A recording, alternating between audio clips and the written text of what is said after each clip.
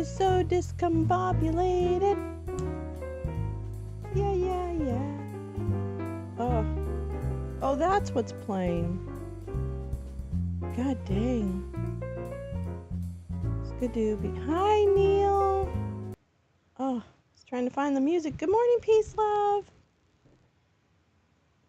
Good morning. Whoopsie. Okay. Good morning. I'm really...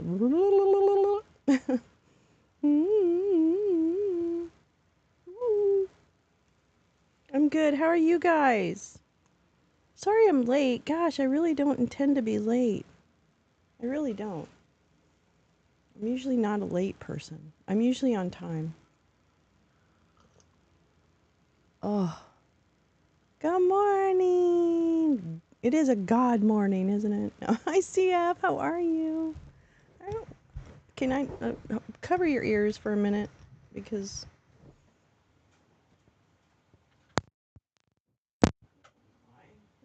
like my connections are tense. Good. I know you did. I'm so sorry. I'm being a boo-boo. I was being a boo-boo head. Sorry. Good morning. Hi, Oof. Hi, Oof. Good morning. Oh, no worries, Neil. Glad to have you stop in. Oh, whoops. I didn't. I just, I woke up late and I think I woke up on time. Dummy. I woke up on time, but then I don't know, I guess I just took my time and that was it's kind of silly. Waking, baking, and now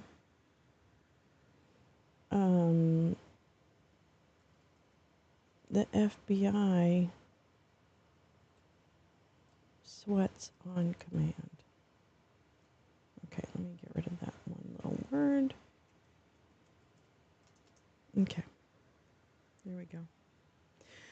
Anyway, good morning, good morning, good morning, good morning.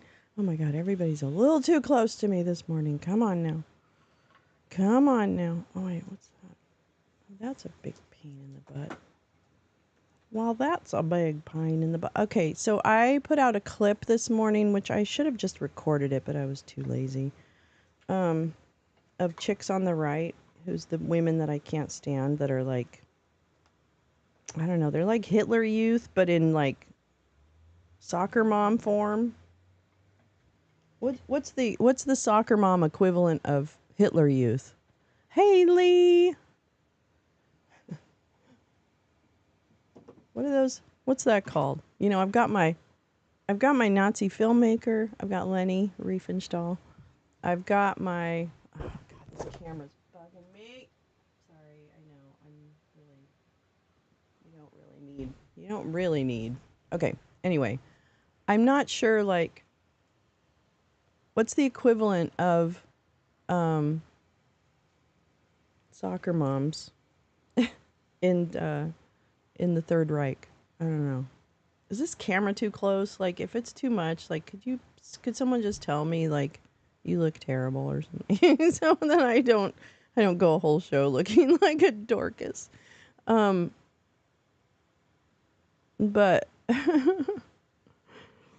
anyway, yeah. So the Chicks on the Right are showing us how it's done, how to be real racist, and this is the part where I really need to remind myself to not.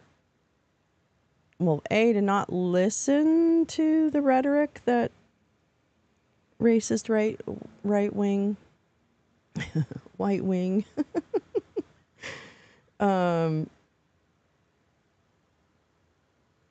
people throw at her, and then it's like I shouldn't listen to it, but at the same time, I want to combat it. But it's just, this is the part that bugs me, when they get really like misogynistic and racist, and that becomes the entire conversation. And I have a sensitive spot, I think, with Kamala, and the reason I do is because I kind of remember back in the day when, in San Francisco, when people, talked about Willie Brown and all the whatever. and just how they talked about her from her point as district attorney on. And I always thought it was really unfair. And really, the thing about being a woman in a position of, whatever,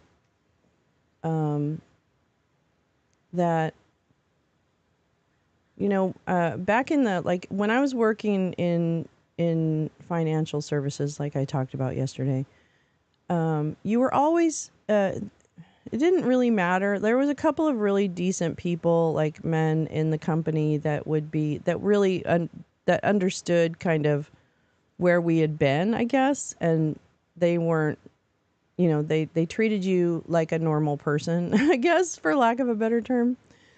And then there was always this having to prove yourself that you're smarter, stronger, faster. And always kind of a degrading, either novelty about your smarts, like, oh, look at you, kind of thing. And so there was always an air and words said that made you feel less than as a woman. Yeah, prove it again. So I just remember that time. And I knew then she was being treated unfairly. And to see that follow her is really painful, because it was all, you know what I mean? Like, I don't know, they just wouldn't do that to anyone else, right?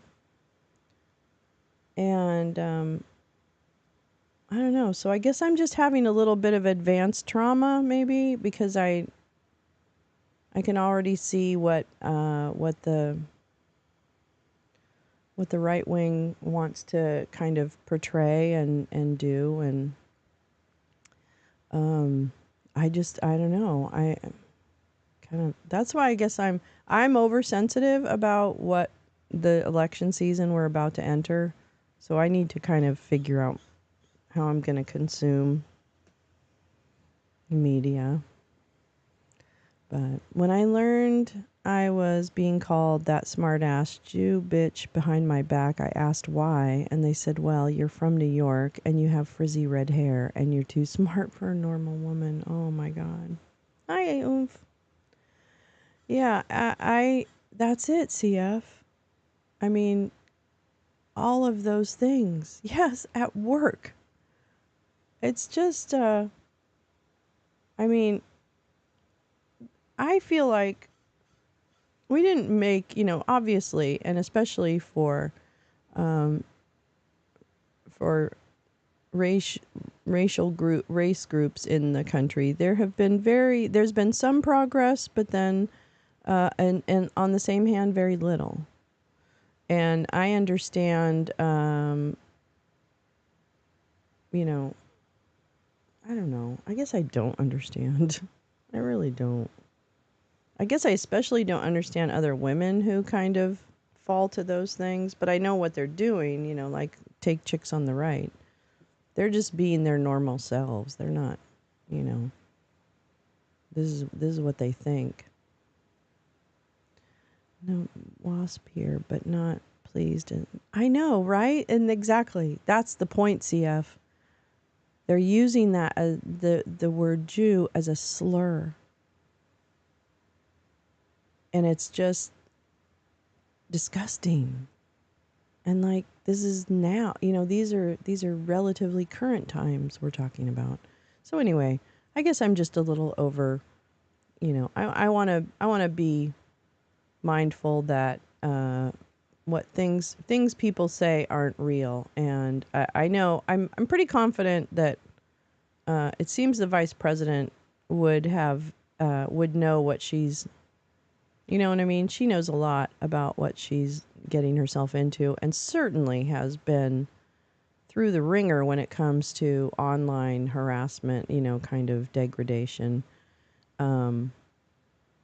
But it's, I just, I don't know. I don't want to see any of us go through that, frankly. I feel like, there was some dues paid back in the day by women before me and certainly women after me. And I just feel like, why can't this time be easier for everyone? You know what I mean? Like, why can't we, why, why does it have to be this way? I know. You're right. It is real. It is real. It's privileged to think that it's not happening, kind of thing. So that's all. That's all. I just want us to, I don't know. I want us to make it through I just want it to be November 6th. That's what I really want. Not that November 6th is going to be that much more less confusing. But at least part of it would be over. I think they're really scared. Let's see, Neil. Column in yesterday's Toronto Star. My eyes aren't working. I should have some coffee and some weed. Column in yesterday's Toronto Star in elections. Clothes matter. Kamala Harris needs to ditch the forgettable fashion and seize the spotlight. I'd leave a link, but thank you, Neil. Toronto Star. Okay. Yeah, see, that's that's mild, right? Like, what's she wearing? What's she wearing? That's mild. It's the DEI hires and all the racist language. And she should smile more. She should laugh more. I think she needs to laugh. It all went underground. You're so right, CF. And for people on the receiving end of the racism or the misogyny, it hasn't gone away at all, right? And it may feel still very overt and above ground. And so I'm never going to discount that, because I recognize that happens. And I recognize that it also makes a difference what your perspective is. So my perspective on how this happens is very different in the world than how it might happen for someone, a woman of color or whatever, right? So I think that I'm just recognizing that too, that, it's kind of easy for me because the white privilege kind of allows me to continue to function, the cats are fighting. Okay, that's a big fight. Stop it. Oh my God. I've got a kitty fight. What are you two doing? Come here. Oh my God. Stop it. Hold on. What is going on? What is going on? What are you doing? Stop fighting. Stop. That's not playing. That's fighting. Nobody fights. It's too hot. What the hell are these cats doing? Ow. I fell. Anyway, sorry about that. My God, my cats are like going at it. They're brothers. Anyway, no, they're just roughhousing. But it sounds terrible. It sounds like they're like freaking out. Is that supposed to be fun? I don't think that sounds like very much fun. Well, my curls are all weird today. Anyway, sorry. Let's see. I think it went... Okay, wait, what? Did you hear the orange guy wants a refund on his Joe ads? What a joke. Yeah, everything about this is going to be a joke. Oh, and by the way, for all of you chuds who somehow think that we didn't pick Kamala, yeah, we did. Okay? Because guess what? When we voted for Joe and Kamala, one of the things we do when we vote, I don't know about you, one of the things we do is think about what would happen if Joe wasn't able to serve. And we think, oh, who do we want in that vice president position in order to be president? Oh, and probably to run for president after that president fulfills their terms. Oh, it'd be the vice president. The person we elected. The person we We primaried and, like we worked. So I don't really, yeah, I know. Yes, they're, listen, okay, okay. Let me tell you what's going to happen. They are going to try every goddamn stupid trick in the book to get the Democrats off the ballot in certain states, to impeach him right now, to do an investigation on whether or not his COVID was covered up or whatever, if there's some big scheme behind this. Those are things that are going to be pushed really fucking hard because they can't lose, right? Trump is going to lose everything if he loses. Everything. Everything is on the line. The last remaining wealth, his freedom, his celebrity, all of that is going away if he loses. He is absolutely fucking petrified. Because you notice the one thing they're really not attacking is the record of the administration. Yes, they'll say something like the border's wide open. And they're real big on, Kamala's the borders are.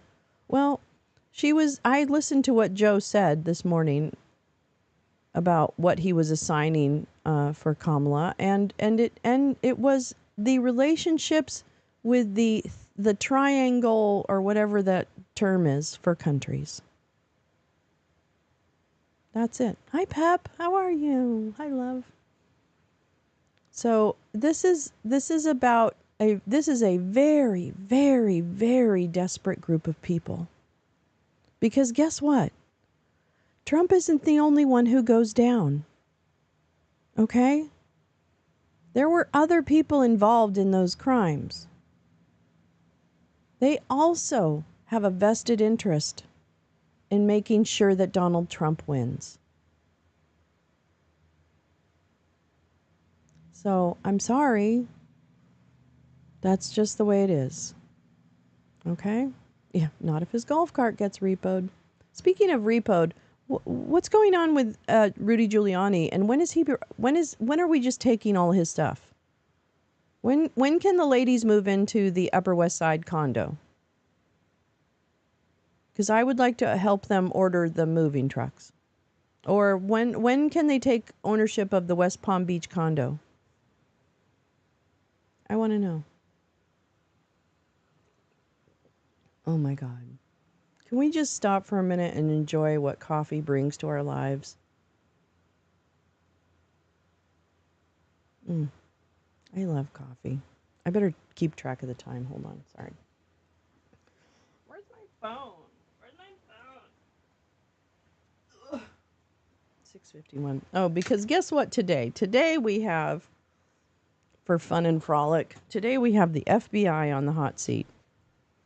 And next, we're going to ask the janitorial staff what they had to do with the assassination attempt.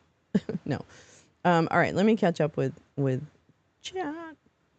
Let's see.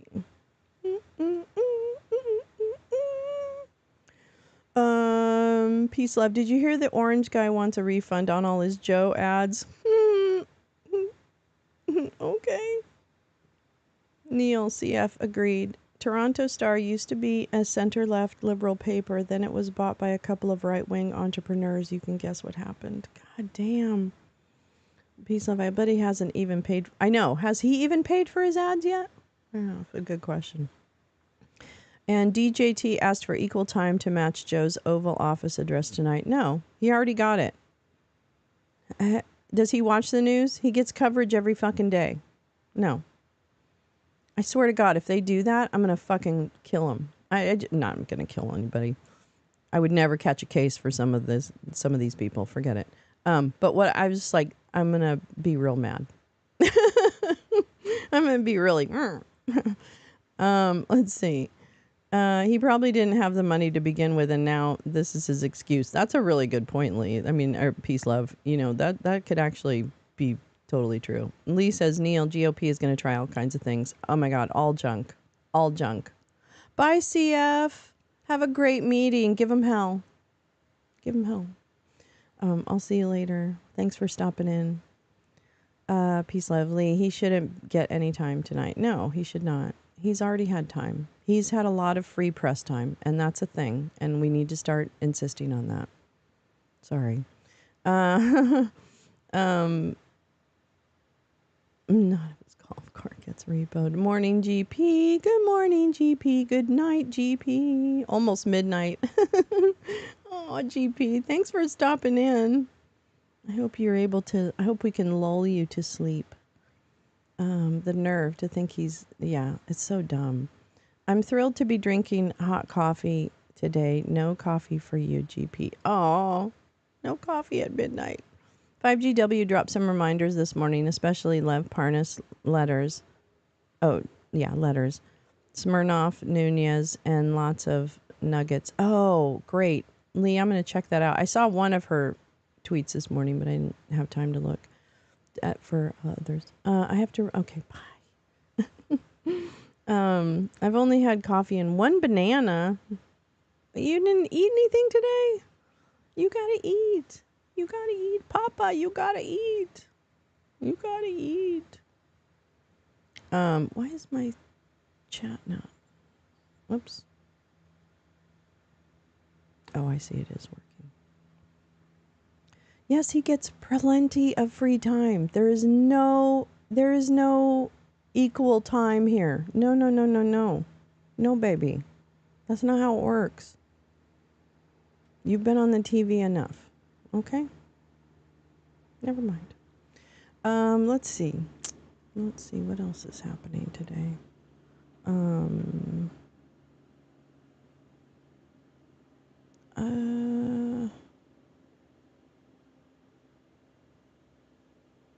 I don't know. Gosh, I'm just like a little asleep all of a sudden. Like this morning I woke up and I was fine, but then now I'm like, meh. So yeah, I think, and I'm also of the mind that, first of all, I am really grateful that the response to Kamala from the left, has been really positive and really, like, really kind of just amazing and really, I don't know. I'm just glad to see the momentum. I know 105 days is a very long time. But I don't know. I just want this election season to be over. And that's a me thing. That's my problem. Sorry, I have to go over to Twitch and clean up Twitch. Hold on. Twitch. Whoops. Oh, come on. There. Let me go over to Twitch. Oh, stop. God, I hate Twitch autoplays. I fucking hate it. I'm like, I don't even follow that person. Why are they playing? Hold on. Channel. Best viewers on what? Oh, all you did was get... Oh, man, I don't even know.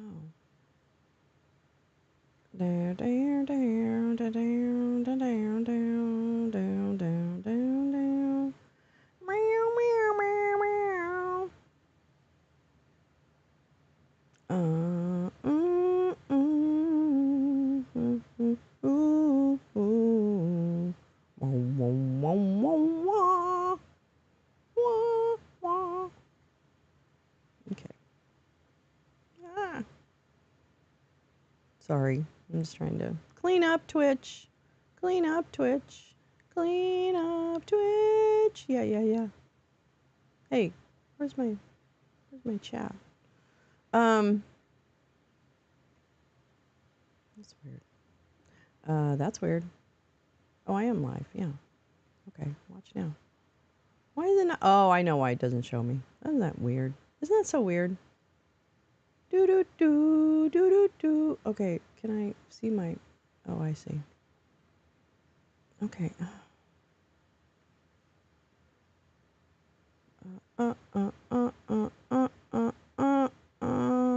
Okay, great. All right. Anyway, enough of that. Sorry about that. The momentum is such a relief. It is a relief. I'm delightfully surprised. Yeah, I don't want to take it for granted. And I'm not sure that it's critical that I not take it for granted. I have some things to do. Okay. Bye, peace, love. Thanks for stopping in this morning. I hope you come back. We're going to be watching the FBI hearing, so it might be interesting. Yeah, I'm going to try not to totally I just don't want to take anything for granted. I certainly don't. I feel like we've been down this path in some ways, and I don't want to take it for granted. And so, yeah. Let's see. GP agreed. She's made numerous trips abroad and has handled herself well, from what I can see. Yeah, here's the thing about Kamala.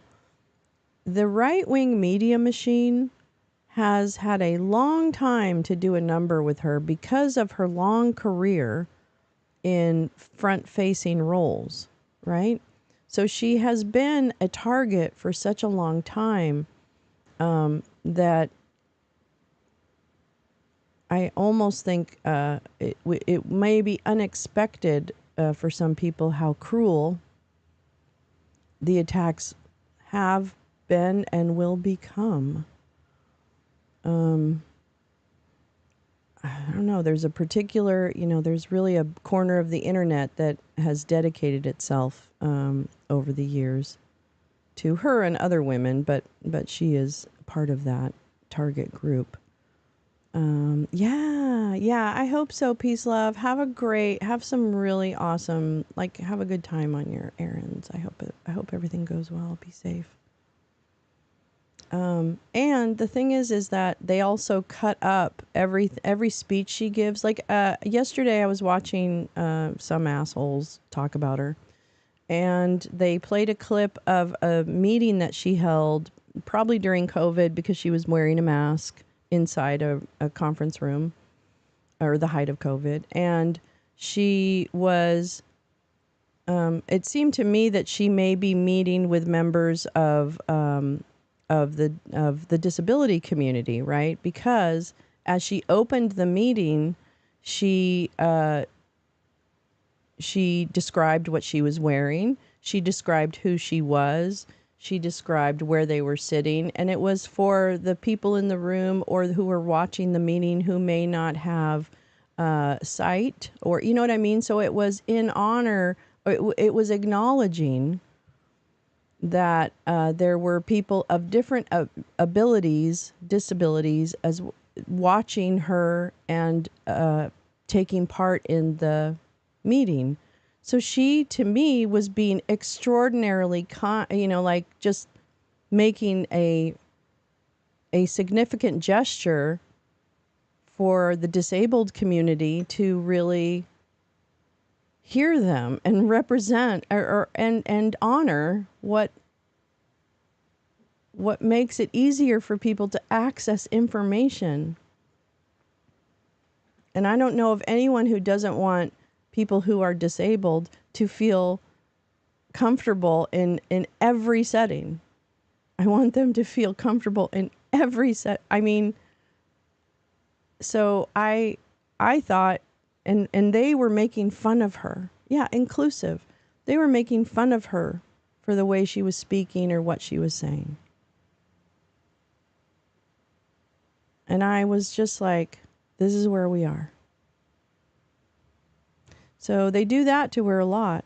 They clip it up and they make fun of how she may laugh, or they make fun of whatever, sentence structure. I don't know, whatever it is. But they cut it to try and lessen her. And it's like, I don't want to do that. Yeah, see, isn't it funny?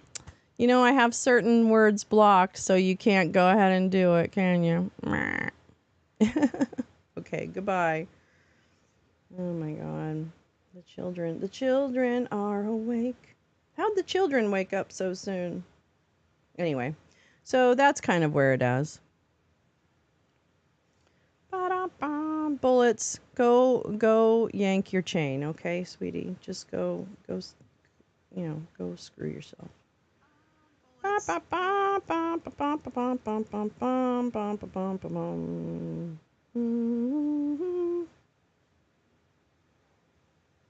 don't even know what that says, but okay.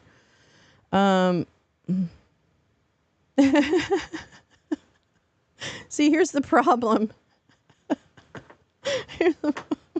I blocked certain words, letters, randomly. So you can't send a standalone, for some letters you can't send a standalone, which kind of interrupts the bigots on the app that want to spell bad things, they're all into that. So yeah, this is really funny and everything, but I've kind of cut them off at the pass because now they can't spell all the words they want to spell. They can spell a lot of bad words, don't get me wrong, but there's certain words that it's impossible for them to spell because some of the letters are missing. Oopsie. So you know what? Thanks for the boost. I really appreciate it because it took you a long time to come up with another alt to come in here. But clearly, if you're using the Troll Central name, you're you're either bullets or you're someone else. So hey, butt plugs, take it easy. Enjoy the show. It's going to be okay. Get a juice box. Get a juice box and a tissue box so that when you make a mess, it won't get all over your hands. Okay? That's a good idea. All right. Let's go ahead and see what's happening with our friends over on Capitol Hill. Oh, man. Men are so stupid. Jesus Christ. I'm sorry. Now I'm going to be sexist because some men are real fucking stupid. Some women, too. Sorry. Don't want to be sexist about that. I mean, for surezies. Oh, my God. Did you start already? Oh, my God. What time is it? I'm, not really paying attention, am I? I'm sorry, guys.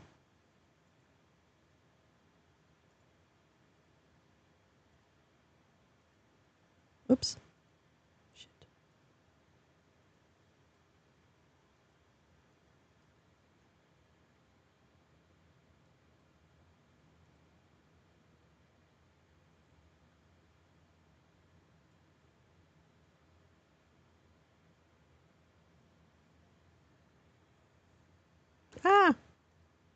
We love the institution of Congress, and particularly the Judiciary Committee, because it gave her a platform to make a meaningful impact on the lives of millions of Americans.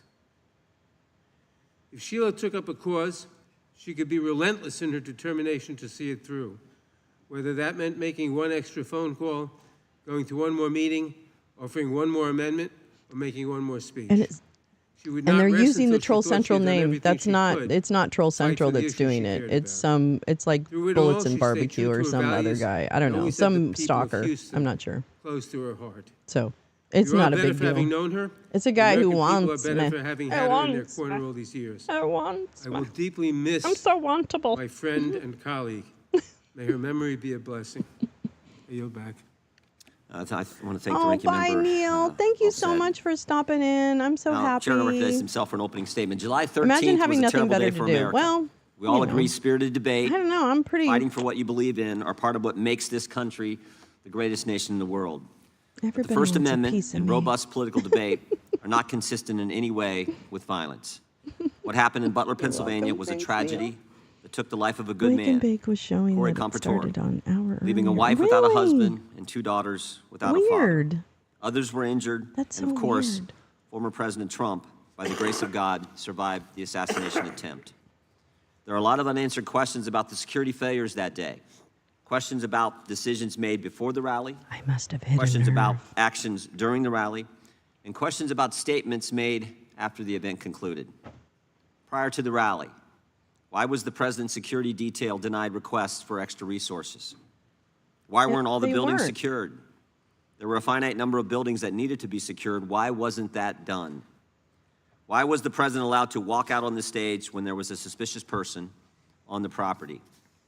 During the rally, What exactly happened between 6:09 and 6:14, those critical 5 minutes? We know from briefings from the director and the deputy director at the FBI and other information we've gathered that at 6:09, the shooter was identified on the roof. At 6:10, the counter sniper was notified. Counter sniper teams were notified about the shooter. 6:11, the shooter fired several shots, injuring and killing one person, injuring others. At 6:12, the counter sniper took down the shooter, and at 6:14, President Trump was escorted off the stage by Secret Service agents. We need to know what happened play by play, moment by moment, second by second, the communications that took place, again, during that critical 5 minutes. And then finally, after the rally, why did both the Secret Service and Secretary of Homeland Security, Mayorkas, lie to the American people? July 14th, the day after the attack, Secret Service spokesman Anthony Guglielmi said this, quote, "The assertion that a member of the former president's security team requested additional security resources that the U.S. Secret Service or the Department of Homeland Security rebuffed is absolutely false." The next day, Secretary Mayorkas said, "That is an unequivocally false assertion. We had not received any requests for additional security measures." Yeah, but we don't have one about January 6th. Okay. But 5 days later, top officials repeatedly rejected requests from Donald Trump's security detail for more personnel. And on the 21st of July, the New York Times, confirming what the Washington Post reported, said, That's quote, not true. "Mr. Guglielmi acknowledged that the Secret Service had turned down They clarified it and said that it wasn't requests for Saturday. There were no additional requests for July 13th. Why did they initially lie to us in the days after? The New York Times is a fucking rag in Pennsylvania that posted. Finally, we hope to learn more today from Director Wray about the shooting. Restreaming me. Explosives that were in his car, how he got on the Hey, maybe roof, you guys will learn and a host of something. other I think that's a questions. great idea. It is our hope that Director Wray's testimony can begin to give answers. Kat, to the I think American they people should. Don't you think about all of these Robert questions needs and to stream me concerns. more So, Director, we appreciate you being so here, he can learn something? and we trust that you're going to be as transparent with the committee and the country as you possibly can. And I'm sure you understand that a significant portion of the country has a healthy skepticism regarding the FBI's ability to conduct a fair, honest, doesn't hang out open, with and maggots transparent investigation. who stalk people. And that skepticism is based on what they've witnessed over the past several years. The American people have seen a Biden-Harris Justice Department that can't tell us who planted the pipe bombs on January 6th, that can't tell us who leaked the Dobbs opinion, and that can't tell us who put cocaine at the White House. Well, Biden-Harris the Justice Dobbs Department who opinion raided was President Trump's home. probably Clarence Thomas Biden-Harris or Alito. Justice Department who worked with social And, media companies to censor Americans. Biden-Harris Justice Department who let the country believe. I mean, we can the tell Hunter you Biden what most laptop of was those things came misinformation from, but they came from the when they knew Republicans. at the time it was authentic. And maybe most importantly, a Biden-Harris Justice New Department Jews. who retaliated against whistleblowers who came to this committee and spoke to us about these issues. Last week, we sent you 12 questions about what occurred on July 13th. We expect you to answer those questions and the others that I've just outlined. And again, we thank you for being here today and appreciate your willingness to answer the questions that the committee is going to have. And with that, I would yield to the ranking member for an opening statement. Thank you, Mr. Chairman. Mr. Chairman, 2 weeks ago, our country witnessed a shocking assassination attempt on a presidential candidate. Now, I disagree with Donald Trump in almost every policy area imaginable. I am frequently shocked and outraged at the plans he has for our country and the words that come out of his mouth. And I have dedicated much of the last 8 years to fighting his agenda.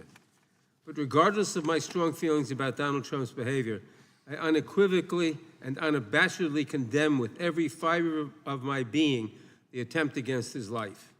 This was not just an attack on a man, but an attack on our democracy. Political violence erodes the very foundations of our nation. The concepts of freedom of speech, of peaceful transitions of power, of a democratic government at its core. The Biden-Harris Justice These Department. cannot exist if political violence is allowed to fester and to go unchecked. It's soon going to be just the Harris. This one assassin's bullet was a bolt out of the blue and not part of a wave of violence that has threatened this nation for years, then you have missed the point of what my Democratic I did think the last 8 years were bad, and now I'm thinking the next 100 days are going to be Election worse. workers, many of them working for free, face near constant threats Dems of are just violence. better humans, I One guess. recent instance, an Indiana man pleaded guilty to threatening I mean, to kill facts an and election evidence. worker who said that there were no irregularities in a recent election. That man said, quote, 10 million plus patriots will surround you when you least expect it and will, expletive, kill you, close quote. That is political violence. In another instance, Speaker Emerita Nancy Pelosi's husband was bludgeoned over the head with a hammer by an intruder in his home who had been there to capture Ms. Pelosi, interrogate her, and possibly, quote, break her kneecaps because of her liberal views. That is political violence. The death threats surging against Vice President Harris, former President Obama and his wife Michelle, and Governor DeSantis, as well as many others, including videos online of individuals holding guns making assassination threats. That is political violence. The plot to kidnap Governor Gretchen Whitmer and overthrow parts of the state government. That is political violence.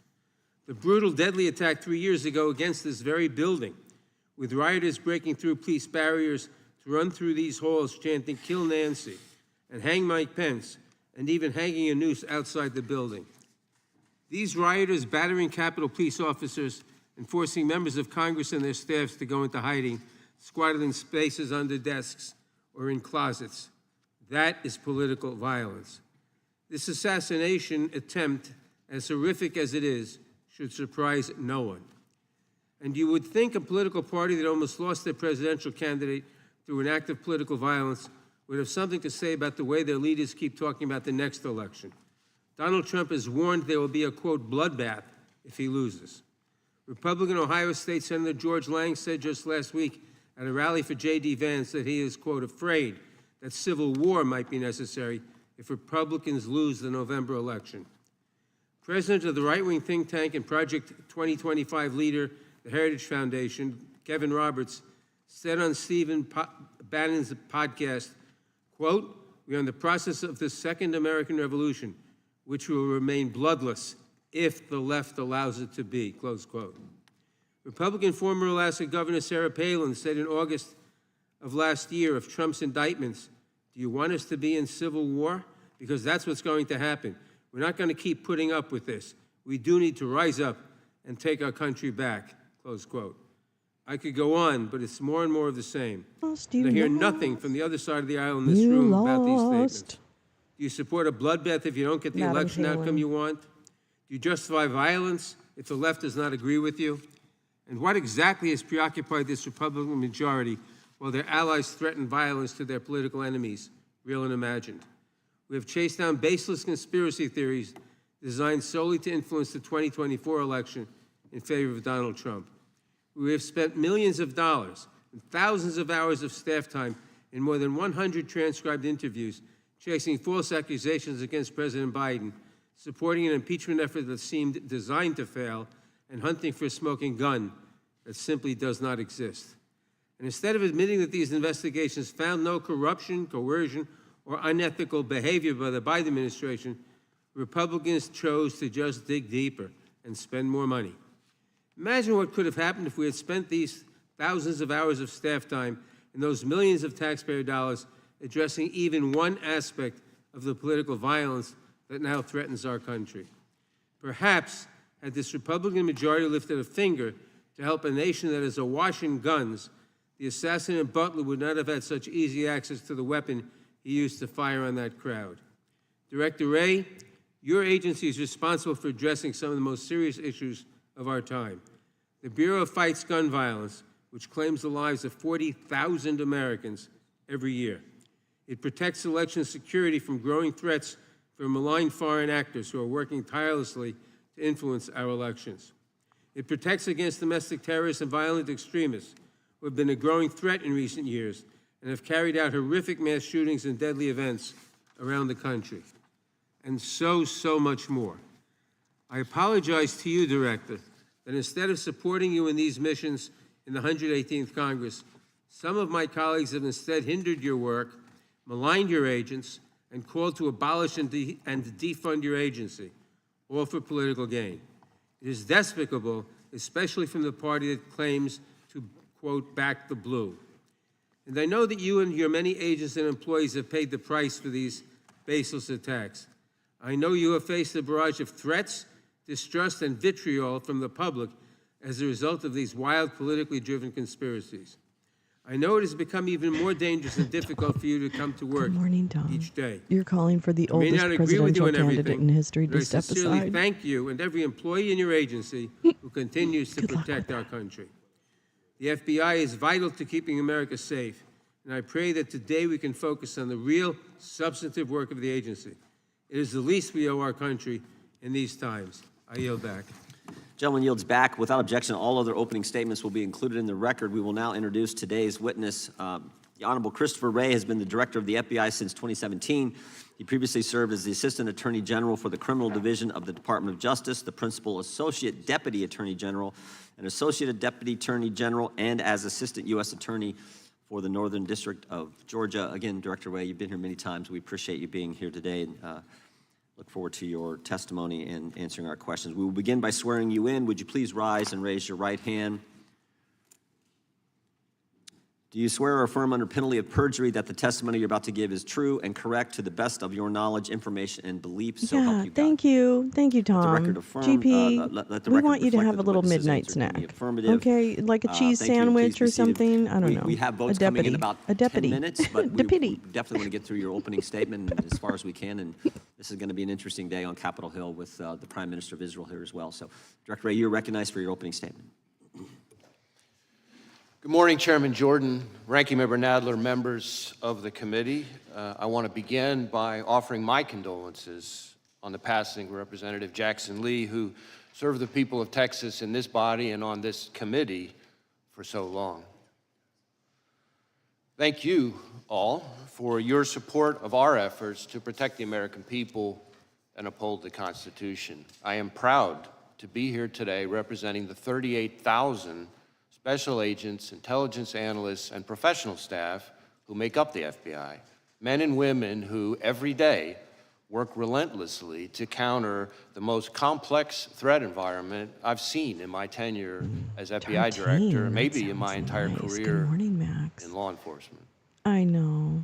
Before I go any further, I also want to stop acknowledge smothering and you, offer my but deepest we love condolences you. to the victims of the I hope horrific you get some good assassination rest. attempt in Butler County.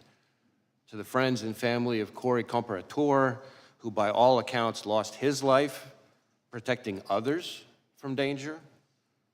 To the other victims, 2 of whom were critically wounded.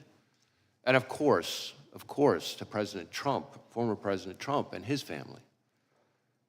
As I've said from the beginning, the attempted assassination of the former president was an attack on our democracy and our democratic process. And we will not and do not tolerate political violence of any kind, especially a despicable account of this magnitude.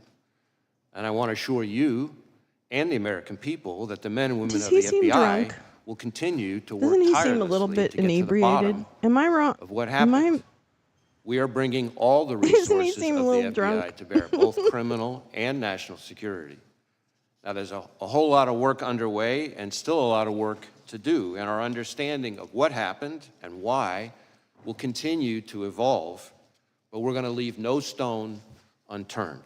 The shooter may be deceased, but the FBI's investigation is very much ongoing.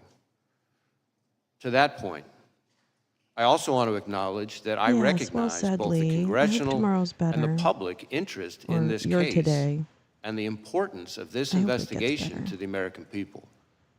And I understand there are a lot of open questions.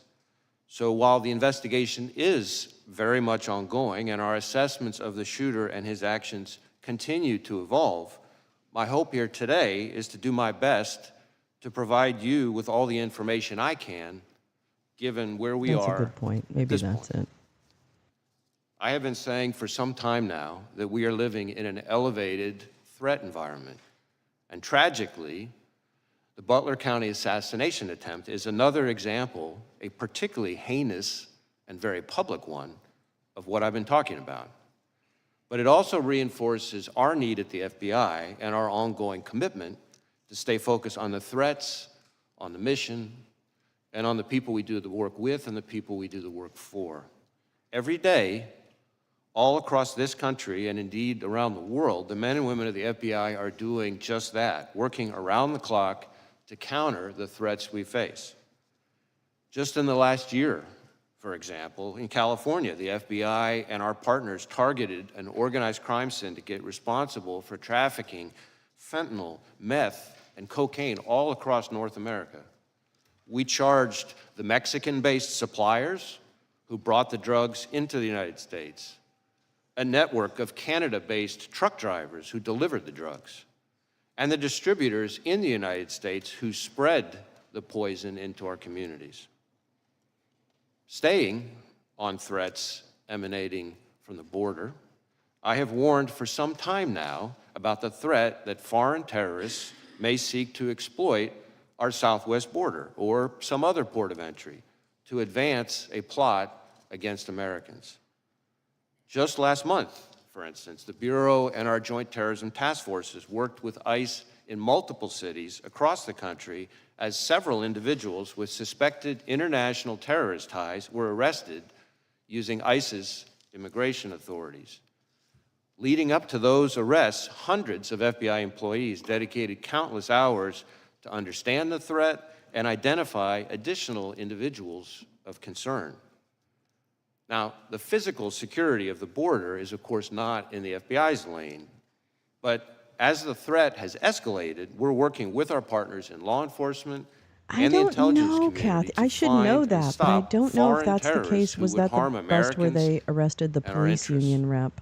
I don't know. As concerning now I want to look as up the known or more suspected about terrorists encountered at the border are, perhaps even more concerning, are those we do not yet know about because they provided fake documents So or Ray's here because we going, didn't have information yeah, connecting them to okay, terrorism Saturday, at the but time border. they arrived in the United States. Staying ahead of today's threats demands that we work together. And for the FBI, that means doubling down on our partnerships, especially with state and local law enforcement. Whether it's working through our hundreds of joint terrorism task forces, to build out source networks, to identify those who slip through the cracks, or targeting the worst of the worst responsible for the violence that still plagues far too many communities through our Safe Streets task forces, or taking the fight to the cartels responsible for trafficking I'll turn the it down a little drugs bit. like fentanyl, pouring into our country and claiming. I'm going to turn him down for a second, but yes. So February 2024, the FBI arrested several people Wednesday in a bust of what officials called a transnational organized drug trafficking group operating out of Los Angeles.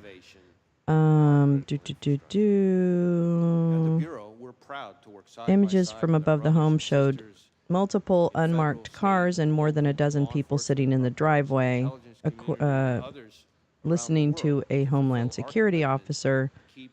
The FBI released the identities of the suspects listed below, as well as a picture of a doll allegedly stuffed with drugs. So it appears most of the people, there were people with the last name of Chen, there was 3 people, there was people with the last name of He, H-E, that the home was one of several locations throughout the LA area where multiple people were arrested in connection with an international drug trafficking group, but didn't offer specific details. So that's a February 7th report. I'll continue to look, but yeah, wow, I totally did not. As we approach this week's anniversary, I would just like to say to all those who are part of the FBI family, from our current employees to our former, to our partners across law enforcement and the intelligence community, thank you. Thank you for dedicating your lives to this country and to its people. It is both humbling and an honor to serve alongside you, and I look forward to the work we're going to continue to do together. And with that, thank you again for having me, and I look forward to our discussion. Thank you, Director Ray. Excuse me. We'll now proceed under the 5-minute rule. The gentleman from North Carolina is recognized for 5 minutes. Thank you, Mr. Chairman. Director Ray, I'm way down here, and I appreciate the chairman giving me this because I've got to leave. But let me ask this question. Why doesn't the FBI disclose to the American people all of the investigative detail and evidence that you are gathering as it is gathered? Who would do that? Well, we have tried to be transparent with both Congress and the American people as we're going along in the investigation, frankly, unusually so for an ongoing investigation given the sheer nature of it. We have provided a lot of information. I expect to continue to provide information. I expect to be able to provide some additional information here today in response to your questions and your colleagues. But part of the issue is that, as like in any investigation, as we proceed, facts evolve. Our understanding of what somebody said turns out to have more context that we didn't have before. We have additional leads out there. So part of our goal is not just to respect the ongoing investigation process, but also to make sure that we don't prematurely provide information that then 2 days later turns out to be different than what we told people, because that's very much, kind of a natural part of any investigation. Please share the broadcast. Did Crooks fire 8 shots? We have recovered 8 cartridges on the roof. Why was Crooks allowed to get off 8 shots? Well, that, I think, is something we're still digging into. Again, maybe this is a good place for me to make clear the different investigations that are going on. So, because certainly I understand. I have a dog. Well, I'm going to go walk the dog. Given that I've only got 3 minutes left, Okay. and I know other members, I'm really interested because I appreciate your invitation. You've said you're prepared to disclose things as questions are asked. So I don't want to waste time, I just want to get to the questions that might, and as many members as can, ask questions that you'll answer. I actually think I'd be glad for you to go on soliloquy, frankly, and tell us what you know. I think the American people want to know. Why was President Trump not kept off the stage? We don't know the answer to that, but I want to be clear, and this is important because I think it goes to questions that I can and cannot answer. Our investigation, the FBI's mandate, is focused on the shooter and all things related to his attack. Now, obviously, I understand very much the intense interest and focus on the Secret Service's performance, actions, decision-making, et cetera. There are 2 separate after-action reviews, the DHS Inspector General and the outside independent panel that's been convened that are focused on that. Now, our investigation will obviously overlap with that. Here's the problem. We're out 13 days, and you say we've been disclosing. We had the director, or the colonel from the Pennsylvania State Police in front of Homeland yesterday. He was quite candid. He disclosed to us that Butler Emergency Services Unit personnel were posted into the windows on the 2nd floor of the AGR building, that they left there to go pursue the person that they spotted, Crooks, that they texted a photo of Crooks to the PSP representative in the command center. That information was relayed to the United States Secret Service. They asked that it be texted to someone else. That was many minutes before President Trump took the stand. What we don't know is why were they not keeping him off the stand? And to the extent, I know we always hear when there's a criminal investigation, you got to wait for that to develop.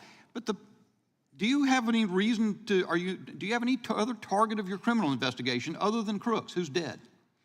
We are investigating the shooter both to determine his motive and his preparations and activities before the shooting, but also to make sure whether or not there are any co-conspirators, accomplices. At this point, have you developed any evidence to so suggest that there are any accomplices or cooperators or assisters? Not at this time, but again, the investigation's ongoing. So here's the thing. While we wait, maybe for months, and I hate to say this, I'm not trying to take a pot shot, but the country went for years with the understanding that the Hunter Biden laptop was Russian disinformation as offered by respected former intel officials, and the whole time the FBI had the laptop and then let that happen in public until finally offering testimony in a case. To the degree we wait to hear as a country and as a Congress what has happened in this event, because the FBI is conducting an investigation, it provides quarter for the U.S. Secret Service not perhaps to reckon with the problems that are obvious to everyone. So let's get a couple in while I've got 13 more seconds. One more question, perhaps. Senator Grassley says that the records of the day show that there was a counter unmanned aerial surveillance operator on site. Was there? And why did that person not prevent Crooks from being able to use a drone? So again, questions about the Secret Service's performance are better directed to those other reviews. What I can tell you when it comes to drones is that Crooks himself had a drone, and I'm prepared to answer questions here today about the shooter and his use of the drone, for example. My time's expired. Gentleman yields back. The ranking member is recognized for 5 minutes.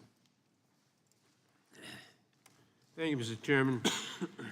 As I said in my opening statement, political violence is a scourge and entirely unacceptable, no matter the source or the target. Last October, a far-right conspiracy theorist broke into Nancy Pelosi's home and bludgeoned her husband. Prominent Republicans mocked the attack and promoted conspiracy theories about it. Last August, an armed Utah man who threatened to kill President Biden was killed as FBI agents attempted to serve a warrant on him hours before President Biden landed in his state. Some on the right claimed that the man was simply a, quote, Second Amendment enthusiast. In recent weeks and months, those on the right have repeatedly called for, quote, civil war, with an Ohio state senator saying that if Republicans lose the election, quote, it's going to take a civil war to save the country, and it will be saved. The president of the Heritage Foundation likewise said that, quote, we are in the process of the Second American Revolution, which will remain bloodless if the left allows it to be, close quote. Director Wray, it's obviously important that we respect First Amendment protections, but there is clearly a point at which some violent rhetoric crosses over into threats of violence or leads to actual violence. Could you describe how the FBI looks at this relationship between rhetoric and action and what you are seeing around the country? So I appreciate the question, and this is an issue that I've been talking about for some time. In our view, there is a right way and a wrong way under the First Amendment to express your views, no matter how passionate or even angry you are. And violence and threats of violence is not the right way. And we don't care what you're upset about or who you're upset with. When, from the FBI's perspective, when it turns to violence and threats of violence, that's when we have to draw the line. That's when we get engaged. And there is an alarming phenomenon that we've seen over the last several years of that kind of passion and heated rhetoric turning into actual violence and threats of violence. We've seen it against public officials of all sorts. We've seen it against law enforcement. The number of officers shot and killed in the line of duty in this country is, frankly, outrageous and alarming. And I know that because every time an officer is shot and killed anywhere in this country, since the day I started as FBI director, I personally call the chief or the sheriff to express my condolences and to talk to them about the victim's family. And the number of those shootings that are ambush-related, meaning somebody is targeting law enforcement because they're law enforcement, is particularly alarming. I have made around 400 of those phone calls. It's almost every 5 days that a law enforcement officer is killed in the line of duty. And that is an example of the kind of ways in which passions and heated rhetoric can bubble over into violence. Thank you. Members of Congress, their families, and their staffs have witnessed an alarming rise in threats against them. I appreciate the work your agency has done to investigate and address these threats, but I'm concerned that we do not seem to be stemming the tide. What is the FBI doing to ensure that members of Congress, their families, and their staffs are safe? So we have a very close relationship with the Capitol Police, and we have members of the Capitol Police, for example, who are on some of our task forces. We share intelligence information about things that we're seeing, trends that we're seeing with Capitol Police and others in law enforcement. Obviously, if we have specific information about an effort to target a member of Congress, then we're getting with Capitol Police in a much more specific way. But those are some of the things that we're doing. Thank you. Now, Director, your office is leading the investigation into the attempted assassination of Donald Trump. Republicans in Congress, including members of this committee, have repeatedly called for defunding the FBI. What I missed? What impact would defunding or even just limiting your funding have on the FBI's ability to conduct this and other investigations? So I understand that there are heated views, opinions about us, just like there are about every institution in today's America, but cutting our funding is incredibly short-sighted, and the people it really hurts are state and local law enforcement and the American people we're all sworn to protect. Thank you. During my remaining time, I want to turn to a different matter. In recent days, Republican members of Congress have attacked presumptive Democratic presidential nominee Kamala Harris as a, quote, DEI candidate, which presumably is code for women and person of color. It's not a new theme for them. In May, Chairman Jordan wrote to you claiming that because of DEI initiatives, the FBI is no longer hiring, quote, the best and brightest candidates to fill the position of special agent.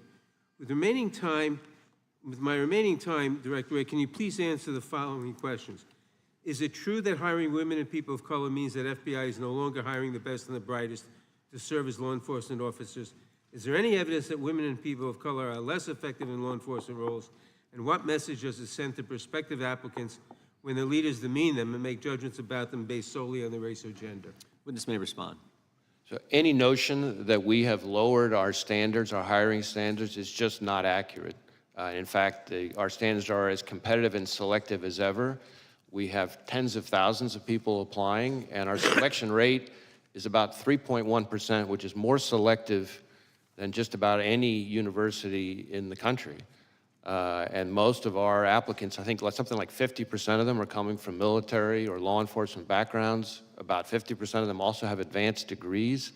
The average age is around 31, which means they're bringing a wealth of personal and professional experience when they arrive.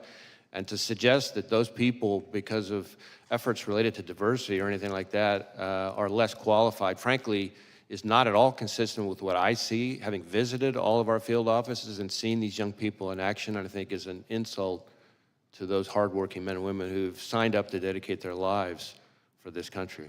Thank you, Director. I yield back. Gentleman yields back. Director, let me go back to where Mr. Bishop was. Tell me about the drone. I wouldn't advise Vegemite and fruit. Fill us in.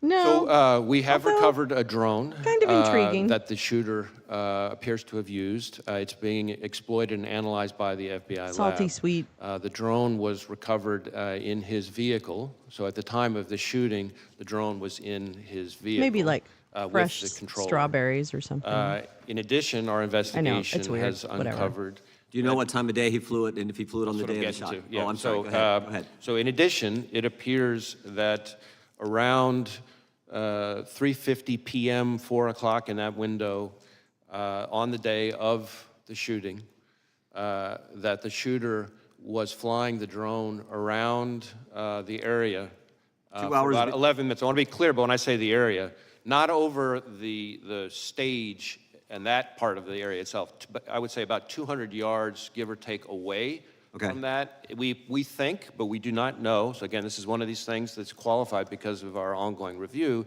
that he was live streaming, viewing the footage from that, again, about 11 minutes in around the 3:50, 4 o'clock p.m. range. 2 hours before, he's flying a drone in the vicinity of the route. About 200 yards away, yes. 200 yards. Okay, that's important information. What about the bombs that we've heard about in the shooter's car? So again, the FBI lab is exploiting those explosive devices. Yep. There were, we've recovered 3 devices, 2 in his vehicle and 1 back in his residence. Are these what you would call, your experts would call sophisticated operations, or this? I don't know. That's what I've been told by people who have some understanding of this area. Yeah, I think it's, we've seen more sophisticated and less. I would say these are relatively, again, keyword relatively crude devices themselves, but they did have the ability to be detonated remotely. And so to that point, in addition to the 2 devices that we recovered out of his vehicle, there were receivers for those 2 explosive devices with the devices, and then on the shooter himself, when he was killed by law enforcement, he had a transmitter with him. Now, I do want to add one important point here, is at the moment, it looks to us, again, ongoing review, and I can't say that too many times, at a moment, it looks like because of the on-off position on the receivers, that if he had tried to detonate those devices from the roof, it would not have worked. Okay. But that doesn't mean the explosives weren't dangerous. And I'm sure we're going to get into all these subjects a little bit later as well. Tell us what you can about the encrypted platforms we've heard about. So one of the things that we're drilling into hard with the shooter in an effort to try to learn more about his state of mind, his motive, his ideology, his context, everything else, is to look at all of his devices, any social media accounts he had, et cetera. And one of the things we've learned in finally getting into his phone, which was also a significant technical challenge from an encryption perspective, but in addition, once we got on the phone, it turned out he was using some encrypted messaging applications. And again, the same question relative to the bombs. Was this pretty sophisticated, or is this is the kind of the norm you see with folks like, similar situation? How would you describe it? On this subject, I would say this has unfortunately now become very commonplace, Jim and it's a real challenge kind for of not just the FBI, but state overexcited and local law enforcement about this? Tell me exactly the scope. A little bit. Does the scope of tiny your bit. investigation include what I call that critical 5 minutes from when the 6:09, when this is based, I think, on information you've given to Congress. Hi, 6:09 when the shooters identified on butterflies. the roof, and Enjoy your 6:14 when shopping President Trump was trip. ultimately escorted I'll off, see and all you that when you happens, come the shots back. that take place in Bye. between there. Do you have access to the communications that were going on at the time in that critical 5 minutes? So our investigation, when you say scope, our investigation includes that time frame, although focused again on the shooter himself and Understand. his day. The Now, shooter's as involved part in of that. He's obviously involved in that time frame. correct, and as part of that, as part of our focus, our investigation of the shooter and the attack, of course, we are interviewing law enforcement from the scene because those are some of the most significant witnesses, and we're obviously getting access to their materials and that kind of thing. And the Secret Service has been fully cooperative. You have access to the communications that exist there. That exact question, as I sit here at the moment, I don't know the exact answer to that question, but I know that Secret Service has been cooperative with us. The Congress would like access to those communications as well. I mean, not just that 5 minutes, although I think that's the critical time frame. There's lots of communications we'd love to have access as well. I see my time is up, and they have called. Jim needs votes on the something to floor. I think work there are on, about people. 6 You don't minutes left in votes, and understand. the committee will stand in recess until. If he doesn't have a on the project, House floor. 10 minutes after votes. What? Oh, time for pooping. Okay. All right. Okay. Well, wow. Wowie, wow, wow, wow, wow, wow, wow, wow, wow. I actually am interested, it would have been, it would have been smart of me to, it would have been smart of me to try and, TikTok what Monday's hearing kind of laid out for a timeline, what Tuesday's hearing laid out for a timeline, and now what today's. That would be kind of mildly interesting, just from a patterns perspective, because I like puzzles and patterns and things like that. That's how my brain seems to work, kind of. Looks for patterns, just because it's fun. It's not even like whatever. Anyway, not that I'm not a true crime person. I don't really try and solve like true crime and stuff like that, because I just don't. Stresses me out too much, but I do think about patterns a lot. So anyway, from that standpoint, it's always kind of interesting. And from a data, I'm a data nerd a little bit, so I just like the fact that data exists, because I think it's a helpful tool to make decisions and shit like that. Anyway, I don't know. Sorry, it's nerd. That's nerding out. That's a little nerding out. Tom, you had a real sword. Sorry, not sorry. When you were a pirate. I mean, what if something happened? Was it in what are those called? What are those, scabbard or whatever? What are those things called? Scalpel? What do you put your sword in? What do you put your sword in when you're not using it? I don't know. I think it's a scabbard. Is that what it is? That seems like a bad word, but it's probably not. Yeah. Anyway. So that, and then also Jim seems unusually overexcited about this hearing. I don't know if it's finally, I have something of actual substance. Sheath. Well, that's better. That's a better word. Anytime I've come at chuds with data, I get, you trust the government data. I know. No. There's no talking. There's no talking to chuds. I refuse. I'm not doing it anymore. I'm not doing it. No one deserves us. No one deserves all of us who are attempt to spread information that might be helpful. So frick 'em. Data from Star Trek. GP, I can totally see that. I totally ship you two. I could see you two together. I mean, the younger version of him. He's probably older now, and he's not. He's too old for us. But yeah, the younger version, I can totally see that. I think you two would make an adorable couple. Just saying. But yeah, But yeah, it's I think data's cool. Like that's hot. Data's hot. That's so hot. Just like Paris would say. Paris loves data too. Just kidding. Yeah, no, I don't. I can't. I had a chance to yesterday to confront a chud. I just can't do it. I cannot do it. I tried to support the person doing it, but I cannot do it myself. I just can't.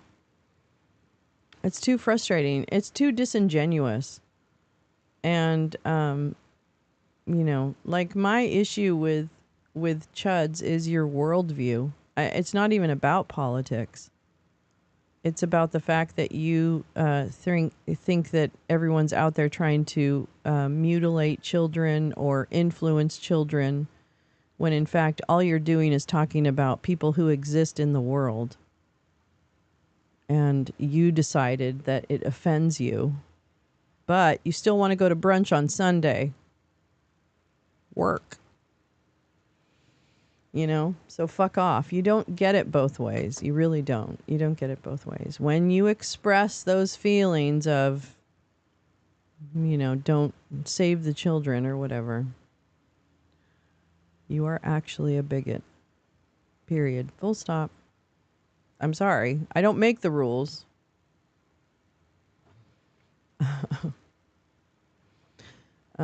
But yeah, that's pretty much it. So no, I don't intend to change anyone's worldview, but if they happen to be exposed to the information that we're talking about and then they ultimately come to whatever their own decision is, that's great. Fantastic. Wow. Miracle. It's a miracle. A true blue spectacle. A miracle came true. Whoa. Little Barry Manilow for you. I love Barry Manilow. Believe it or not, he's someone else I listened to when I was little. I loved him so much. I thought, oh, he's so cute. And his songs are so fun. Anyway, part of my disco phase. But so, yeah, I just, I'm happy to share the facts, and I am actually happy to have a conversation if someone ever wanted to, like, genuinely have that conversation. I would be willing to have it. But it's about a couple things. It's about the fact that there are just some core policies that we would disagree on. Meet the Swinger. Oh, yes. Yeah, I know. I love Barry Manilow. So, that's part of one foundational worldview difference I generally share with people of the conservative persuasion. And also that, and then really the big bulk of the reason that it's really hard for me to have a conversation is to what you said, Max, which is they always say, oh, well, I don't trust your source. Am I on top chat? No, I'm on live chat.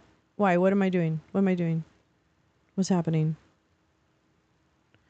I thought I was up to date. Am I not up to date? Maybe I'm not. No, I'm on live chat. But the having the data conversation is challenging in a couple of ways. It's challenging in that people, as Max says, don't accept the source of your data, regardless of what it is. It doesn't matter. Like I think of the Pew Charitable Trusts and their, the Pew thing, their stuff as pretty reliable, pretty dispassionate. Because having been involved with nonprofits where you have a monitoring and evaluation unit, right, where you actually do data gathering and analysis, because you have an M&E specialist on staff, so did that for about 22 years with managing folks that do data analysis. So I kind of know something about it. Anyway, when you have a data gathering operation like the Pew Charitable Trust or other, there are such strict standards on how they accumulate their data, what's the number of data they need in order to have a significant amount of data. I mean, there are standards that need to be met. And that's why the details of a study or something like that matter, because it could be a small sample size. It could be, there could be conditions that influence what the outcome of the analysis will be.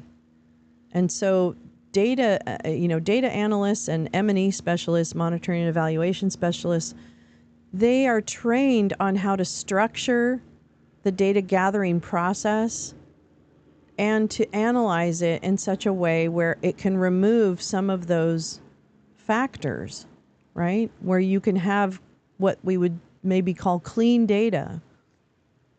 And then you can start making correlations between different conditions. You know what I mean? Like there's a whole like pedagogy, or not pedagogy, but there's a whole like body of work around how to evaluate the effectiveness of something, or to do a study, or to, you know what I mean?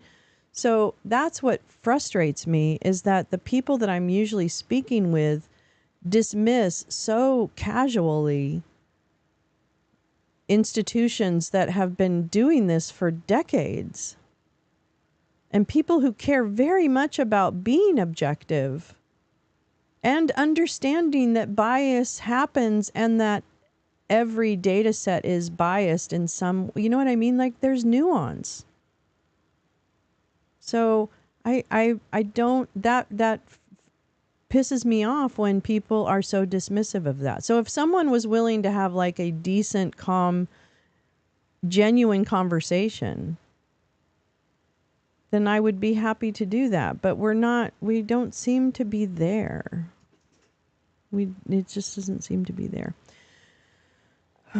The other thing is that there's no intellectual discipline, or very little on that, on the opposite side when it comes to doing the work. We had this guy from Australia, not GP. We had Jared with us during the convention. And he was like, I like Trump. Remember, he's a nice guy, but like a definite Trumper, troller kind of thing. And I asked him, I said, oh, well, have you read Agenda 47? No. Okay, well, have you read anything around Project 2025, any summaries or the whole document, but maybe just a summary? No. And that, to me, is the problem, is that if you're going to stand up for someone like Trump or whatever. Oh, my God, you guys, are you literally fighting under the bed? Okay. Anyway, if you're going to do that, I would have more respect if you had actually reviewed the documents that they produce, right? Like Project 2025, like Agenda 47, all those things.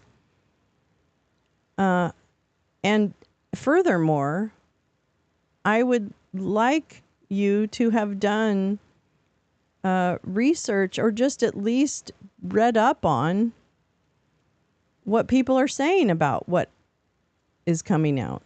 Oh, and then the kicker might be source documents, like, I don't know, court transcripts, or just opinions or decisions, or any of the actual indictments, or any of that. Because you can claim that it's just because we hate Trump that he's in the predicament that he's in. But trust me, there are people who were appointed by him who are finding him in violation of the law. Or that he has, whatever, not been accurate. And furthermore, and this should be kind of the deal breaker. 2 lawyers are officially disbarred, Rudy and Eastman. Jeffrey Clark will probably be disbarred. He had his hearing. They just haven't made the decision yet. Ken Cheesebro, one of the other lawyers, has basically flipped in a couple of state cases like Georgia and Michigan for creating a fake elector scheme. So he's flipped on his co-indicted folks. So he's probably going to lose his license. This stuff takes time. Don't ask me why. That's just the way it is. So if you are trying to tell me that this is just some Democrat witch hunt, and yet in one hand, and then on the other hand, I see actual disbarments, very thoughtful, and I've watched them because, again, that's another thing. If you're not watching and you're not listening to what's actually happening, I don't want to hear what Stu Peters told you to say, because that is the definition of a sheep. You're not looking at the source documents. You are the sheep. You're listening to what some Nimrod on television tells you, or your laptop, or your phone, or your jitterbug. So, that's but if you're it is hard, and let's not forget, his chief of staff flipped. Let me say that again. Mark Meadows, who is not a rhino, sorry. You can try and claim that now, but it's a little late. The horse has left the barn. He flipped. He's not going down. So all these people, Sidney Powell, she's another one. She's going to be disbarred. Definitely. I'm sorry that the facts are inconvenient for the hero worship that you're engaged in. But the bottom line is that everything that is out there is true as it's adjudicated. And if it's adjudicated, then that's really game over. Sorry. That's the process we have in this country. That is rule of law. And that's just the way the facts don't lie. Shakira's hips don't lie, and these facts don't lie. And they need to be adjudicated in order to determine their truth or falsity, right? That is justice. And you can ignore who the man is, Trump, if you want to just focus on that. Although I don't tend to focus on him. He's like a sideshow Bob in terms of, like he's just a train wreck. But this man has basically lived a life, and it's well documented, of not fulfilling commitments, financial commitments, and creating shady loan deals with foreign banks that are generally found to be, and in fact were found to be, fraudulent. He has, there were findings that because he can no longer do business in the state of New York, that's because he cheated. He cooked the books. And in fact, Alan Weisselberg, his CFO for decades, is sitting in Rikers Island because of it. Because he wouldn't flip on Donald. So he's sitting in a prison cell in Rikers Island.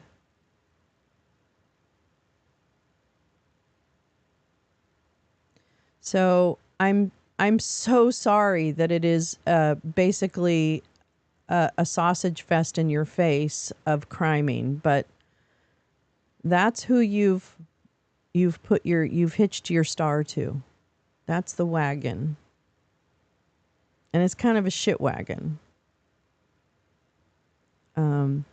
Donald Trump served a purpose for the Republicans who took over the Tea Party graduates who have been working on taking over and moving the window of what it means to be a Republican to the right more and more over the last 20 plus years, or maybe less, 15, 14.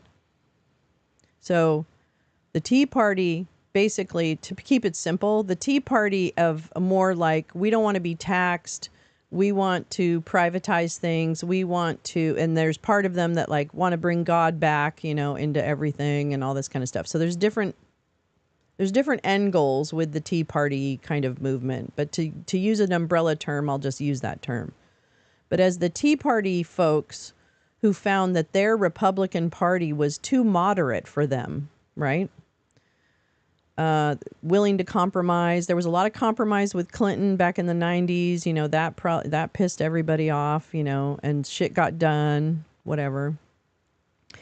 So they were increasingly angry with the cooperation and basically have worked over time with data mining through Cambridge Analytica, through evangelical churches, through a host of different initiatives that are actually things. They're not just like, oh, I think this happened. No, this actually happened.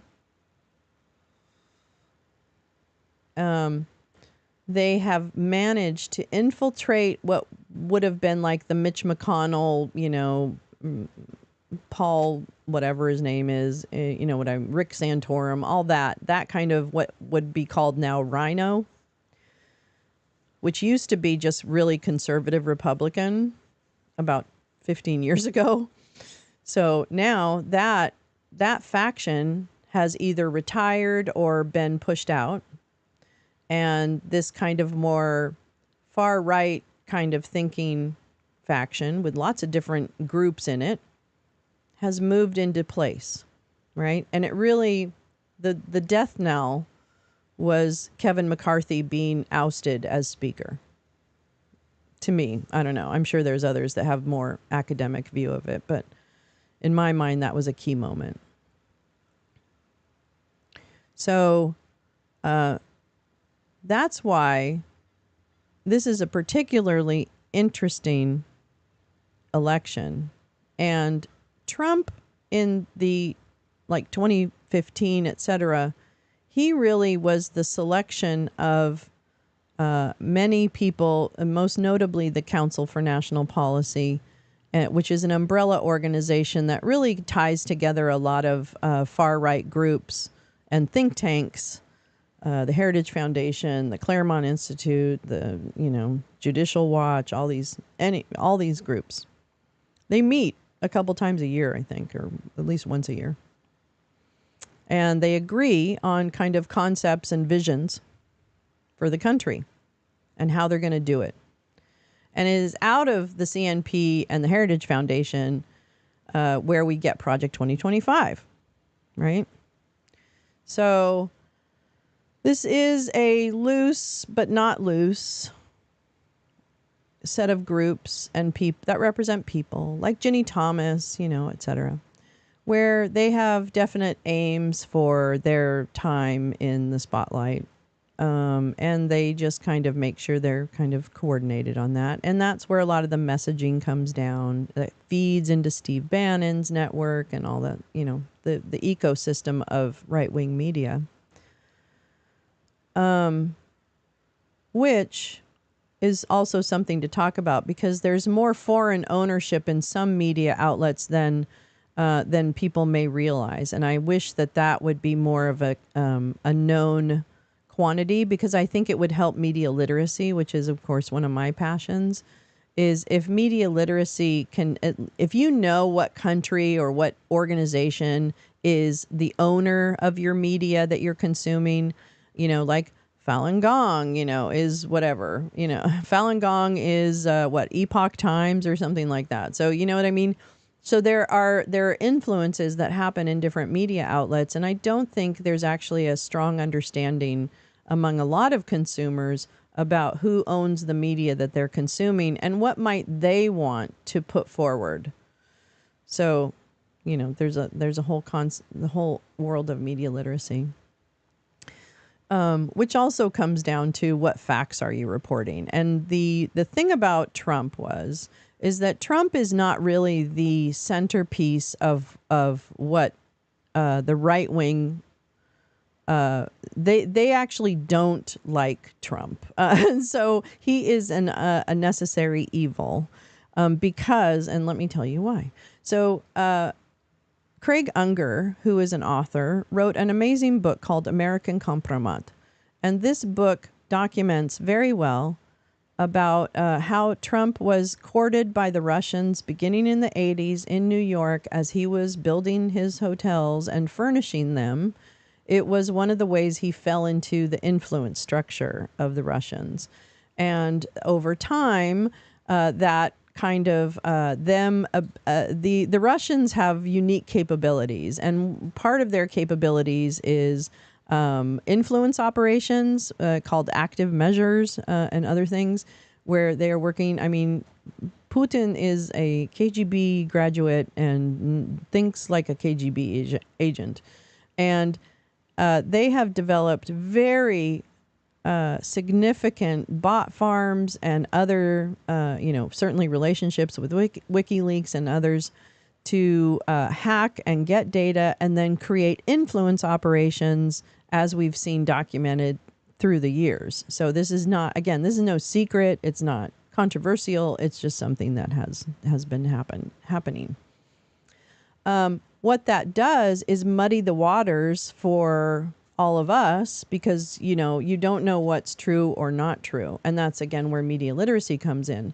And what frustrates me is that when we kind of mixed Donald's candidacy back in 2015 with a surge coming up to election season of, Russian bot farm and all the stuff that's been documented through the Mueller report, et cetera, you see where it was Trump as a convenient Trojan horse for that Tea Party movement, just again for the convenient term, as they pushed the Republicans further right.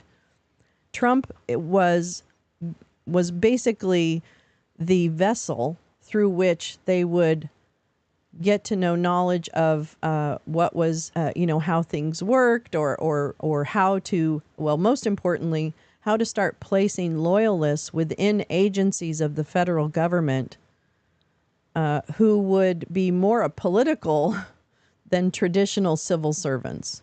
Because when you work in the federal government, you're actually nonpartisan.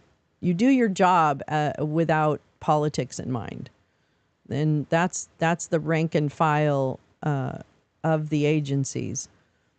And that through the years, that trust in those agencies and their ability to remain nonpartisan has been eroded, but really just at the hands of these folks, the more radical right, where they've been saying, but it's like a whisper campaign. And then inevitably, when someone does screw up, that just becomes, so that's not genuine. That's not, I am very much a hold the federal government accountable for what they do for the American people. But there's ways to go about that where I think it is more productive than just attacking and demonizing. And that, to me, it means, okay, something's rotten. Like, that's not right. If you're just going for demonizing and disenfranchising, then you don't have a lot of substance. So I'm always listening for, like, where's the beef? Like, what's the substance? So, and Trump tested the fences. He tested the fences of using executive orders. He tested the fences of reallocating military money to build some portions of a border wall. He tested the fences of the further family separation policies that Tom Holman came up with, and Stephen Miller and other people. And he had some of those people around him. Stephen Miller is a great example. He's the head of America First Legal. He looks a little bit like Nosferatu. He's a terrible, terrible human being. He's very racist, and he's very dehumanizing of others, and not a good person. And he is one of Trump's biggest advisors on kind of policies that impact humans around migration, immigration, and other things. So Trump was the Trojan horse in 2015 that really came in and was able to usher in, kind of further push that window of what is acceptable in modern politics, right? What is right? What is right wing in modern politics? And they together, that those individuals and Trump, et cetera, really helped kind of break some norms, right? I mean, this is definitely an unprecedented time. So with Trump in there, you know, whatever, they got a lot accomplished, placed a lot of judges, right? Judicial Watch, Tom Fitton, the Federalist Society, you know, Kevin Roberts, or he's Heritage, but the other, whatever the Federalist is, I can't remember now who the Federalist head is. But anyway, nonetheless, those think tanks and institutions really guided the appointment of judges and other things. So Trump was able to be the face of the push to really stack the courts. If you want to talk about stacking courts, that's when stacking courts happened. And we got people like Aileen Cannon, who is actually not ready to be on the bench and is probably compromised, but, you know, that will come out. And then when he left office, not only was there a kind of conspiracy, frankly, to stay in office, and that is unfortunately well documented. I know we haven't adjudicated it all yet, but trust and believe I have fair confidence in the evidence, and then retaining documents. So the problem with Trump removing documents from the White House isn't necessarily that he removed them, although an argument could be made. It was the manner in which he handled them afterwards, and the fact that he was asked repeatedly by the archives to return them, and he refused, and then obstructed people investigating it, right, to try and get to the bottom. And this took place over almost 2 years. So it's not like it was like he was giving an impossible time frame to cooperate. He was given all the time in the world, in fact, much more than he should have been given. And to this date, there are still documents, key documents missing as identified by the government, which of course they can't disclose because that's sensitive information and puts us at a disadvantage with our foes. We don't know where they are or if they've been given out, because he's indicated that he has shown these documents on tape to others. So that's dangerous. That's a very dangerous allegation. And frankly, I want us to get to the bottom of it. And if it turns out that for some reason we were mistaken, well, then he is acquitted. But because you've been the president or because of whatever, it does not mean that you are above the law. Otherwise, it will be very dangerous and we won't like it. So I think that's I cannot suffer disingenuous arguments. And I don't have all the answers. I'm really not claiming that I have all the answers. I'm definitely not claiming that. There's definitely details I miss and all that kind of stuff. And some is conjecture, some is whatever backed up. But I think it's an earnest attempt to get to the truth that will be beneficial to everyone in this country. And that with that transparency, then I think we can heal. In terms of division and who started the fire, we didn't start the fire. Democrats are not to blame for why we can't get along in this country. All right. So that's where we start. Because if you can't start with saying, you know what, I acknowledge that it's not Democrats' fault that we are so divided. Because if you start off with that, well, then where are we going? Because you've already decided that I'm not, tolerant of whatever. So that's a deal breaker. So you got to figure that out. That's kind of common sense. as for the other thing, in terms of division, it actually is a few things that have gotten us to this place. And a lot of it was, thank you very much, Max Flower knows, people were psych profiled on Facebook and then herded into different silos, basically, of information sharing, right?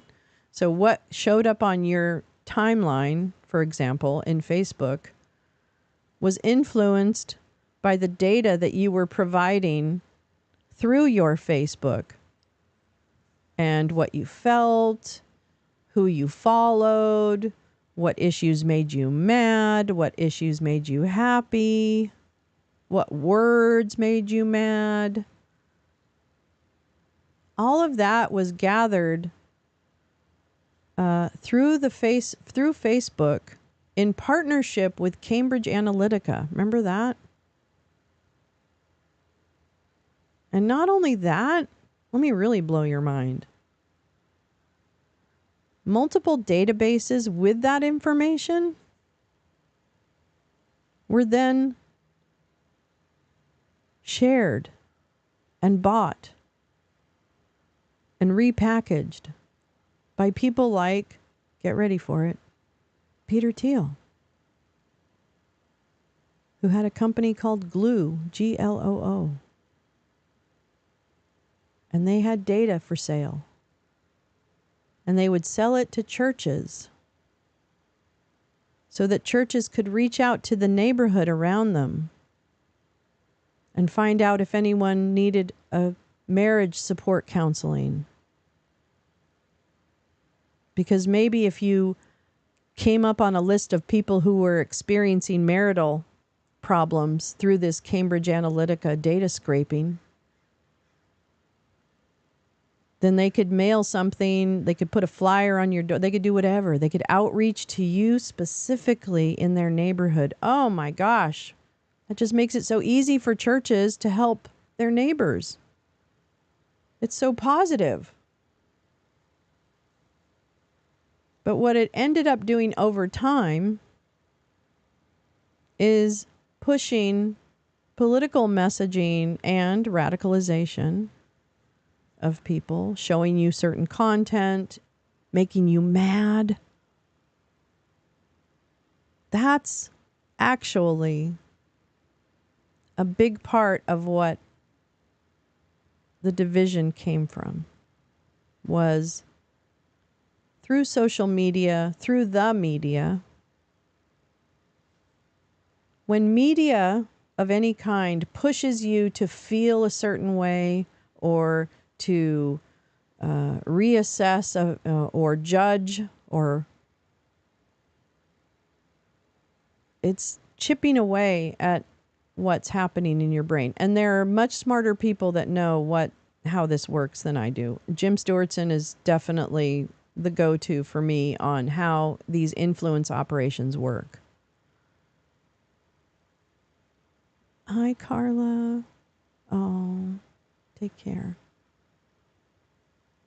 So it really, I know it's like, no, that's stupid. You're dumb, Lolo. And you know what? You're not wrong. I'm dumb. But, but I have been paying attention. And so there's enough out there evidence-wise for me to have a good feel for how we got here-ish. Not the expert by any stretch. But I think if we collectively can almost say to the overlords, no, we're not going to, we actually aren't going to buy what you're selling. We're not going to buy that we're divided and there's nothing we can do about it, right? Because that's another message that's really pushed through right-wing media, not left-wing. It's not pushed through left-wing media. NPR is not reporting, on how demonic the Republicans are. They're just not. Except some guy on Rumble telling you about the elite conspiracy to harvest fluids. Yeah. Well, then there's Q. Then there's the Q stuff. You don't believe the best available peer-reviewed study conducted by the best available experts on the topic. They were originally behind Cruz. Yes, that's right. They were behind Ted Cruz, and then I think he just like folded, right? I don't really know. I heard the beginning of that. And look at the drug ad. Like cable news. Cable news is another one. Here's the thing. Mainstream media. Well, that's fine and good and all that. And, I might not disagree. But again, think more critically about it. Think more critically about who owns that media. And my question is, why has CNN changed so drastically in terms of being more kind of news focused and now being more TMZ? You know what I mean? And it's money. I understand what it is. I mean, behind all of this is money. Money, power, and pussy is what I like to say. And not necessarily, pussy or dick, right? But money, power, pussy sounds better than money, power, pussy, and D, or maybe we could do that.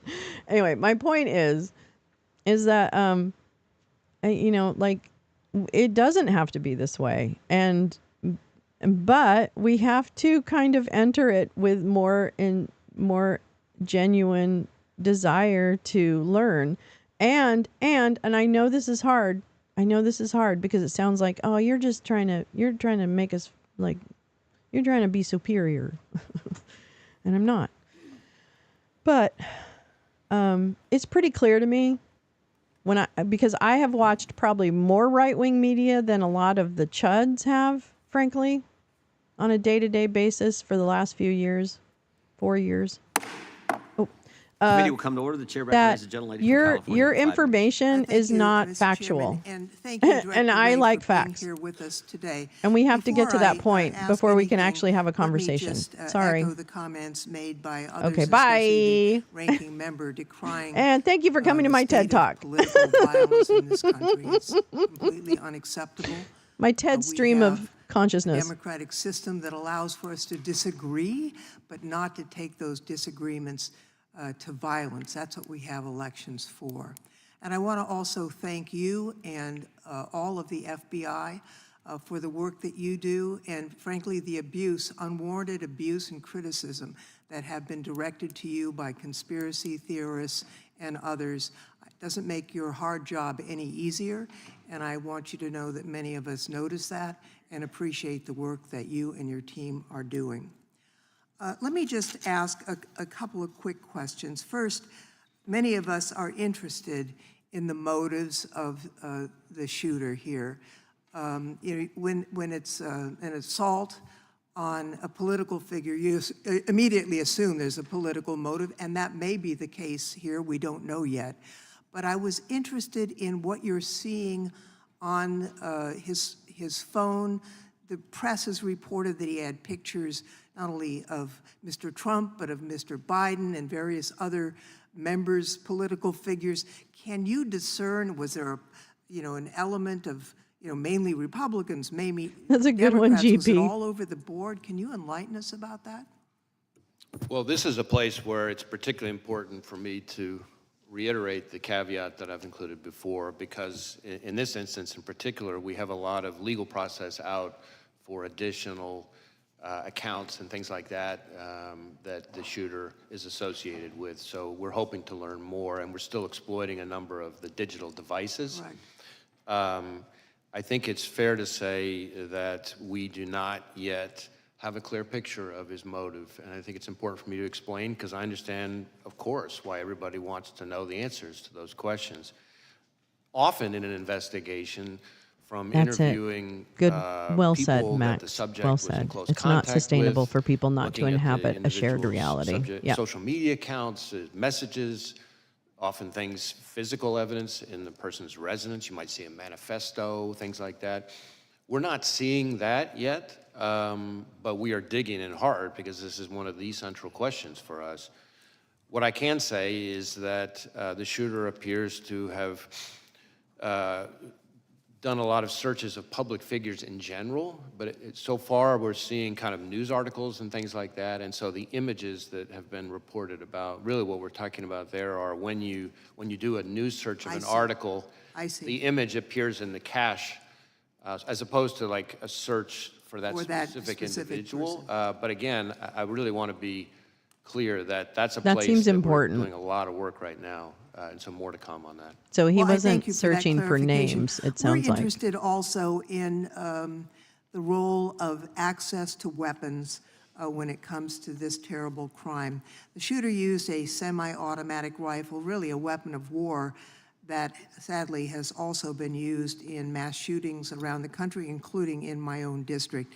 It seems to me that the assault weapons ban that was once in place has to be a part of the national answer to curbing the epidemic of gun violence in America.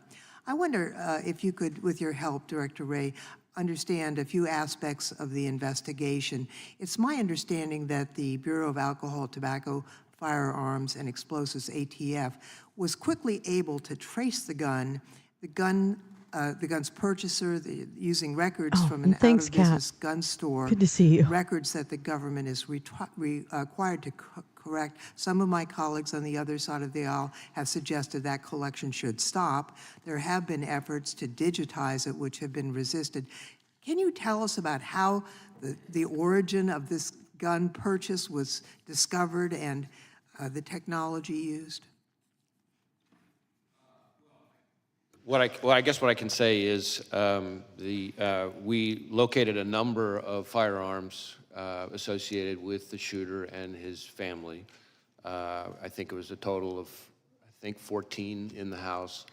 The weapon that he used for the attempted assassination was an AR-style rifle that was purchased legally, that he, is my understanding. Seems to me legal guns are the acquired, problem. Bought actually from his father, who was the one who originally bought it, again, legally. Thank you, Mr. Chairman. My time has expired, so I yield back. Gentlelady yields back. Gentleman from California is recognized. Thank you. Director, I'll try to ask questions that are answerable too. I think that's been done pretty well on both sides. You do the advanced threat assessment and deliver that information as to the general threat and then specifics as to protected people to the Secret Service. Is that correct? Well, sort of. The Secret Service does a threat assessment, but they're doing that based on intelligence that they receive from a number of sources, including, of course, the FBI. So we share, whenever we have threat information related to a particular individual or a protectee, then we share it with the Secret Service at a number of levels. So you're a participant, but ultimately the responsibility for threat assessment as to these individuals belongs to the Secret Service. Well, again, the threat assessment for the individual belongs to the Secret Service, but we are an important part of that because we share threat information, if we have any. They get threat information from a variety of sources. So, and you get them from that same variety of sources. They've got no sources that are excluded from the FBI, do they? Well, I don't know. I'm not aware of any that are excluded from the FBI, but they may receive information that comes directly to them that didn't come to us. Sure. Okay. Director, do you believe that former President Trump was a high-risk threat under your assessment?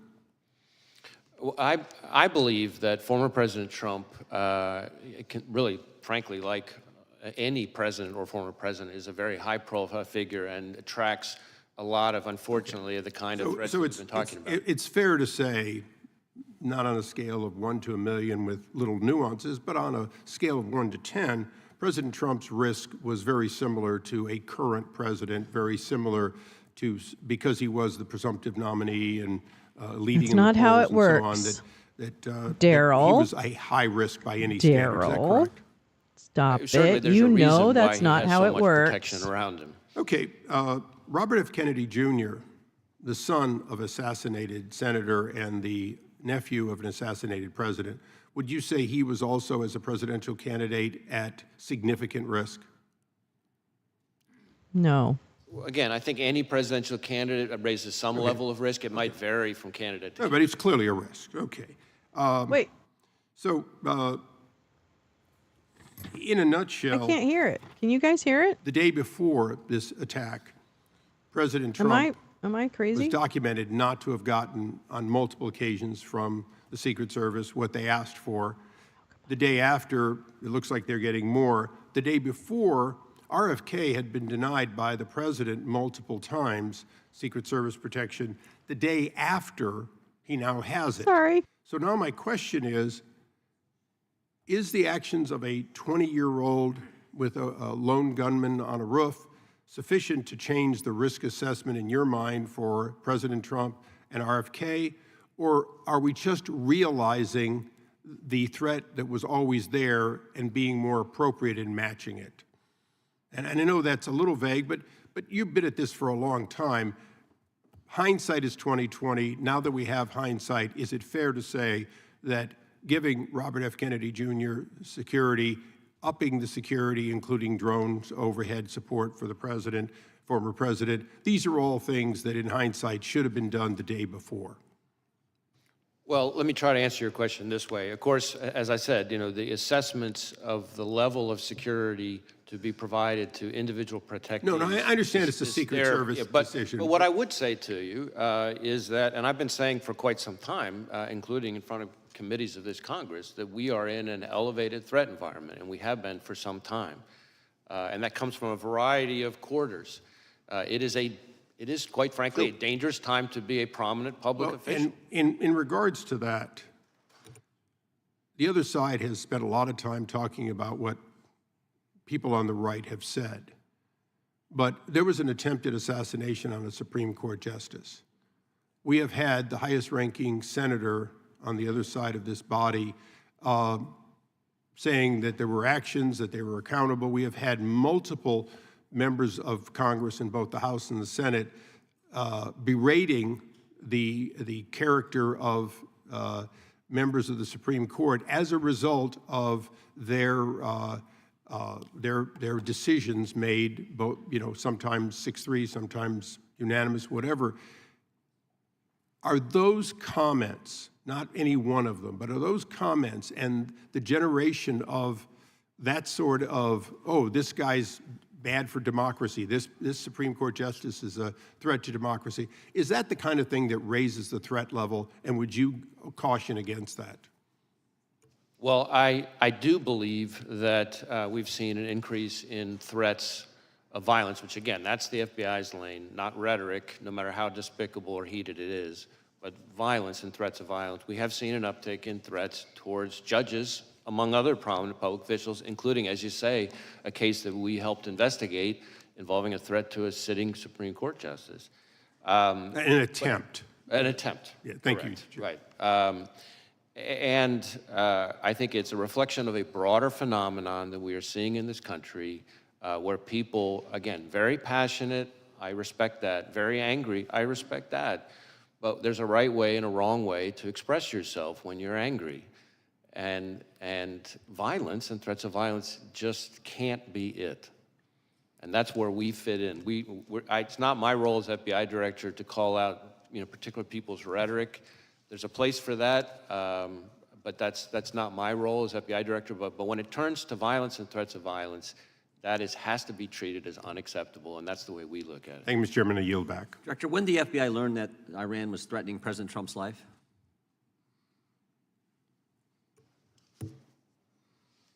So I want to be a little bit careful here, not to talk about specific classified information, but we have been for quite some time, and I'll stick with what's in the open record. We, for some time, and I in particular for some time, have been calling out the efforts by the Iranian government to attempt to retaliate for the killing of Soleimani by going after current or former prominent U.S. officials, and we've even had an indictment against it. And I think that we need to recognize the brazenness of the Iranian regime, including right here in the United States. And I expect that we're going to see more of it, and I expect there'll be more coming on that. I'm not aware of any threat information related to protectees that wasn't, passed in a timely way, but I can't really get into specifics here. It's a minority's time here, but I just felt that was a question the committee needed to understand, and it sounds like you've known that for a long time, and that information was conveyed to the Secret Service? Any information related to threats against the former president, which again, as we've sort of talked about, happens all too often, is something that we have a whole process we routinely share with the Secret Service at a number of levels. Or in a any timely way, and protectee. to my knowledge, that has consistently been followed. Gentleman from Georgia is recognized. Peace, love. Thank you, Mr. Chairman. Thank you for being here, Director Ray. Director Ray, the FBI is the independent law enforcement agency under the Department of Justice. Is that correct? Yes. And does the FBI director currently report to anyone? Well, you mean in a chain of command reporting structure kind of thing? Yeah, so the FBI is part of the Justice Department. On the org chart, you would see that the FBI director, and this has been true for decades, reports to the Deputy Attorney General, who reports to the Attorney General. Obviously, reports in a communication sense, I report to any number of people. As opposed to a micromanagement reporting system. Correct.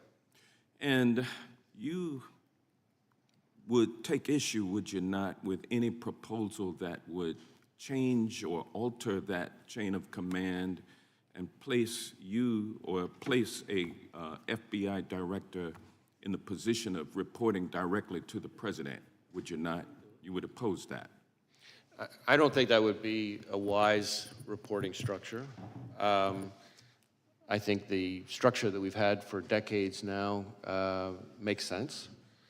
I think there's a difference between independence. I don't know. I haven't heard anything in really a like sort of super organizational structure perspective and independence earth-shattering. in terms of the way you do the work. Of course, I Obviously, just the talk FBI, too much. the FBI is part of the Justice Department. Well, reporting directly to the president would eliminate your independence, would it not?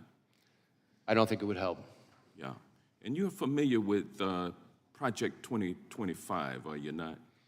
I mean, I've seen news reports about it. I'm not particularly familiar with it. You're aware that it is a game plan for President Trump's first 120 days in office, correct? I'm really not familiar with the details. Again, I've seen reporting about it. It is, and what he proposes to do is to force the FBI director to appoint, report directly to him. That's what he wants to do within the first 120 days. He also wants to eliminate the position of FBI General Counsel. That is also set forth in Project 2025. How would you recommend that? I think the FBI's Office of General Counsel serves an incredibly important role, including in terms of advising our workforce. We have 38,000 people. The idea of having an organization like ours, an independent law enforcement agency like ours that doesn't have its own general counsel's office doesn't make sense to me. Well, it would seem like any proposal that would force the director to report to the president, and then there would be no legal counsel for the director of the FBI. That seems like it's an attempt to neuter the FBI and render it accountable only to the president. Isn't that correct? Well, let me put it this way. I recognize that the FBI director, this FBI director and every FBI director before me, serves at the pleasure of the president. And that's part of our system. I was appointed by President Trump. I respect that. I think that's a part of our structure. But independence in terms of how we do our work is what matters to me. And we need to be able to do our work in a way that is free from political interference. Well, you wouldn't be able to do that by reporting everything you do to the president and getting his authority and approval before you take action, correct? I don't think that would be a wise approach. And then there's even a proposal to replace many of those 38,000 dedicated civil servants who work for the FBI, replace them with a MAGA group that has pledged its allegiance to Donald Trump. What danger would that bring to the FBI if that were to happen? Well, again, I haven't read or reviewed this thing that you're assuming referring what to. I say is true. But What the FBI is impact would made that up of 38,000 dedicated career law enforcement professionals. It has no political appointees of any kind, unless you count me as a You don't nominee want of the that to former change president. either, do I you? don't think that should change. I You don't think want that is a bunch that is of MAGA part of how we do loyalists our work. being, Right. being the employees of the FBI. We're coming up on It 116 would- years of the FBI, and that's the way it has been for It 116 would years. be for a reason. crazy to take 38,000 MAGA loyalists and put them at the FBI. That's frightening. That's what Project 2025 proposes, and I'm glad to know that you are not with that program. Part And of with that, I yield Project back. 2025 is to Was the shooter create an on the institute FBI's and radar in any way train prior civil to the servants assassination in the attempt? ways of Project We did not have 2025 any to then information get federal about the shooter. He was not in positions. our holdings before the shooting. No communication in any chat rooms, no CIs or confidential human sources have any interaction with? No, we've run a thorough search for the subject through all of our holdings, and he was not in them anywhere. Were there any FBI agents or informants present at the Trump rally in Butler? Not to my knowledge. And Mr. Jordan was talking to you about Iran. Were law enforcement resources diverted from the protection of President Trump to John Bolton as a consequence of concern that Mr. Bolton might have been the target of Iranian malign efforts? That's really a Secret Service decision. I don't know the answer to that. That's really something they would know better. What I can tell you is that there are a number of individuals. You mentioned one who we've brought a case, a specific criminal case for the Iranians targeting for assassination. But how the Are you Secret going to Service get that allocates- answer to us, whether or not resources were diverted from Trump to Bolton? Is that just going to be part No, of your because he review? I think doesn't that's going to be actually part of the reviews run by the Secret Service. The Inspector General. The Inspector and General for after- DHS, right?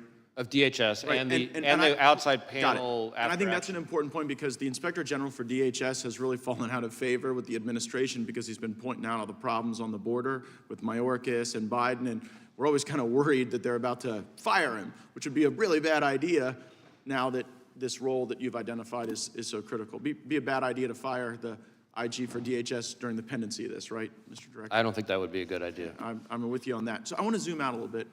How often do you brief President Biden?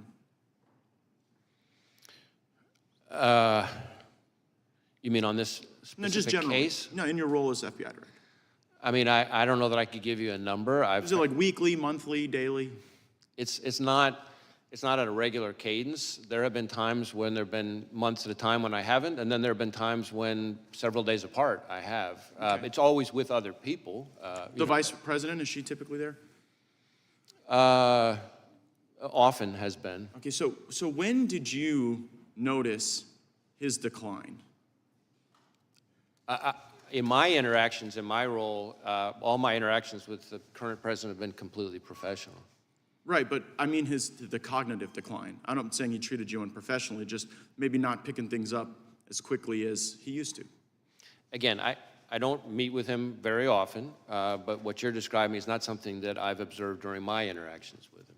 I mean, we've had it observed so often that the ranking member and Mr. Schiff on this committee have said that he could no longer continue as a candidate. And so, since you're the FBI director, I was just sort of wondering, like, who's running the country?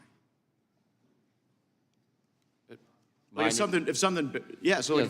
something bad happened, you'd have to go brief President Biden about it right now? God forbid? And on any number of occasions, I have briefed the president, and as I said, those briefings have all been uneventful and unremarkable. Oh, I could imagine them being uneventful. But in the work where the vice president's also present. Good job, kid like, sitting behind you say him. There's You like more than fucking half the time there's these shitheads. briefings, she's there too. I don't know if I said more Pigs. than half the time. Certainly, there That's have a been times pig. where she's been present. He there have raped been a other times where child. She hasn't. That I take man you at your word when you trafficked say a this is the most child. complicated threat So environment you've save ever those observed children. over a Why long don't career in you? law enforcement. You fucking And assholes. I'm just kind of wondering, with this assassination attempt, with the invasion at our border, with all the Hamas that have been let in that you've talked about and briefed about, like, is Biden up to it?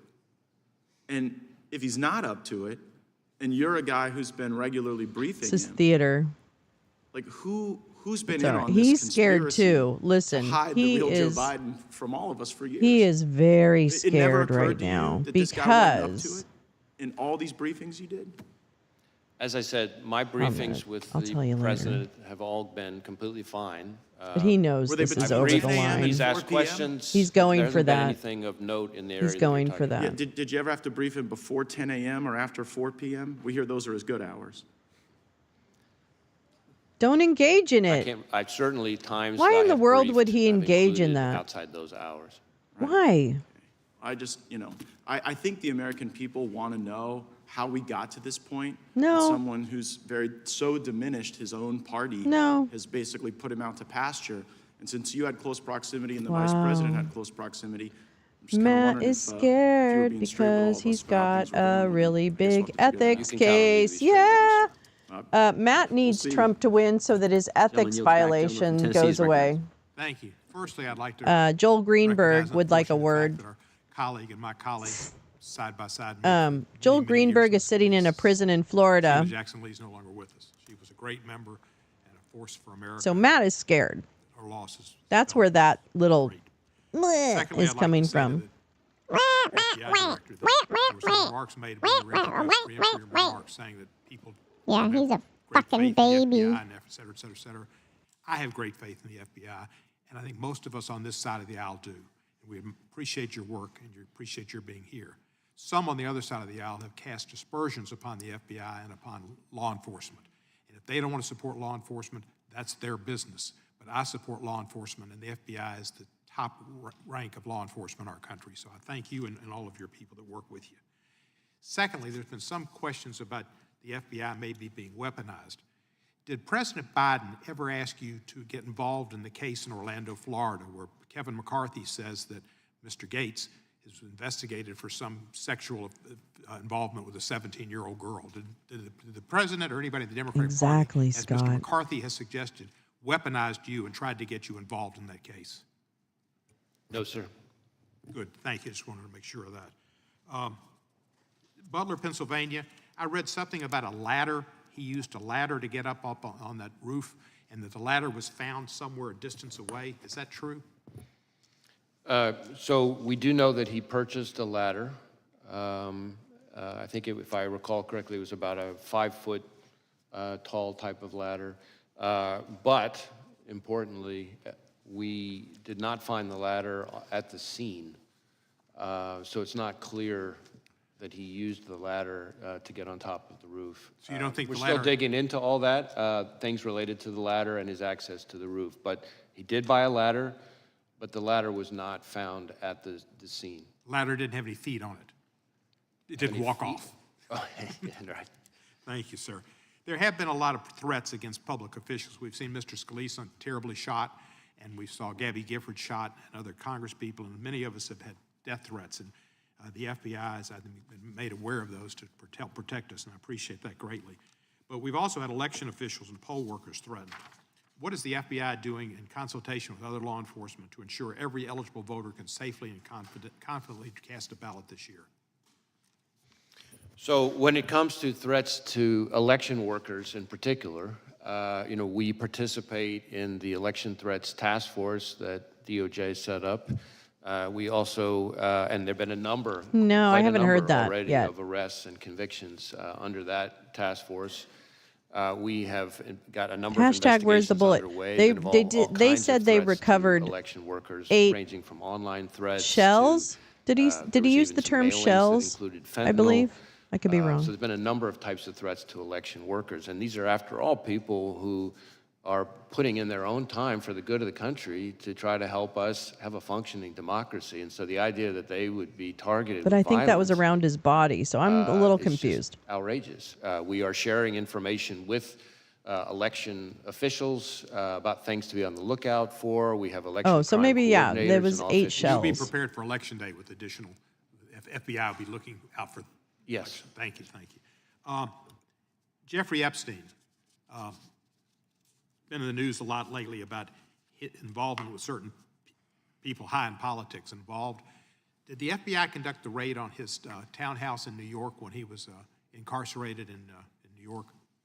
There was a raid on his East Side townhouse? Well, I don't know about a raid. I know we executed a number of searches in the course of our fairly extensive investigation Can you related to tell Mr. me Epstein. if during that search, if you came across and have within the possession of the FBI tapes of him with other individuals that he might have taken in people in compromising positions? Yeah, I don't know that there's anything I can share related to that. I can see if there's information we could provide and maybe get back to you on it. If there were tapes of people in prominent positions, friends of his he posed for pictures with, possibly in compromising positions, it would be, the public, I think, has a right to see those. Well, I mean, how we handle evidence recovered in a That's criminal in the investigation has all kinds record. of rules that apply to it. I recognize the intense public interest in the subject, but we'd have to follow our rules. But I'm happy, like I said, I'm happy to follow It's up with you. actually in the Thank you, sir, and I public's right appreciate to your know service and, because it impacts an election. Thank you for being here today. Gentlemen, yield the last 5. Chair now recognizes the gentleman from Arizona. Thank you, Mr. Chairman, and thank you, Director Ray, for being here. How many shots did the shooter fire?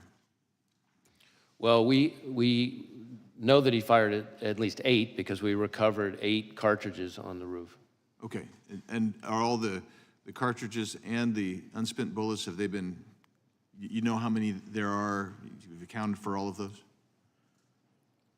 We, So I assume, yeah. we believe we have. Again, there was lots of work still ongoing, but yes, we believe we have accounted. And did the recovered shells, the cartridges, match the shooter's rifle? My recollection is yes. And you conducted analysis that confirms that? Well, we work with ATF, but yes, so some of the work has been divided up. But And how many shells casings were recovered from the location of the counter snipers? I'm sorry, I couldn't hear the last part. From the counter snipers location? That I don't have Right. the Just answer, like at least the here at my impact fingertips. concussion or something. That's a good point. Did the blood and tissue pattern of the There was shooter, also no did it blood on match his the collar. stories or the witness testimony that you've heard so far? I mean, he's definitely traumatized.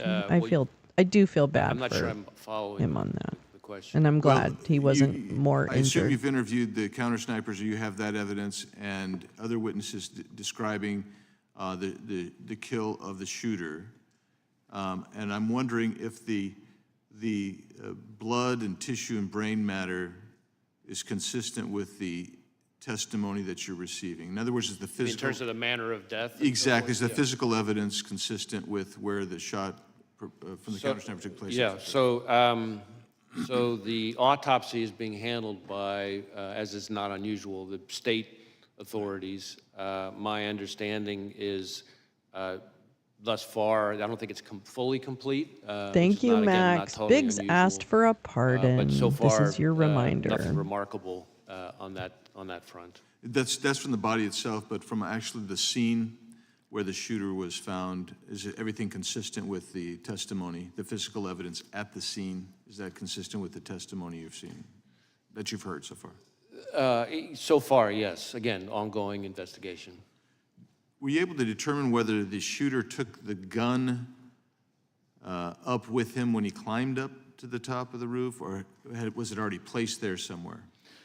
So that is something that we're drilling into right now that we don't know the answer to yet. I can tell you, which may be relevant, though, to your question, that, and I don't think this has been reported yet, that the weapon had a collapsible stock, which could explain why it might have been less easy for people to observe, because one of the things that we're finding is people have observed him, the first people to observe him with the weapon were when he was already on the roof, and we haven't yet found anybody with firsthand observation of him with the weapon walking around beforehand. So that doesn't mean he wasn't, obviously, but the collapsible stock is potentially a very significant feature that might be relevant to that. Did he have a scope? I believe so, but as I sit here right now, I don't remember. Okay. You mentioned about 2 hours before the incident that he'd had a drone and he was using a drone. Instead of me putting words in your mouth, just tell me how you discovered the drone, how you discovered the time, and how you discovered, if you can describe what he would have been observing with the drone and how you determined that, please. So this is something that's very much Oh my ongoing God, right now. Andy, We're spit going back it and forth out. with our lab as they continue to do work on it. What I would say is the drone was in his car. As I said, we've been able to, by exploiting the drone, determine, its use and flight paths. There were no pictures or videos on the drone of the day of the rally, for example, but we have been able to reverse engineer the flight path of the drone from the day of the rally, and that's how we know that for about 11 minutes, from I think it's around 3:50 p.m. to 4 p.m., somewhere in that range, he was flying the drone, and we have the flight path. It's about 200 yards away from where former President Trump would ultimately be speaking. And so that would have primarily given him a vantage point. I'm trying to think how to describe this. If the former president's podium is that way, Yeah. the drone would be over here looking, say 200 yards again off this way, looking back. So it would have shown the shooter, we think, again, we're still doing more work on this. So I really want to qualify what I'm saying, but I'm trying to be transparent and lean in here. We think it would have shown him kind of what would have been behind him. But when you say behind him, behind the shooter? Correct. Like, in other words, almost like giving him a rear view mirror of the scene behind him, except again, he wasn't flying it overhead while he was later back for the assassination. But he would have had, with the drone, he would have been able to also assess kind of what, because the stage, I assume, was already set, he would have been able to assess that angle with the rooftop as well. Well said, Peace Love. I agree with that. It shouldn't happen. Certainly going towards the podium. Again, we're still trying to figure out exactly what he saw, because we're having to, in effect, because there's no recording of what he saw during those 11 minutes, our hypothesis at this point, the experts think he would have been live streaming it. And so we're trying to, in effect, say, okay, well, if this was the flight pattern, given these capabilities of the drone, what would you have seen? What could you have seen for those 11 minutes? And again, it wasn't over the stage or the kind of the hub of the rally. It was about 200 yards away, but it looks like it would have been looking, let's say, length of a football field or Andy so, seems more, particularly nervous about this topic. He has been nervous in every hearing I've seen him in on this.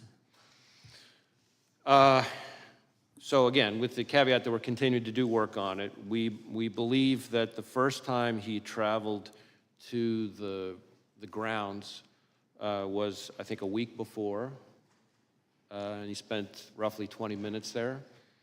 Then he went to the grounds again on the morning of the event, it appears, for about 70 minutes, I think. But again, I qualify that. I'd have to go back and look to be sure of that part. And then he came back in the afternoon, so that would be, I guess, a third time for good. But that included things like this drone activity we just talked about. Gentleman from California is recognized. Thank you, Mr. Chairman. Director, thank you for appearing. Thank you for the extraordinary job that you're doing. Please convey our thanks to the men and women at the Bureau for their incredible work. I've worked with them since I was an assistant U.S. attorney more than 30 years ago. Let me start with a threshold question I'm curious about. When I applied to be an assistant U.S. attorney, I had to go through a background check. What? Do candidates for the FBI have to go through background checks? Yes. Ray is squirming. Would someone with Yes.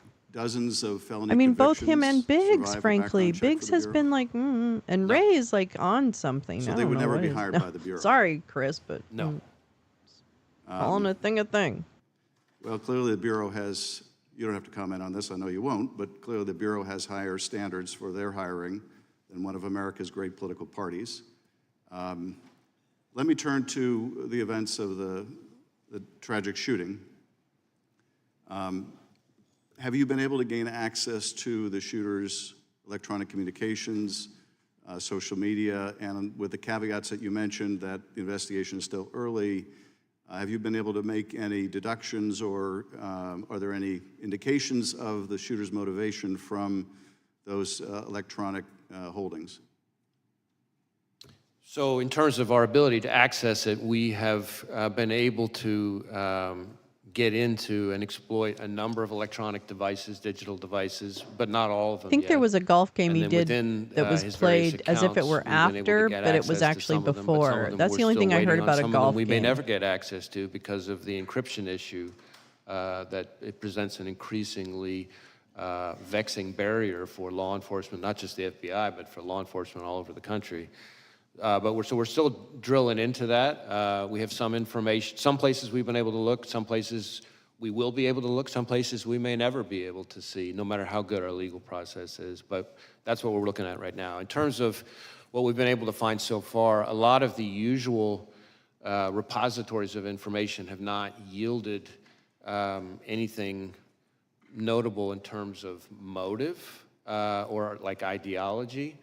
Having said that, it does appear fairly clear that he was interested in public figures, kind of more broadly, and I think this is important, that starting somewhere around July 6th or so, he became very focused on former President Trump and this rally.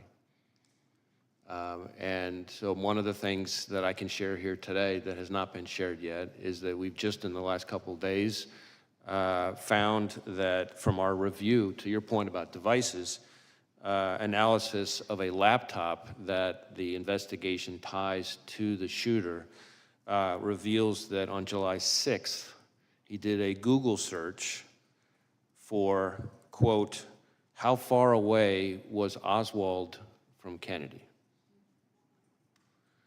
And so that's a search that obviously is significant in terms of his state of mind. That is the same day that it appears that he registered for the Butler rally. And when you say that his electronic holdings indicated an interest in different public figures, without revealing anything you're not comfortable revealing about those public figures, can you tell us anything generally about them, either the offices they hold, their political party, or was it simply people of a high profile? Well, a couple things. First, the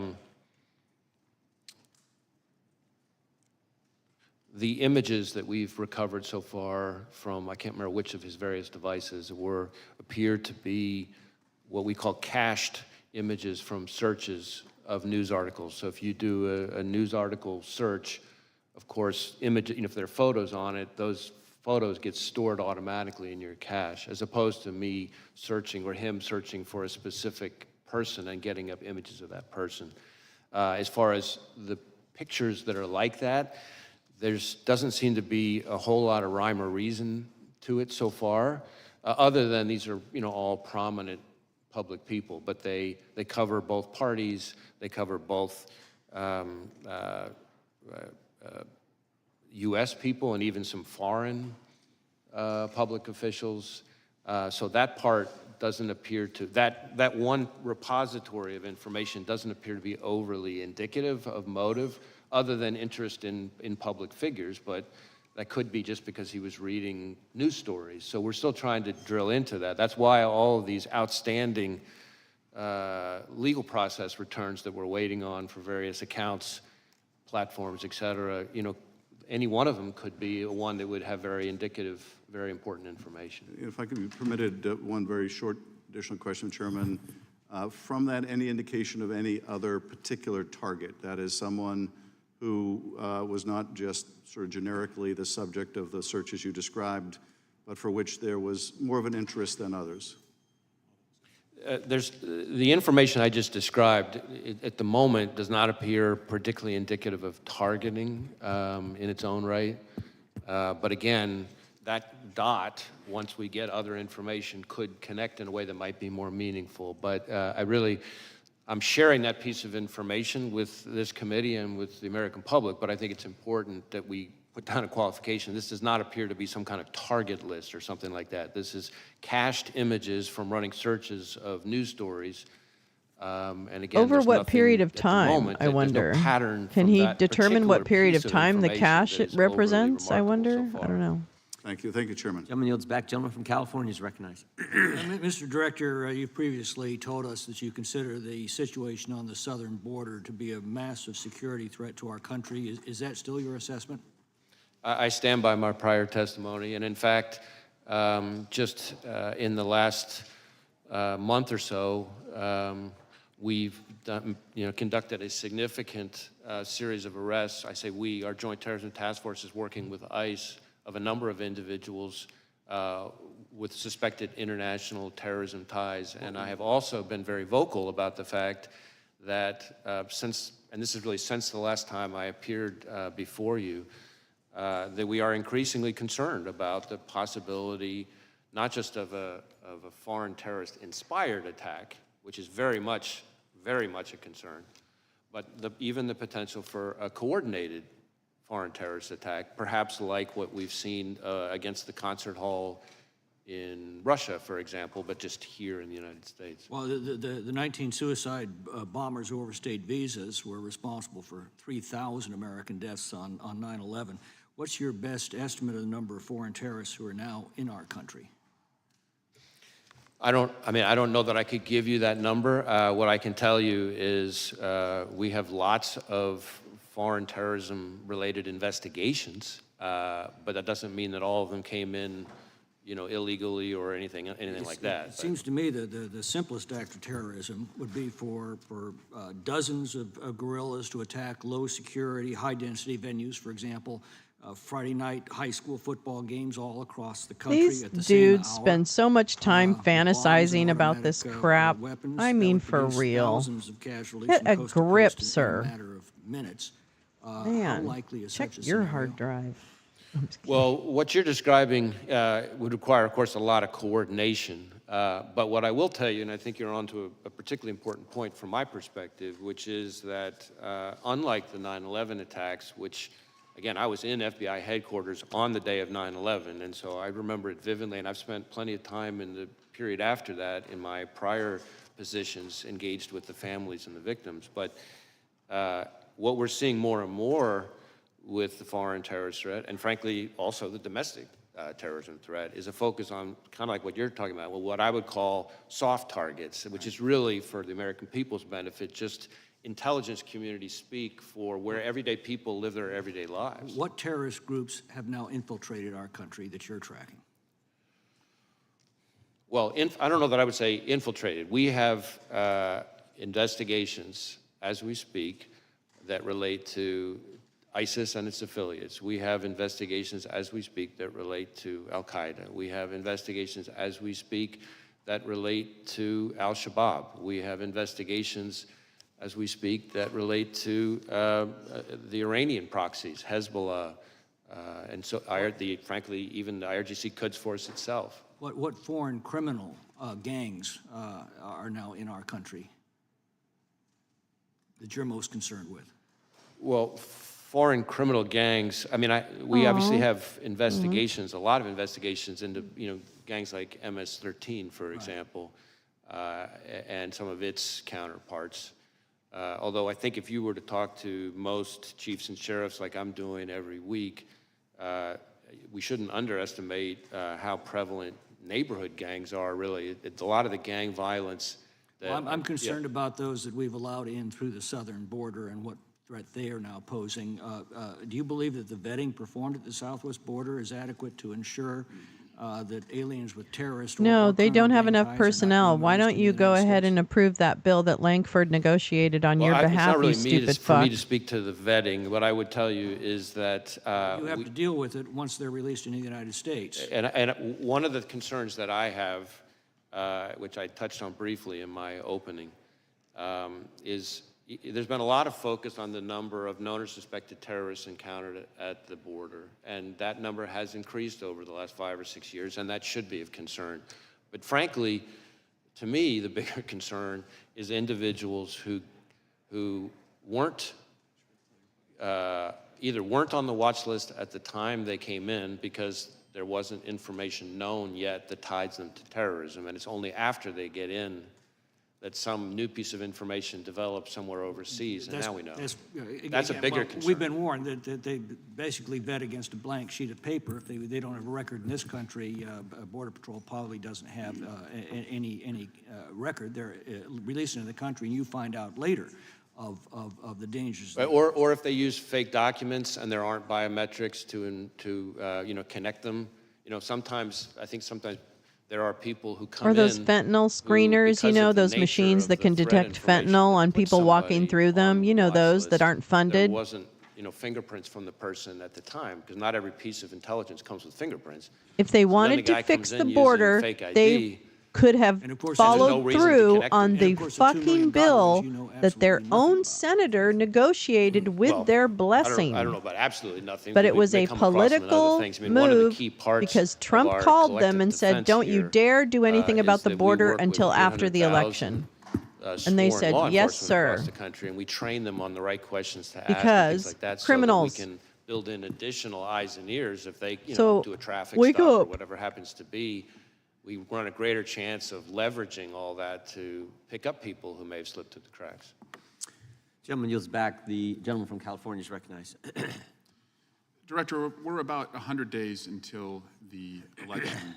Russia has attacked our democracy in past elections. Are they seeking to do it in this one?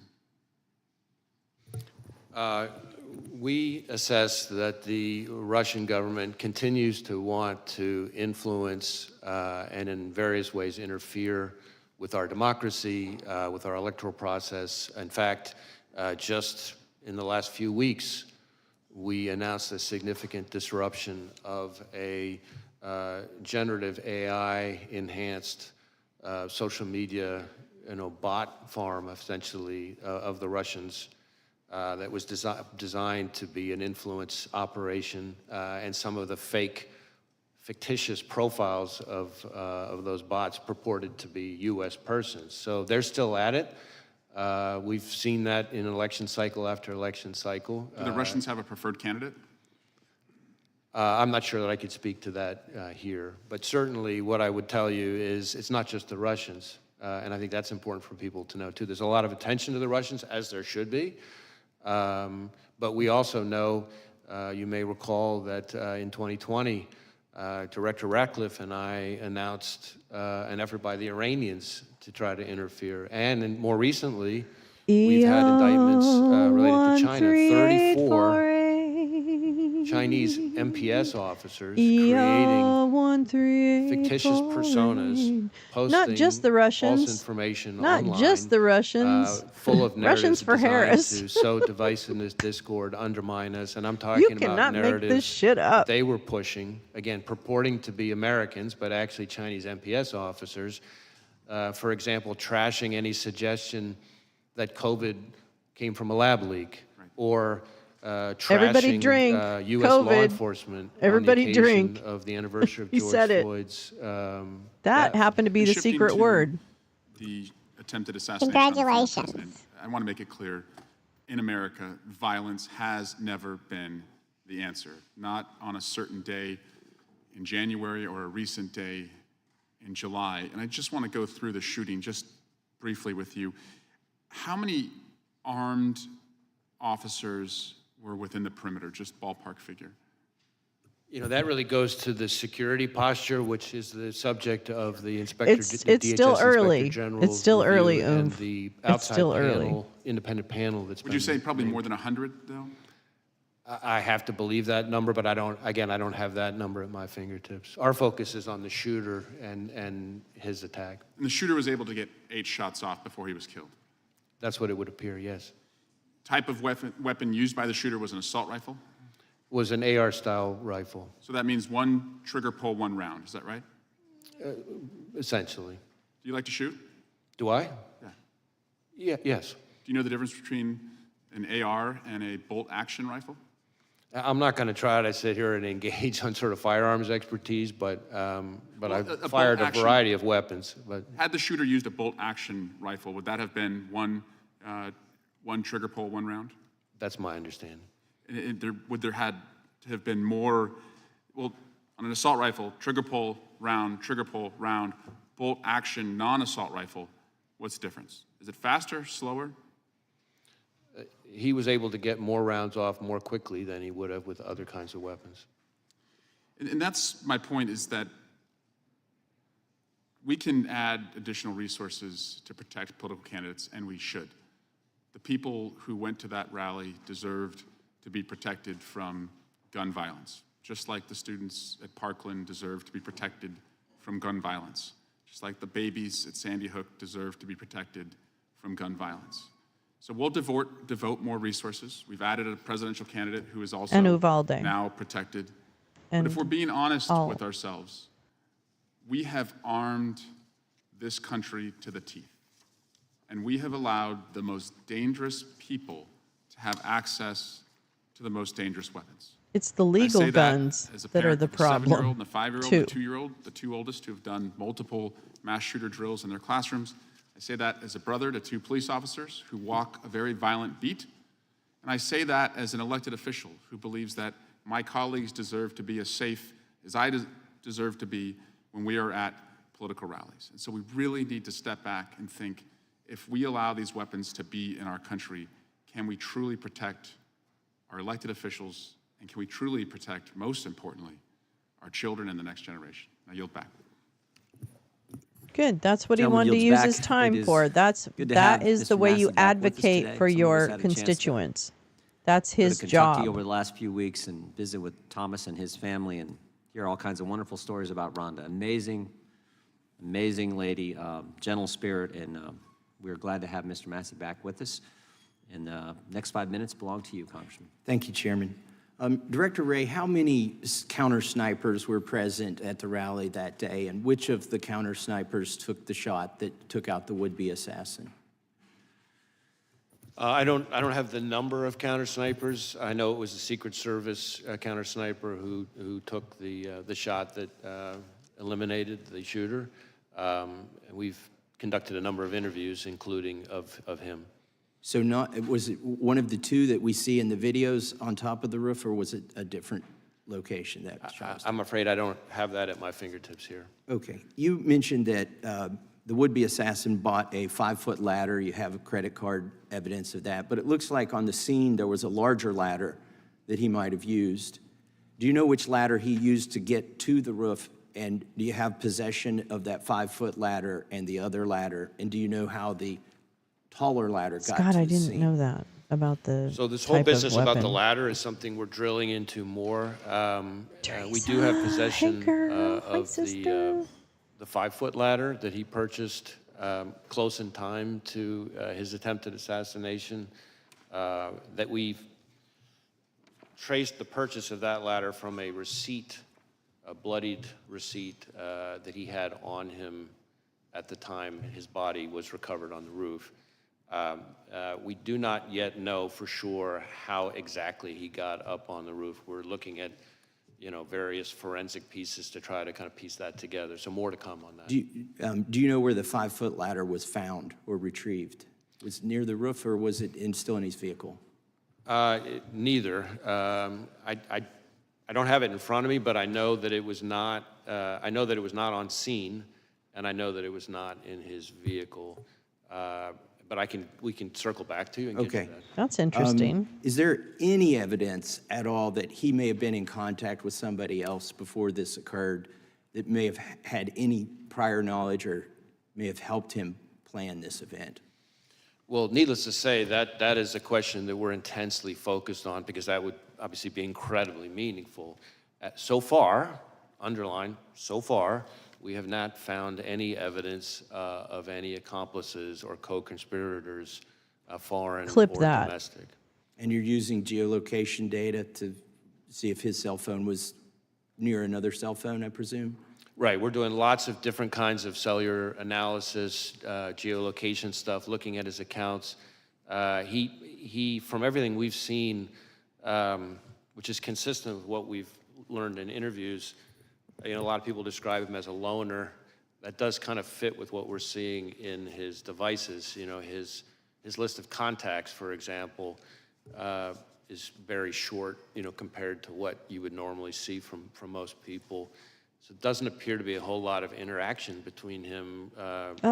What's the normal amount of contacts? With a lot of people. Oh, thank you so much, That doesn't mean there's Scott. not any, That's and that's why awesome. we're drilling into. We're trying to talk to anybody who's had any engagement with him whatsoever, digital, in person, classmates, coworkers, Right. et cetera. Appreciate that. How many And now is- I want to talk how about many's not another enough? possible assassination God, attempt. now I'm worried. And I'll start by showing a video of President Biden, and this is from recently. This is in the last month. We can play that. Gallows erected to hang the Vice President, Mike Pence. I think it's fair to say it's one of the darkest days in the history of America.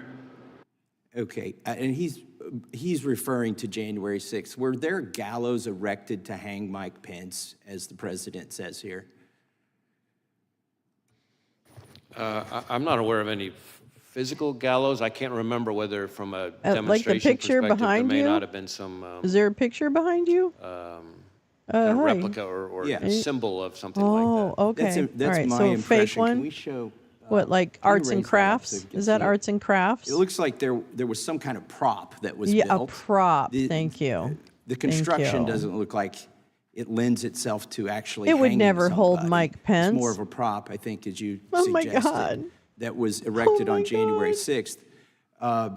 But if the president were correct, Okay, that believe your these lying gallows eyes and were ears. erected No to hang problem. Mike Pence, No that problem. would be a very serious allegation, wouldn't it? I would take it very seriously, yes. Has anybody been arrested, or do you have any leads in conjunction with Actually, the some of them erection do this, include gallows? threats, We had right? Don't some of the picture here J6 on the and screen, if you frankly, can I show don't it. really the J6ers Again, can it was go just up fuck there. There off. was- I don't care about There's them. an individual here. What I care about is you've Roger seen Stone, near this Mike these Flynn, gallows. Has he been arrested? Have you identified Roger this Stone, person? Mike Flynn. I don't know that I could speak The to other this guy. specific person. Who's the other guy? or- Steve or Bannon. the, I want those the guys gallows that are arrested. pictured on the Okay, image. We you have can had, I think, keep your 850 J6 people who have pled bullshit. guilty, They're doing their to federal time. crimes, Whatevs. Related to January Wah 6th, and wah. I think, Sorry. Another 180, I think it is, convicted at trials. So Let's I just focus. can't be I know, sure. right? Some of them We should only have so merely many, for going into or we the have to have a Capitol, but minimum here, amount of the contacts to president not be a suggests that loner. individual intended Ivan. to hang Vice President But that's the Pence. thing, Peace Love. Are we which class? is- What's it the seems loner like level? kind of a I wild want claim I want myself, to know what's at the given the loner level construction of those contact. gallows. But if we are to take him seriously, or even I'm worried if we are, now. let me Chip Roy finish just by had a saying little this. key If you bump. have no leads, All or you're not right, sure Chip. if anybody who erected You those got that, gallows Chip. was You got that arrested or little is being bump, bump, bump. investigated, Bump, bump, bump, bump, bump, bump. Yeah, Ivan too. were there any confidential human sources? I am a involved loner and from the have many FBI or any other contacts. agency in the How erection of is that possible? Not according to Chris I'm not Ray, aware you're of anything not. like that. All right, thank you. You're. I think you hit social butterfly category. Thank you, Mr. Chairman. They're mostly Welcome, Director Ray. Political violence of any But they're kind mostly is dangerous, parasocial. unlawful, and totally unacceptable. Paracontacts. Just as we all watched and then unequivocally condemned the attempted assassination attempt on our former president, I wish that we could all come together to unequivocally condemn the act of political violence on January 6th, instead of defending props that were used that were harmful, dangerous props of gallows, attempting to show what people wanted to do to Vice President Pence. Extremists attempted to subvert our democracy in the worst assault on the U.S. I am Capitol since the too, War of okay? 1812. Many of us were trapped in the You gallery see me that day. We more feared than we would not make anyone. it out. Insurrectionists were chasing down former Speaker Nancy Pelosi and then Vice President Mike Pence. And I myself have been the direct target of political violence when an armed man with a gun showed up at my door, threatened me and my family, and we actually ended up having to move our home. So I understand the increased tenor of political violence that is racking our country.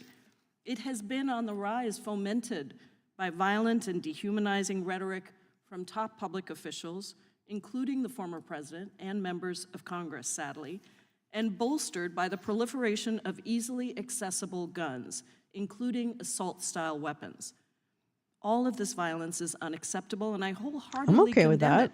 it. I just I'm hope we happy. condemn all of the violence, not just one or two incidents.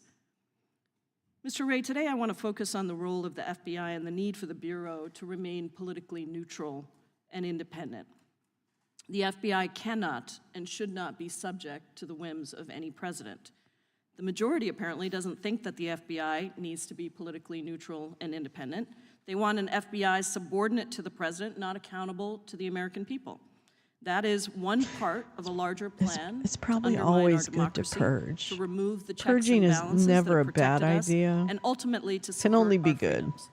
That agenda, promulgated by the former president, his loyalists, and their MAGA allies, is called Project 2025. It is publicly available online. I encourage everyone who's watching this to Google it. It includes plans to undermine every part of our government, including the FBI.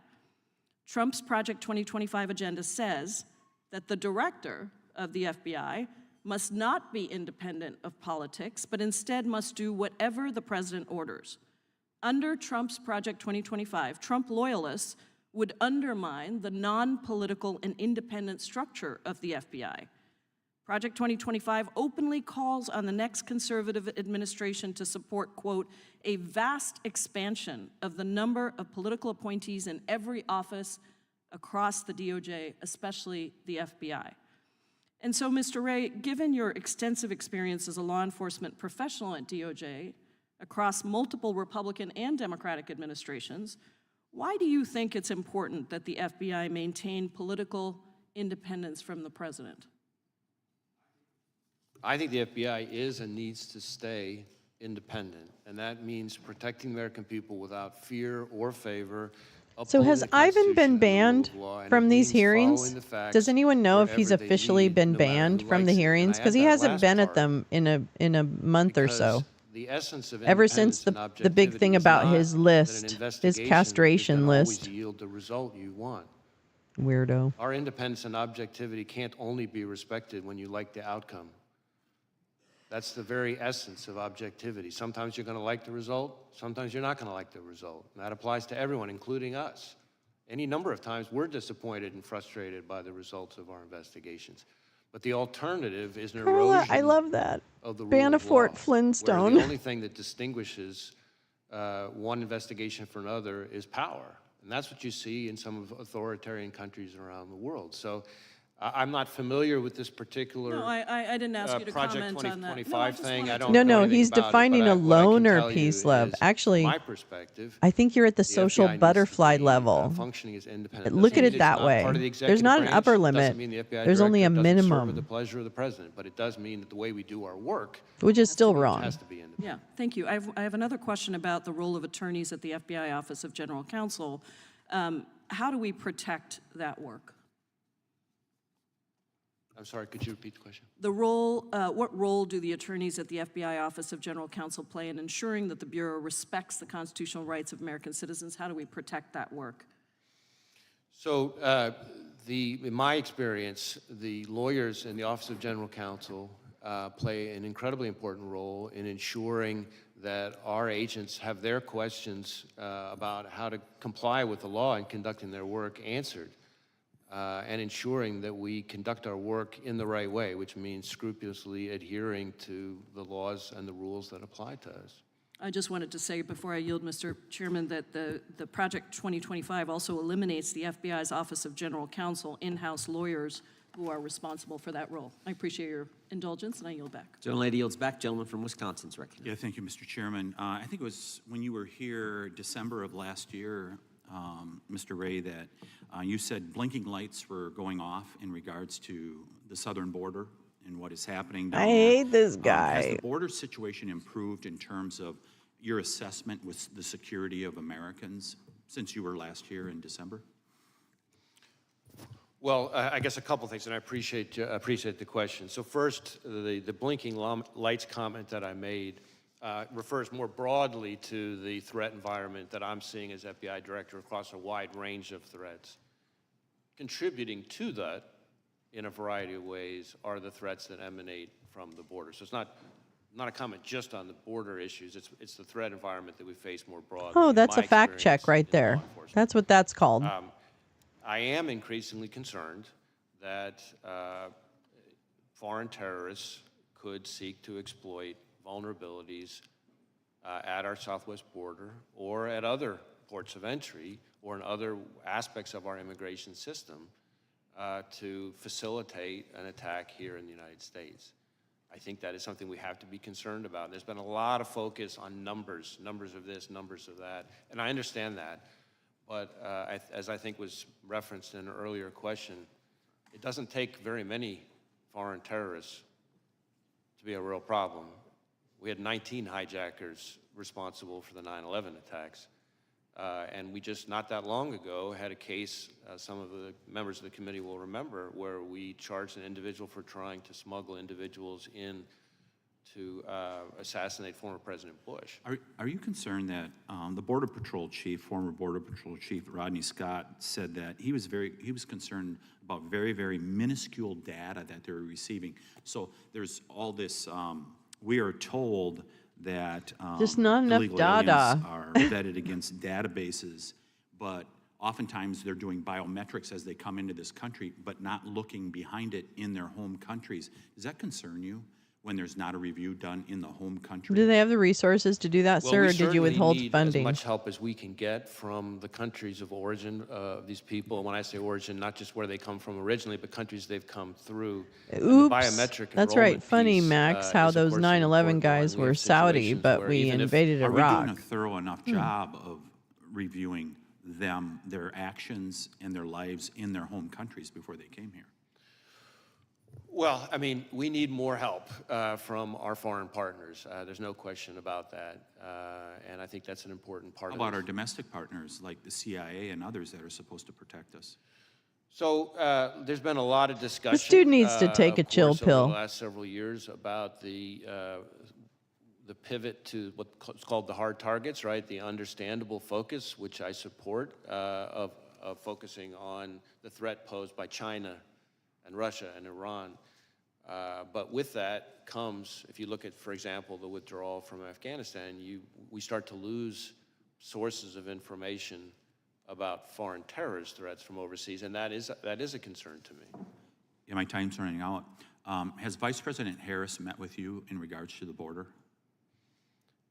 Well, I've been in meetings that have included the vice president that have in different ways touched on borders. Has she specifically asked you specifically about the borders, something you don't actually I'm not going to get control? into specific meetings, but I can tell you that I've been in meetings that have included, among other people, the vice president that touched on Fuck you, Mr. Tiffany. Did she ask you questions about what you thought needed to be done in regards to reducing this threat? Yeah, and ultimately Langford negotiated a bill that then the former president called to put the squash on, and it happened. Security concern within the FBI? I'm sorry, I couldn't hear it. Is support for President Trump a security concern amongst your employees? No.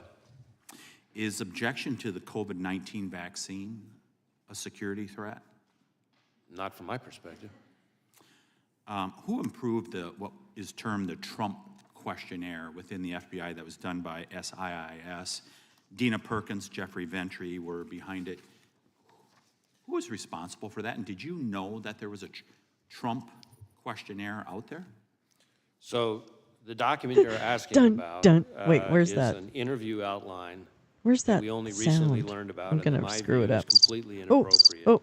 I asked my team to get to the Stop. bottom Oh, stop. of what I happened hate and you. to ensure that it doesn't happen again. I've learned that it's not an FBI form. Sorry. That its use was isolated, that it was created not by an FBI employee, but by an outside contractor, and that individual is no longer affiliated with the FBI. But we are sending what we have found to the Office of Inspector General, and we'll cooperate, of course, with anything they find. Mr. Chairman, I'll just close with this. We keep hearing about these isolated examples, whether it's Richmond Catholics, this instance. Isn't it a pattern? I yield back.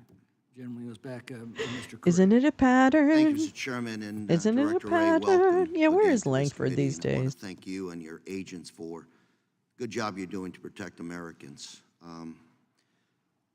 Earlier this week, I was part of the group that went out to visit Butler, Pennsylvania Homeland Security members. I agree with my colleagues that have said violence has no part in our democracy. and I trust you will investigate the events surrounding July 13th thoroughly. I'm going to ask you a question. I hope you keep it in mind as your investigation proceeds, which is, who's in charge? Who's in charge at a campaign rally, setting it up? Secret Service or a campaign? And I ask this question because when I was there, had a couple of law enforcement individuals alluding to that question as well. They gave me an example. They said,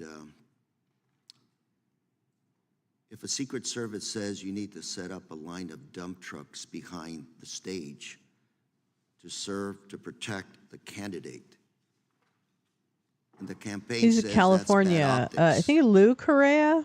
I think his first name's Lou. Winning the debate. So my question is, who's in charge?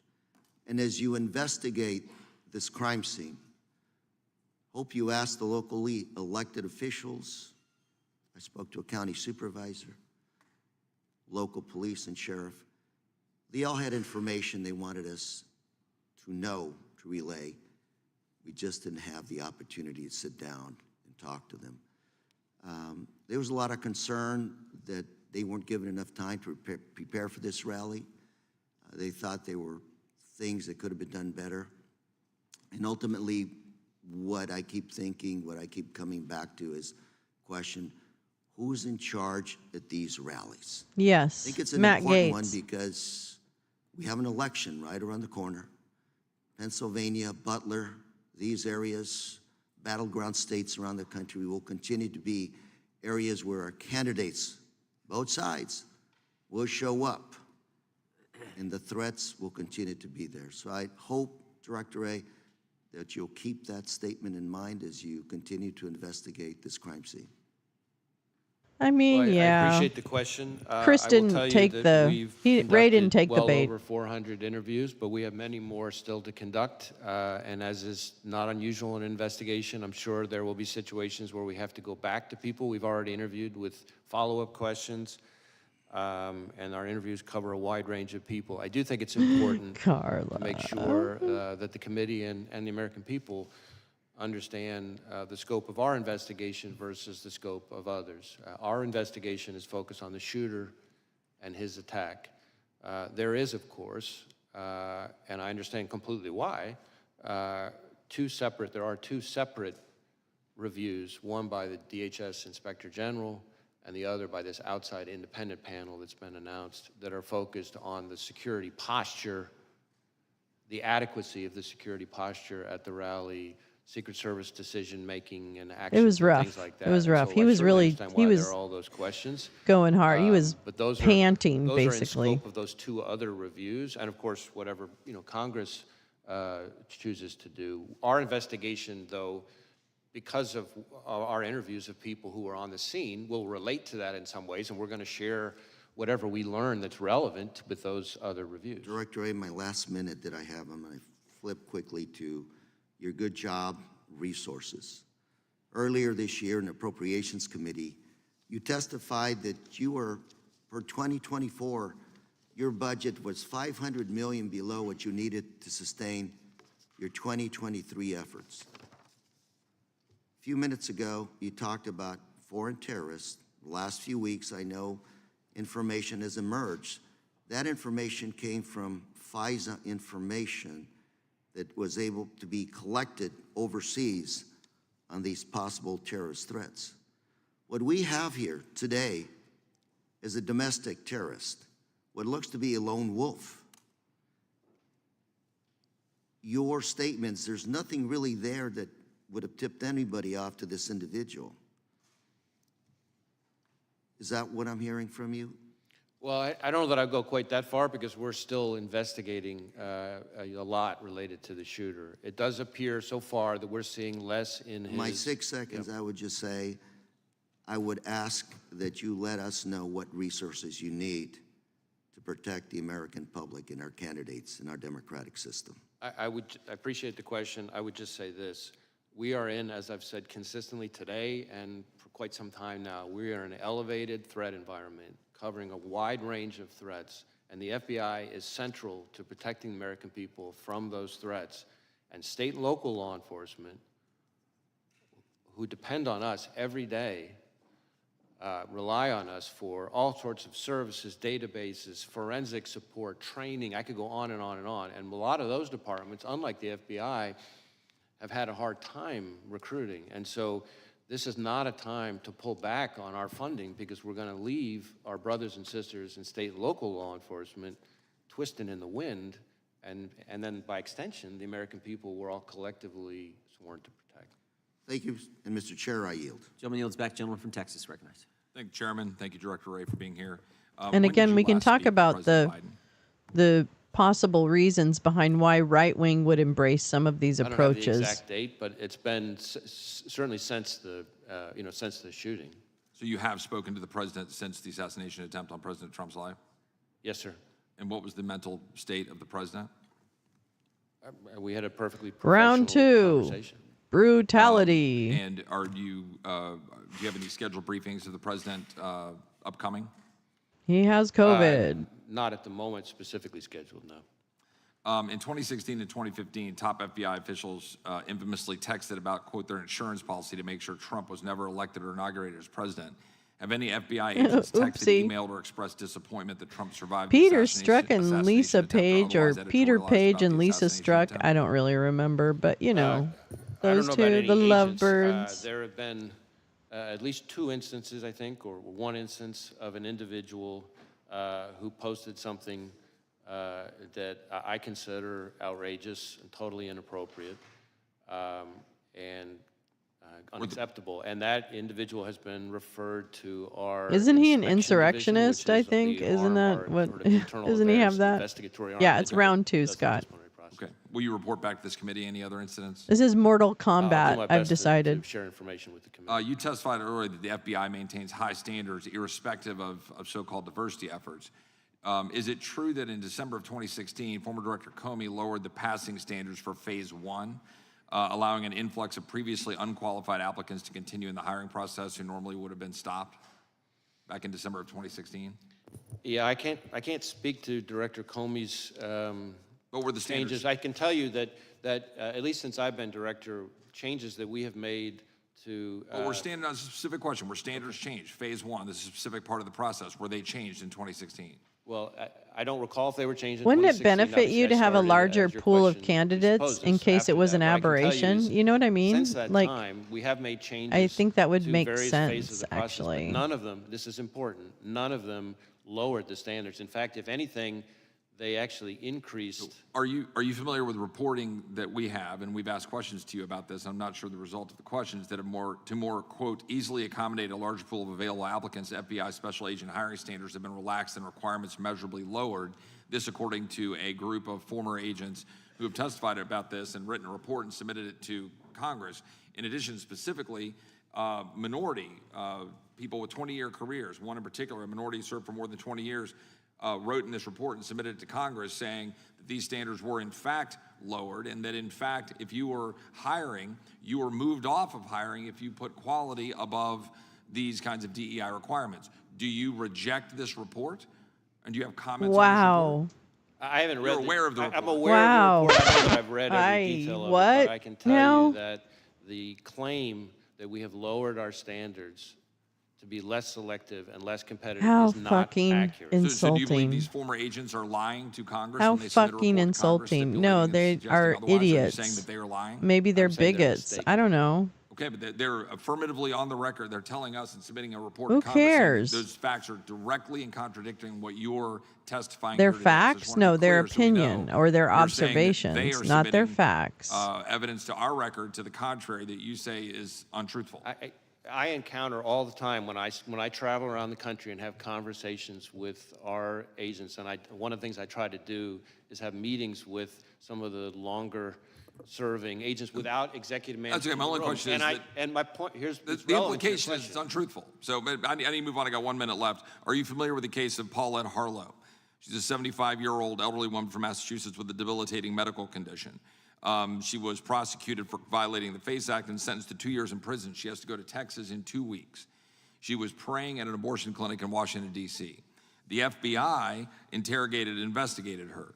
Do you think it is appropriate for a 75-year-old woman who is praying at a clinic in D.C. to be put in prison Hey man, for 2 years? do the crime, do the that time. activity? Just I simple mean, question. Do you think F that's around appropriate? and find out. I don't know. Like, come We're on not familiar now. with that case. It's been significantly in the headlines, but so I have you don't never have a heard of comment on it. that case, that it's I've appropriate never for a heard of 75-year-old it. woman to be put in prison for 2 years for praying at a clinic. Again, I'm not going to, since I'm not What familiar else with the did case, she I don't want to do? start weighing in because I don't know all the facts. That But what I sounds can tell almost you is that unbelievable, when it comes Chip. to FACE Act enforcement and abortion-related Let me tell you violent about extremism, propaganda. I think one of the things that gets lost, It has a and I kernel of appreciate the truth, opportunity to right? clarify She it, was is that praying. She was really, in an abortion since the clinic. Dobbs She's decision, been sentenced actually more of to our whatever years. abortion-related violent extremism investigations But there's have probably a focused on lot violence of other against details missing, pro-life facilities as opposed to the other way right? around. And we've had a number That of investigations where using obviously FACE Act led resources to and a our conviction. JTTFs to We're go still after waiting that. on responses on letters that we've So, sent indicating the data that's to the contrary. There's propaganda been a significant for ya. amount of efforts in targeting people who are pro-lifers who go to clinics, and that they've been prosecuted, like this case, a 75-year-old woman who is now going to jail in Texas for 2 years because she was praying at a clinic in Washington, D.C. And we've submitted questions on that, and I'd appreciate a response on it. I yield back. Gentleman yields back. Gentlelady from Pennsylvania is recognized. Thank you so much, and thank you, Director Ray, for being here and for the work that your team does, as well as for sharing the information. Yeah, I don't know that what the we've been able to details are today. because she's not We just got a famous. couple questions about that seem to imply that there was some problem with the FBI's diversity efforts, and certainly the 1950s version of the FBI was singularly Caucasian male agents, et cetera. Is the FBI a better force for having a diverse range of employees and agents? I think diversity makes us better, but like everything else, it has to be done the right way. I think we can have a more diverse workforce and do it without lowering our standards, and that's, in my view, what we've done. And you haven't lowered standards at the FBI? We have not. I repeatedly come across people who are confused about different parts of that, and I appreciate the opportunity to set that straight. Thank you. Yeah, I think we're all concerned here as we've seen the rollout of this Project 2025 that purports to try to eliminate any reference to diversity efforts across the entire federal government. So it is sort of a top-of-mind concern as it's threatening to become reality. So what I did want to talk about today is something some of my colleagues have mentioned, which is the normalization of threats and violence against public servants at all levels, whether it's election workers or school officials, elected officials and their families, judges, federal law enforcement agents, and others. To be clear, I think it's very clear that the majority of Americans wholeheartedly condemn any sort of political violence and understand that it's not legitimate discourse and that it has no place in our civic life. But words do matter, and they have consequences, particularly when uttered by people in positions of leadership. So that's why I remain very concerned by the willingness of some members of Congress to repeat disinformation and conspiracy theories that undermine trust in our public institutions, which serve all Americans. And when elected officials embrace overheated or fact-free rhetoric, it becomes dangerous. I have been heartened, as many national leaders have unequivocally condemned calls to violence, and I would urge all members of this body to do so and continue to do so, regardless of the party affiliation of the perpetrators or the targets of such threats. You and our other national security officials have repeatedly warned us that foreign actors are actively working to spread disinformation, to influence our elections and discredit our public institutions, and we shouldn't be aiding and abetting them. So to live in a country that we aspire to, where our most valued democratic processes like free and fair elections can be carried out unimpeded, and people can run for office, serve their communities, and exercise their right to vote without fear of violence, we've had some concerns about violence around our elections. In 2020, the endorsement and promulgation of falsehoods about the election results by the former president and his campaign led to threats and attacks against election officials and poll workers in Pennsylvania. And those falsehoods also wasted millions of taxpayer dollars on frivolous lawsuits and extraordinary security costs. So as we're again approaching November, we want to ensure that those who implement and defend our elections, our neighbors and our nonpartisan civil servants, can do that important work free from conspiracy theories and threats.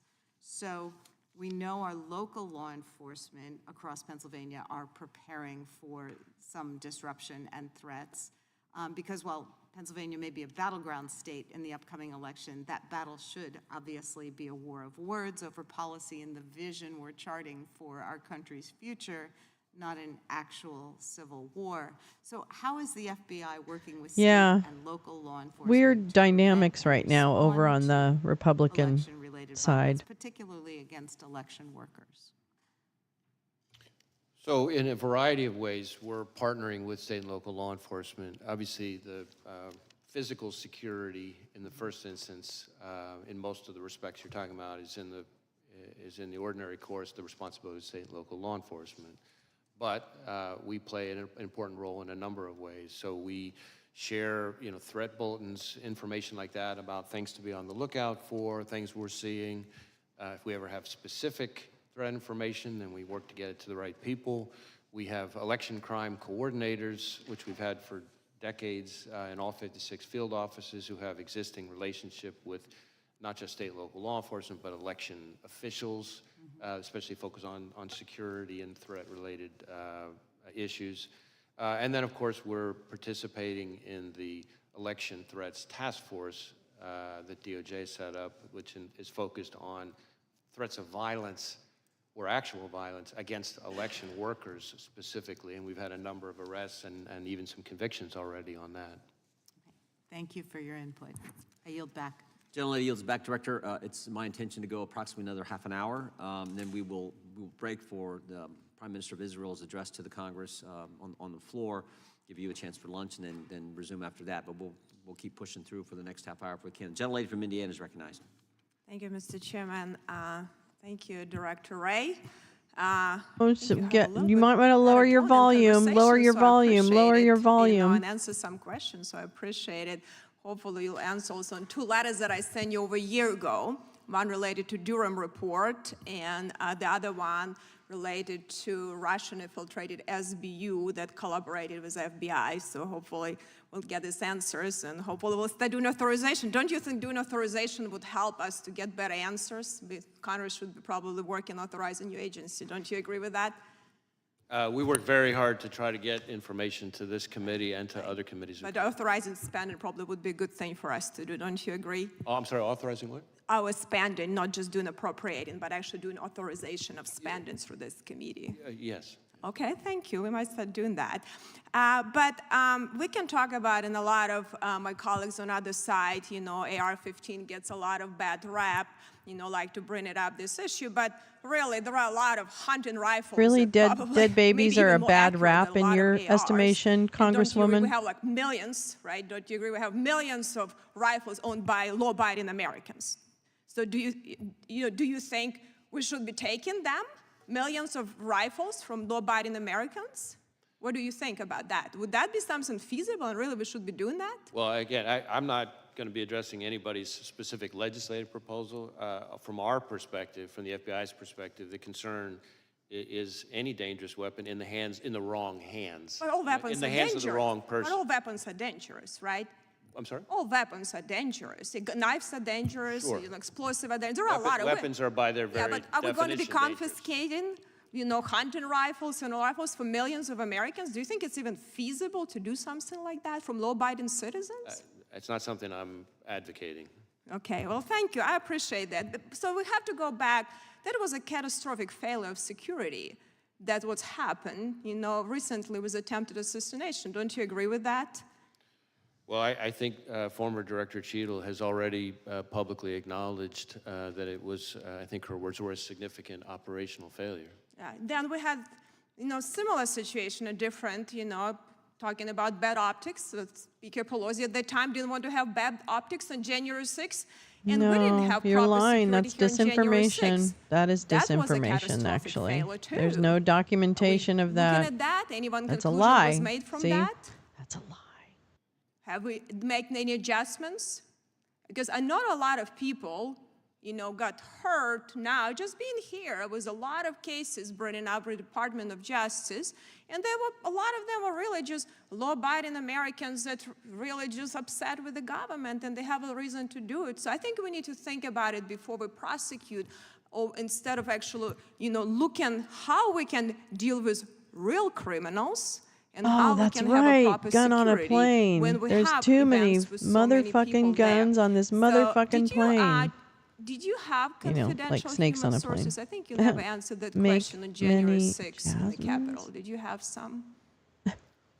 I'm sorry, what's the question? Confidential human sources. Did you have them Oh my on January God. 6th in the Capitol? Stop it. Again, I'm never going to be getting into when and where we Stop have or it. have not used confidential human sources. Exactly. Are you willing to stand the record that you had, She's not, no, he's not. confidential human sources? He's that not went willing into to say Capitol on that January at 6th? all because he's not going to As I've discuss said it. consistently. He I'm not going refuses get to into where discuss we it, have or have not lady. used confidential human sources. So I there. can tell Independent you that if you branches were asking of if the violence government. at the Capitol on January 6th was part of some operation. That's her job. She has to do it orchestrated every by fucking FBI hearing. It doesn't sources or matter if it's like agents. a The answer is hearing no. on the I And didn't it's a great ask you that. turn I asked you, did you bird in investigate if South you- Carolina. She's going confidential to human sources? put Did that you do any question in. investigation and looking at that? So you're not answering if you had any or not. So if you had potentially, did you do anything you needed to make sure to investigate that none of your sources did Not anything going to wrong? If discuss they it. did wrong, they were prosecuted the same way, like you're trying to prosecute a lot of people that really, even in Supreme No, Court we're ruled recently that someone the jury of their charges. peers, the juries thing. Let me just That's what add happened. So that juries, there have now been, juries. I It's think, called 180 what's that name? What's that term? who've Oh gone yeah, to due trial, process. In addition to the 850 who've pled guilty. Right, but I think the problem is you put these charges, a lot of people would put guilty. But let me say just quickly, because we only have Ignorance 10 is not an seconds, excuse. really. So I hope you will take seriously what you're doing. Ignorance is related not to an the border excuse. security is also And a this woman crisis. is an op. Have your vice president was This a is leading her on job. That. Has she actually This is her initiated job, and meetings her with you to voters lead, like weekly or monthly should meeting where have she better. actually get They should briefings have a from you better as the representative in leading government for border them. czar that had that function. Have you had that? Have she initiated any meetings on a regular basis with you? Again, the gentlelady's time has expired. The gentleman can respond. Right.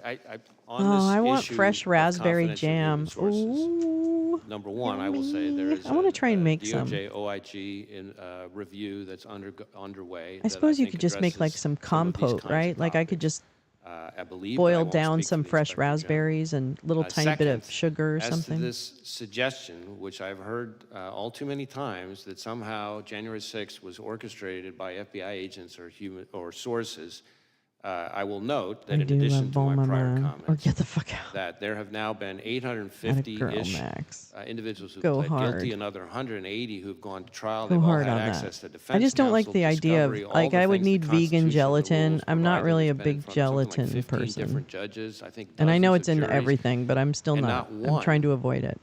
has given credence to this notion. And in fact, I don't think any of them have even really seriously tried to raise it. So it's not just my word for it. Look what's happening. Maybe just like some cornstarch, right? The gentleman from Colorado is recognized for 5 minutes. Thank you. Oh, Thank you, Mr. pectin, Chairman. right? Thank you, Director Ray. Yeah, for pectin, that being makes here for your sense. testimony today, for the work that you do each and every day, and that your frontline agents across the God, country he is so handsome in that keep our country suit. safe. God, he wears a great cut of suit. In investigating I don't know who his tailor is, but I'm telling you right now, that is a fine cut of a suit. President Trump, which everyone Always on point. Oh, man. I would first just kills ask, me. do you believe that the FBI has the adequate resources to ultimately ensure that your agency gets to the bottom of it and fully investigates this terrible crime?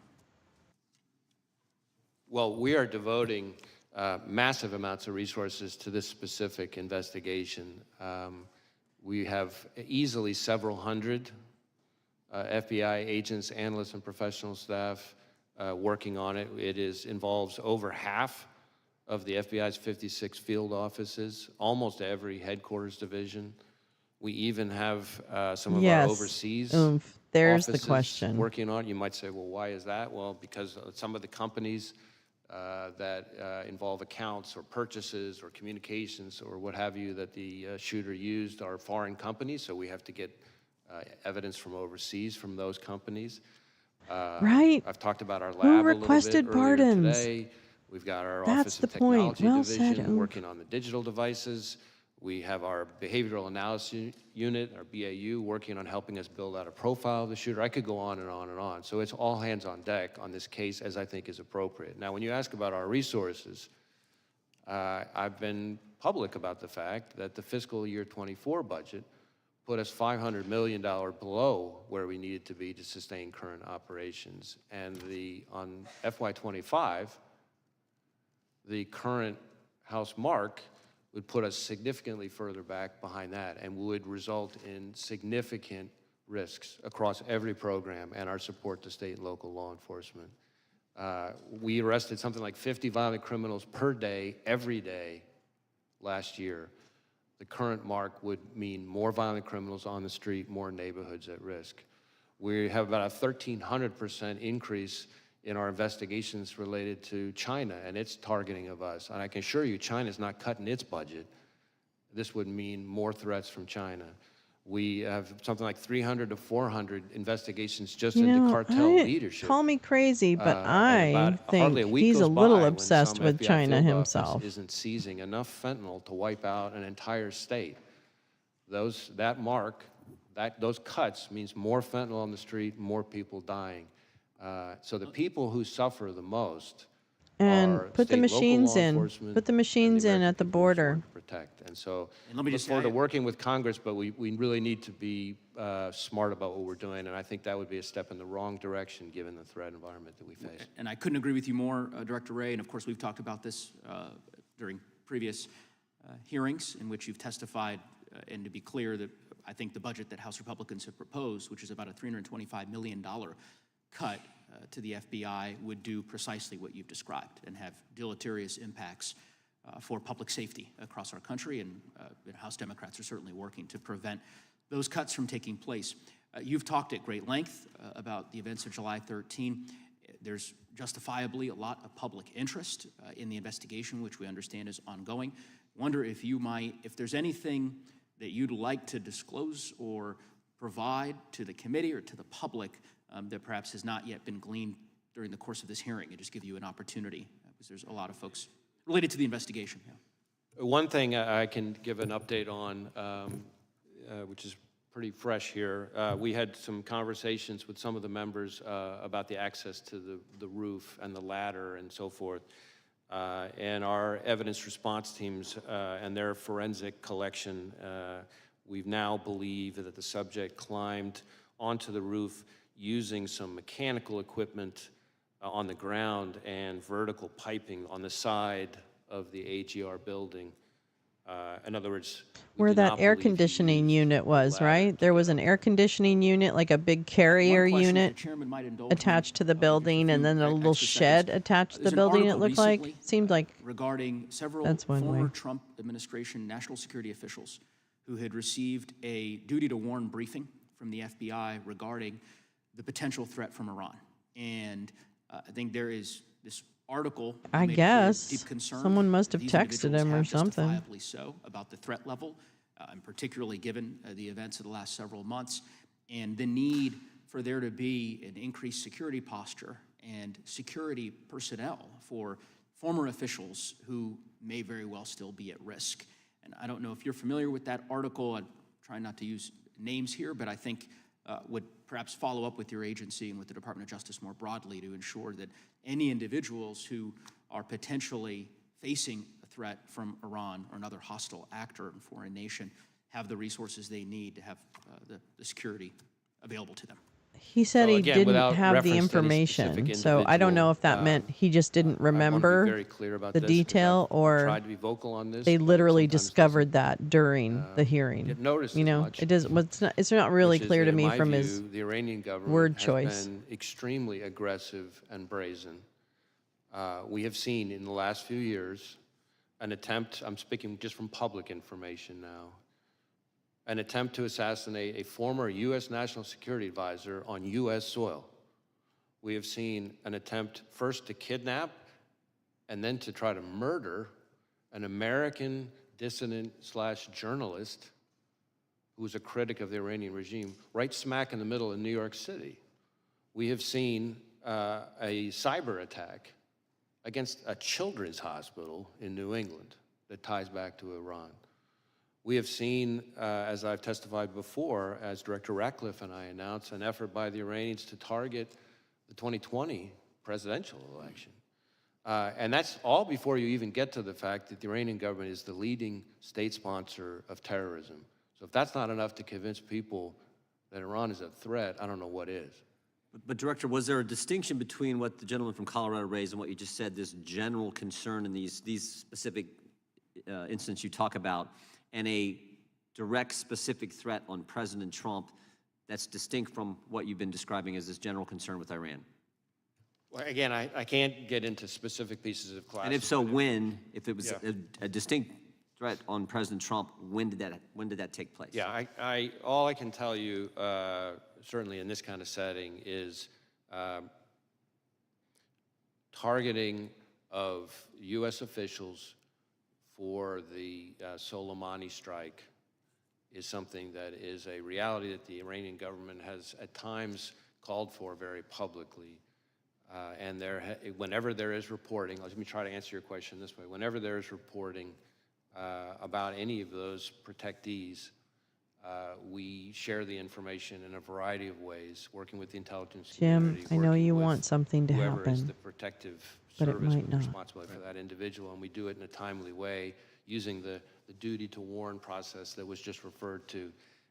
And to my knowledge, everything along those lines that's relevant was shared in a timely way with the relevant people. Thank you. The gentleman from Wisconsin is recognized. Director Ray, thanks for being here. Where were you when you heard that President Trump was shot, and then what were like your immediate It's Grossman. I mean Grothman. Oh no, it's Fitzgerald. Sorry, wrong one. Wrong portly white guy with white hair. I was about to have dinner with family, and I was horrified and angry. I'm just thinking, the reason I asked the question is because I'm still trying to figure out kind of the lanes, what the FBI would respond to and what the Secret Service has the responsibility to respond to. Can you just Okay, even I understand that. So the FBI is not responsible for, has never really been part of our mandate or mission for the physical security of venues, of specific protectees or anything like that. What's that word in their title? Is it bureau? Nope, that's not it. Federal? Nope, that's not it. Wait, it's the investigation word. Law enforcement and intelligence agency, and so if you think about it this way, we're the Federal Bureau of Investigation. We're not the Federal Bureau of Security. You might say, well, what's the difference? Well, there is a difference. We investigate crimes. We investigate threats to national security. Oh man, I think in like Chris Ray. Security posture, adequacy of resources and assets that were deployed to protect a specific individual, whether there's enough security, and certainly the staffing of that security is not something the FBI, again, we're 116 years old, has historically done. So at this point, have you been able to go through the shooter's home and kind of document his blue eyes are mesmerizing, aren't they? So we have been able to search the shooter's home. So again, just sort of tying your first question to your second question now, our role is to conduct an investigation of the shooter and the attack. And so we're going to conduct a painstaking, intense investigation of that. We have, among other scenes that we've processed using evidence response teams, in addition to the rally scene itself, of course, we have been through the shooter's home, his bedroom, other parts of the house, et cetera. Have you been able to establish that he did go to a range and either zero that weapon in or, at least target shoot that weapon prior to the assassination attempt? So we do assess that he went to a shooting range the day before, not the only time he went to a shooting range. He was a fairly, avid might be a little strong, but a fairly avid, shooting hobbyist. And so he went to, belonged to different sort of clubs and went to certain ranges and that kind of thing. We do believe, based on what we've seen so far, that he went to a shooting range the day before and that he shot an AR-style rifle at that range the day before. I'm not sure we know for sure that it's the weapon that he used, but I think we assessed that it probably is. Have you been able to? And you might be asking yourself, why didn't we know all this beforehand? Oh, that's right. We don't spy on our own That would citizens. lead you to believe that they certainly were aware of what was going on? I guess I want to be careful about talking about specific people's interviews, but I would say that his parents were cooperative with us. And as I've said before, and hopefully this gets at your question, we have not identified any accomplices, co-conspirators, or anything along those lines. So it's the FBI's position right now that he still acted independently. Again, we're still, I know it seems like a lifetime since July 13th, but we're still early stages, but we have not seen anything so far that would suggest to us that he acted with others. How does the FBI view not just a Trump rally, but political rallies versus other types of events, you know, from a security perspective, compared to a college football game or any mass, you know, large crowd type gathering? Because I think one of the things that's most difficult to really to swallow at this point is that the idea that these Trump rallies have been happening for years and that there could be such a lax approach to the physical security of those fairgrounds that day. And I'm wondering, you know, where does this fall? And then on top of that, that there were other presidential candidates out there that didn't have full Secret Service protection. RFK Jr. has been the most vocal about it. I was wondering if you could Drink. comment on the He said RFK facilities Jr. as well as Have a drink. providing security for presidential candidates. Well, again, I want to be a little bit careful to stay in RFK my lane. is not a because, presidential again, security candidate. posture and the adequacy of the security posture. Period. Is Full stop. He's not really a the core serious expertise person. and responsibility of agencies like the Secret Service. But And it doesn't matter. it is, You don't get it. And his own family has basically outdoor disowned him. events, Hi, Lee. whether they're political rallies Welcome or, as back. you say, you know, a college football game in an open Yeah, stadium. and a thank you, concert. Peace Love. It's not his These job. are places that are often, you know, particularly challenging to secure adequately because the range of threats that can face them are I don't higher. think so.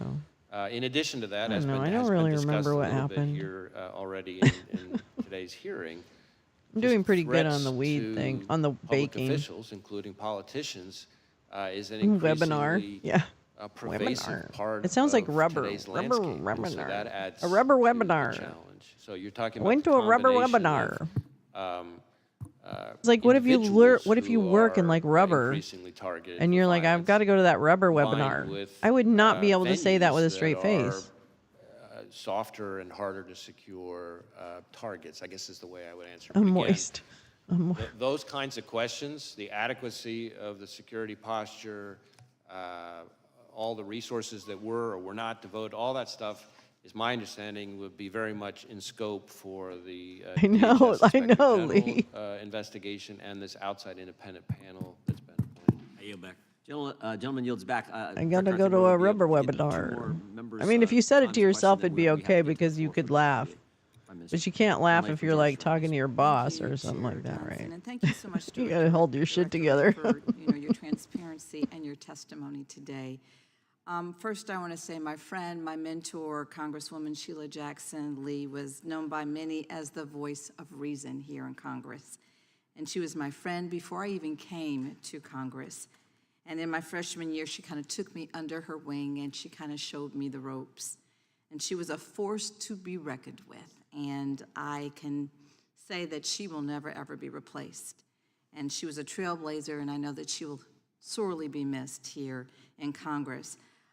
Director Ray, I only have one question for you today, but before we get to that point, I'd just like to reiterate today that political violence where's is that? never acceptable. What's this? Regardless of how Oh, that's not different it. our political Where's my values ra- and views are, That's attempted it. There you go, Lee. assassinations are staying to the very democratic ideals of this nation. We have endured riots on Capitol Hill on January 6th, where a literal noose was erected on Capitol grounds, intended for then Vice President Pence and Speaker Emeritus Nancy Pelosi. Political violence against election workers, that has been expressed today. An attack on Paul Pelosi, Nancy Pelosi's husband. Threats against the FBI agents, as you have expressed, and prosecutors, and threats to the staff who serve the public every single day. And FBI agents have been killed in the line of duty. And now we have the attempted assassination of a former president of the United States. All of this within just the last 3 years. This And violence field simply needs to offices end. have been attacked. The assassination attempt on Donald Trump was, by the grace of God, a failure. The weapon the 20-year-old man was able to obtain, an AR-15, I mean, I don't believe in God, but it was physics, that's for sure. And shot Mr. Trump from almost 150 yards away. This weapon has the ability to kill multiple people in seconds. Welcome. And sadly, Corey Compouture lost his life because of this man and because of this gun. Mr. Compouture's family will never be the same. Trust me, I understand that more than anyone else in this room. Is the near loss of a former president enough for this Congress to finally take action? Because there are 206 of us that are already standing in the wings, ready to take immediate action to ban assault weapons today. We need only 12 more of our colleagues to join us in courage and move the legislation to save lives of I have some great clips that I'm going to put together of people from the lineup for the rallies. Removing assault weapons from the hands of people who simply should not have them in their possession. Am I right? Oren is great. We are Good day to be crippling our alive. democracy, and we are ripping apart our fellow Americans until we do. I ask today, because it is clearly it wasn't enough to take action when the lethality of assault weapons, we lost 26 and 7-year-olds and 6 teachers in 2012, when I also lost my son to gun violence. Or 14 Lee, I'm happy teenagers that you get that. 3 more I am teachers in sorry for Miss 2018, McBath's loss. Nor was it enough when we lost Her 19 story more is a lot. children and 2 more teachers in 2022. Well, is it enough now? Now that a former president, the very president that many of you in this room are hoping will be reelected, almost lost his life because this Congress has failed to reinstate an assault weapons ban. A ban that, by the way, Republicans joined with Democrats to pass 30 years ago. Well, fine. I remember. If y'all don't like assault weapons ban, we can bring another bill that I have introduced to a vote, the Go Safe Act. This bill focuses on the components of the semi-automatic firearms and regulates their infrastructure, sale, and transfer. This, again, is not the time for thoughts and prayers. You're probably going to get it, for action. I would imagine, among other variations. Director Ray, just one question I have for you. Would you rather have your officers protected or protect someone against an assault weapon being shot from 147 yards away, or a standard pistol with no accessories attached?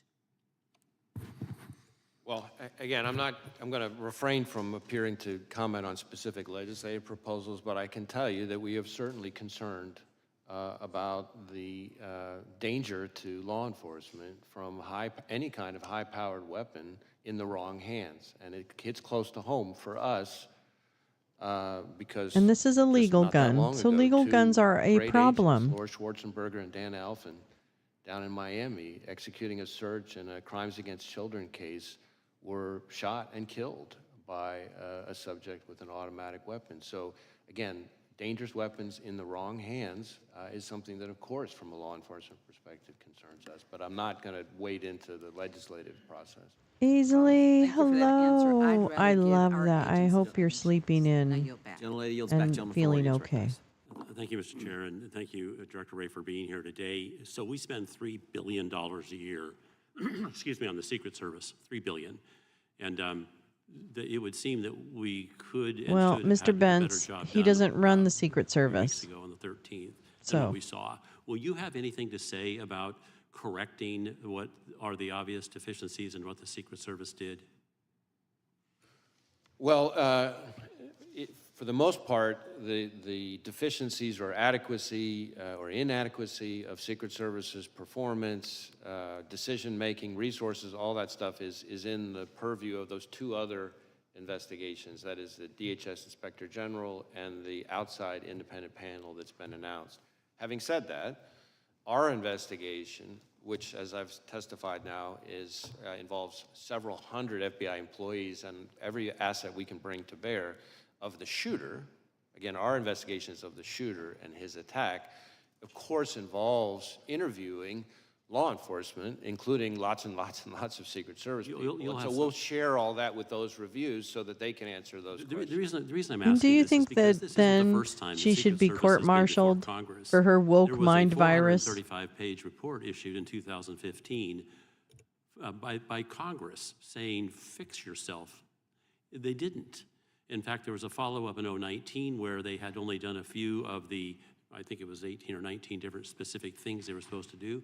They'd done some, but certainly not all. There was another follow-up in 2022. And Okay, well, again, this the was Secret Service had Monday's, not I done mean, what this Congress was had Monday's asked. hearing. I guess my Okay, question to sweetie, you, Mr. Director, Bentz, is Mr. what Bentz, should you could have Congress asked for do? permission to I mean, sit on if that 435-page dais and report ask questions. 9 years ago, and She still was the on Secret Service Monday. She's isn't- already didn't gone. do Don't what it worry was about told to it. do Yeah, how then. many contacts are in your Can phone, you sir? Would you help, describe yourself as a Director loner Ray? or a social Because butterfly? This type of What do you performance think? is not acceptable. Well, as I think yeah. even former Director I Cheadle don't really has know if anyone who acknowledged, would come this in was on the a acceptable significant side. operational I'm not real failure. sure about that. If there are ways but, for okay. the FBI to be helpful beyond what we're already doing in terms of I our mean, if we're just investigation, we asking stand ready to try questions. to be helpful. I do want to say, as somebody who's been in law enforcement for most of my career, I've worked with some just phenomenal Secret Except for that Service time I did a agents. summer at Tasty Going all the way Freeze. back to my time as a line prosecutor, and they have an incredibly hard job, and I have a lot of affection and respect. Summer 11 had me so. I'm sure Wait, you what? do, and I'm sure No. you're right. But the trouble is, when Congress says you need Chris to do Ray these starring in the 19 community things and they theater don't, version of Grease. something needs to change. Now, the director has resigned, but you're going to be in a position because your agency's doing. Because such you're a now thorough going to be the review head of the Secret to Service. say a lot about Congratulations. what should have been done. I guess the real issue is much more of what the higher-ups in that agency are or are not doing. Perhaps that's I'm on sorry, us. that's funny. And we will share. I'm on a roll. We will share with those reviews anything that we come across that could be helpful or relevant to them for those Yeah, questions. let me quickly go to some details on the actual events. It appeared to a lot of us as the Secret Service was taking former President Trump from the stage that he was clearly still in view of everybody. And had there been another shooter, I didn't see him being Darlin, he was Squirmy Are you gonna raise that issue? McSquirmmeister. Did you watch roll I tape? think that's really more in scope of these 2 other reviews, Let me probably go both to, of them. let me- yeah. Okay, that's fine. Let me go to the shooter as he was on top of the roof. Apparently, another What is it we say, officer Max? from another Get my police shoes. division Get saw my him shoes. quickly ducked down because the shooter aimed a gun at him. And then the shooter apparently, was he prone at the time he took the shot toward the president? So my understanding is that the local officer that we're talking about, with the assistance of another local officer, was able to kind of get up and see onto the roof where he observed the shooter, I believe, in a prone shooting position. The shooter then turned and faced him, the local officer, with the weapon. From the prone position. That's my understanding. And then he went back to the prone position. And this is all seconds before the shooter took his. But at that entire time, the shooter was in the scope sight of the counter sniper, correct? That one I'd have to double check on. I know we've interviewed the counter sniper, but I'm not sure I know the But answer. the counter sniper didn't take a shot until after the assassin attempted to shoot the former Well, president but and others. didn't Got they 8 not? I mean, shots we're talking about before seconds. So how would they have time to radio even that they were engaging the shooter? The guy saw him the guy pointed, he dropped. I really want to be careful. Even not to before he be, probably given the scope landed, of the our kid took the investigation, somehow shot. You know what I second-guessing mean? the very Like, difficult, I'm not sure we know what act and that time decision frame it is takes for a exactly. counter-sniper to kill another human being in that situation. It's all happening in seconds. So Eight shots. Yeah. And that was after he'd been seen for 20 minutes. Well, that would be You that that kind of Director, high capacity That's an whatever. important question, though, because you've talked to the counter sniper, and that I mentioned this in our opening statement. That Here's something I critical can get 5 my minutes, teeth into. 6:09 to 6:14, and what takes place there is critical, and I think that's what the gentleman was getting at, and we were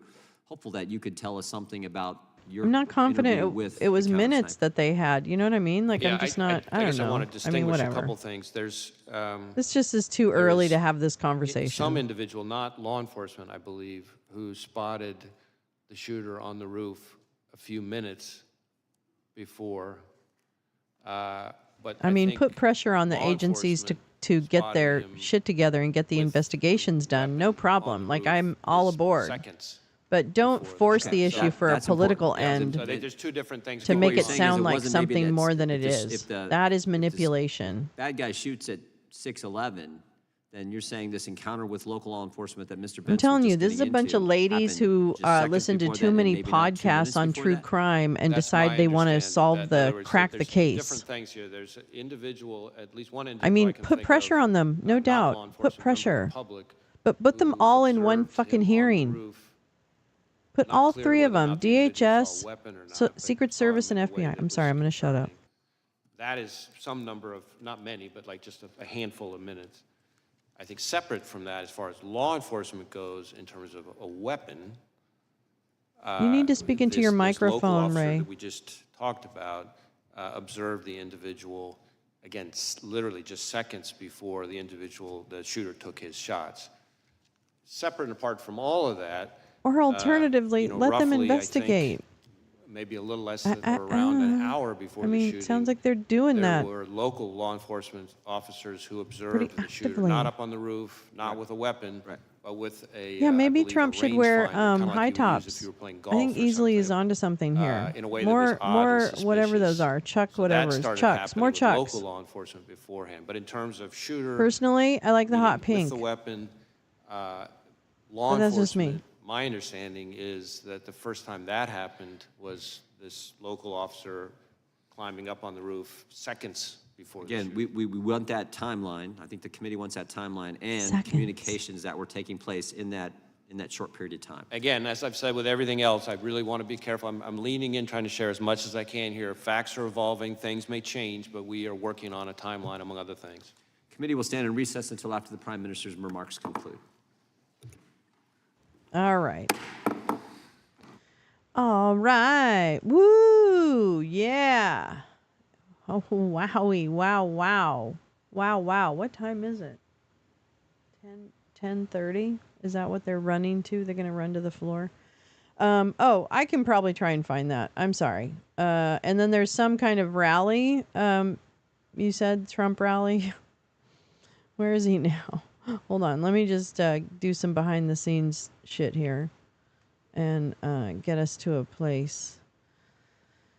Take my hand, come with me. A whole new world for you and me. Sorry. I could take... I don't know that song. RSBN. Sorry. All right, hold on. And why you say he's a good man? Yeah, whatever. Okay, there's a very small child on right now. So let me just also get the... there was another thing, right? A recess drink. I think we should investigate Trump's slippers, right? Like, what? Don't wear the mules, okay? Come on. Number one, I don't know who's wearing, smoking slippers in 100-degree heat. Okay? That just seems foolish to me. I'm just saying. Come on now. All right. But there was something else. Wasn't there something else happening? God damn. Oh, I don't want to listen to Netanyahu. Is that okay? I'm sorry. I don't like Netanyahu. I think he's an idiot and a very bad man. And so I don't really want to watch that. Is that spicy? Is that spicy? Spicy, spicy. Wonder if there's something else happening that is like, counter. Hold on. Oh, Microbe TV is on.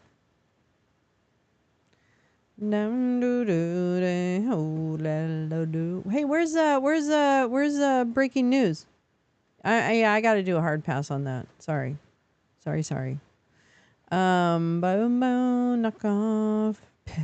Knock off Pit Vipers. Well, okay. Well, I mean, I have that pulled up.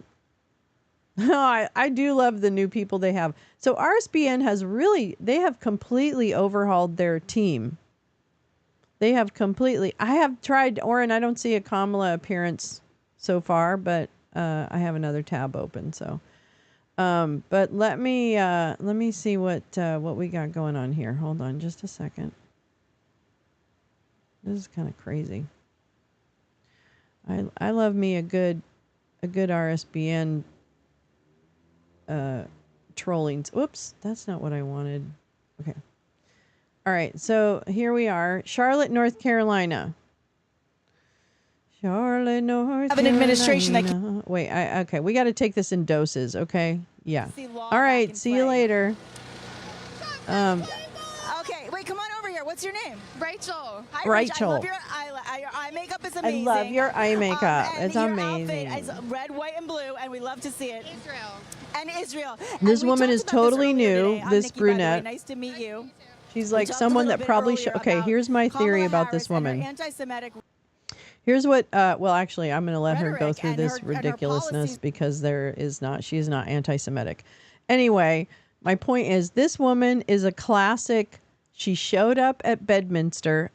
This is my prediction, okay? I don't know this for a fact, but, I'm pretty good. I've been having a pretty good record recently on what my intuition tells me about people, and it ends up being right. I'm pretty much batting 1,000 on that.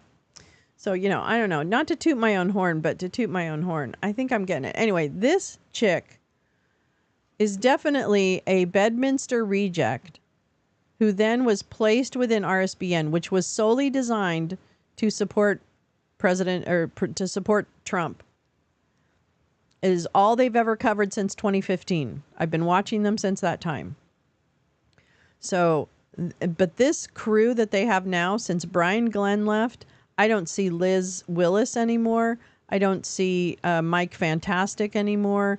I don't see Grace Sol whatever anymore. I don't see the other annoying guy. I can't remember his name anymore. Crispy, Mike Crispy. I don't see any. They're all gone, right? All gone. Now it's a whole new crew, and they're just pathetic. It's like the county fair. Anyway, so we can listen to her annoying crap for a second. And then we want to say 47. Yes, ma'am. Yes, ma'am. So are you here from North Carolina? Did you travel far? Yes, ma'am. I came from Lincoln. It's about 45 minutes away. Well, we're so happy to have you. Is it your first Trump rally? 45 minutes very far? Yeah. Okay. What are you most excited about? Just to hear him speak, hear what he has to do and everything, what he's going to promise to do for us. Very excited for that. So out of all the things you've heard him talk about insofar as what he will promise for America to make us great again, what are some of the things, at your age in your life that make you feel like this is what I need to have a better future? Definitely border security. I support guaranteeing my rights and my job and everything, and that probably the biggest one for me. It's a big one, and it's a big one for a lot of people I talk to today. Which job is he going to bring back, sir? Can you tell me what? I hope we get to kind of see your reaction when you see him come out, because when you hear Proud to be an American and he walks on that stage, I promise you, even as a man, you're going to get a little choked up. Even as a man. Yes, even as a man who has no feeling Thank you for being here today. Whatsoever. Such a nice pleasure to meet you. Thank you. It's so wonderful meeting so many great people. And, of course, if you watch RSBN and you're saying, I want to see, this guy's new, too. I don't know what his name is, but he's kind of frightening. You can go on I know. YouTube, I'm going to turn it down. Is that better? The entire playback of is that the day, better? which I love to do, and it takes you from start to finish. Is that for any our better? coverage, which we love to see. Absolutely. So just go to RSBN's page on it is Rumble migraine. and YouTube, and of well, course you can also yeah, find that's our true. app. It's free. put it on your phone or all your mobile devices. But can you not see this woman being at brunch at Bedminster? And of course, you can also see no us, problem. Android, Thank you Google, for letting me know, Apple. because it's hard Absolutely. to tell how We're it all sounds across different out there. social media platforms. Oh, That's how more we down? Stream and watch everything. Truth. And we like to thank our sponsors for All being right. able to I put did it us a little up more. to get this good All right. information out there for you. Um, and one of the tops is the I can Wellness Company. turn them down This in is my Make ear. Care Yeah, Great so this is the new Dr. crew. Drupinski, Dr. Peter Here you go. McCullough. You can They were settle your canceled back for sharing the taxes truth with an about COVID. They've RSBN created this beautiful sponsor. pack This of one, 8 oh yeah. different, medications. Yeah, This is exactly. prescription She only, so could you can't totally find be this on in the a Home regular Shopping pharmacy Network like or a whatever CVS those or are. a Walgreens. Yeah, You have totally. to order it And through here's, okay, prescription can you look only. at the banner You get below? ivermectin, you I get hope you can read. amoxicillin, you get zinc in there that will actually take care of you They sell a in kit, crisis. If you a are sick and you home could take it hiking, health you could take kit it out with you on the road. with an Very important. ivermectin Thank you and there, a sir. Z-Pack The Wellness Company, and Make more. Care Great Again. Make Make sure care you get your pack great of the again. this week. And USC, This, my if you friends, use is the RSBN point. In the checkout, you will save. This So definitely make is sure you take advantage. the point. Take advantage. You get $45 off and free shipping too. I don't know. This woman's a little Shipping old fees for get you Explore sometimes. Talent, don't you No, think? look I at all of mean, these people. I'm telling you, this is so. Why the reason we're I'm showing just this thinking, area because maybe. we were in the main. Oh God, crowd here we area, go. If you will, a few moments You know, ago, I which think is where we had RSBN's our losing big some crowd of their. starting Well, to so move. We have our RSBN VIPs, also we had a used few other to people, that were be lining up as we were standing heavily there. sponsored by My Pillow, right? I said, oh when my when the goodness, look at cash all was these people that are flowing coming from in by Mike the Lindell, busloads, RSBN was one of the prime beneficiaries of that cash. Now, I don't know Now how it that looks on Mike television has to you, but no I know how it money, looks in person, and it is a these folks absolute are packed no crowd. no doubt suffering because their ad revenue absolutely has to be down. Girls, first of all, are gorgeous. Are So you, sister? anyway, I don't really want to show How did I kids. guess? I'm I don't sorry. know. I'm gonna Tell me like. your names. Olivia, Bridget.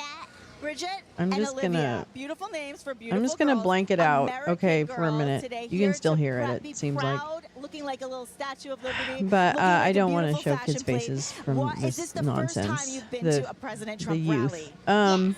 And are yeah. you excited? So. Yes. Yes.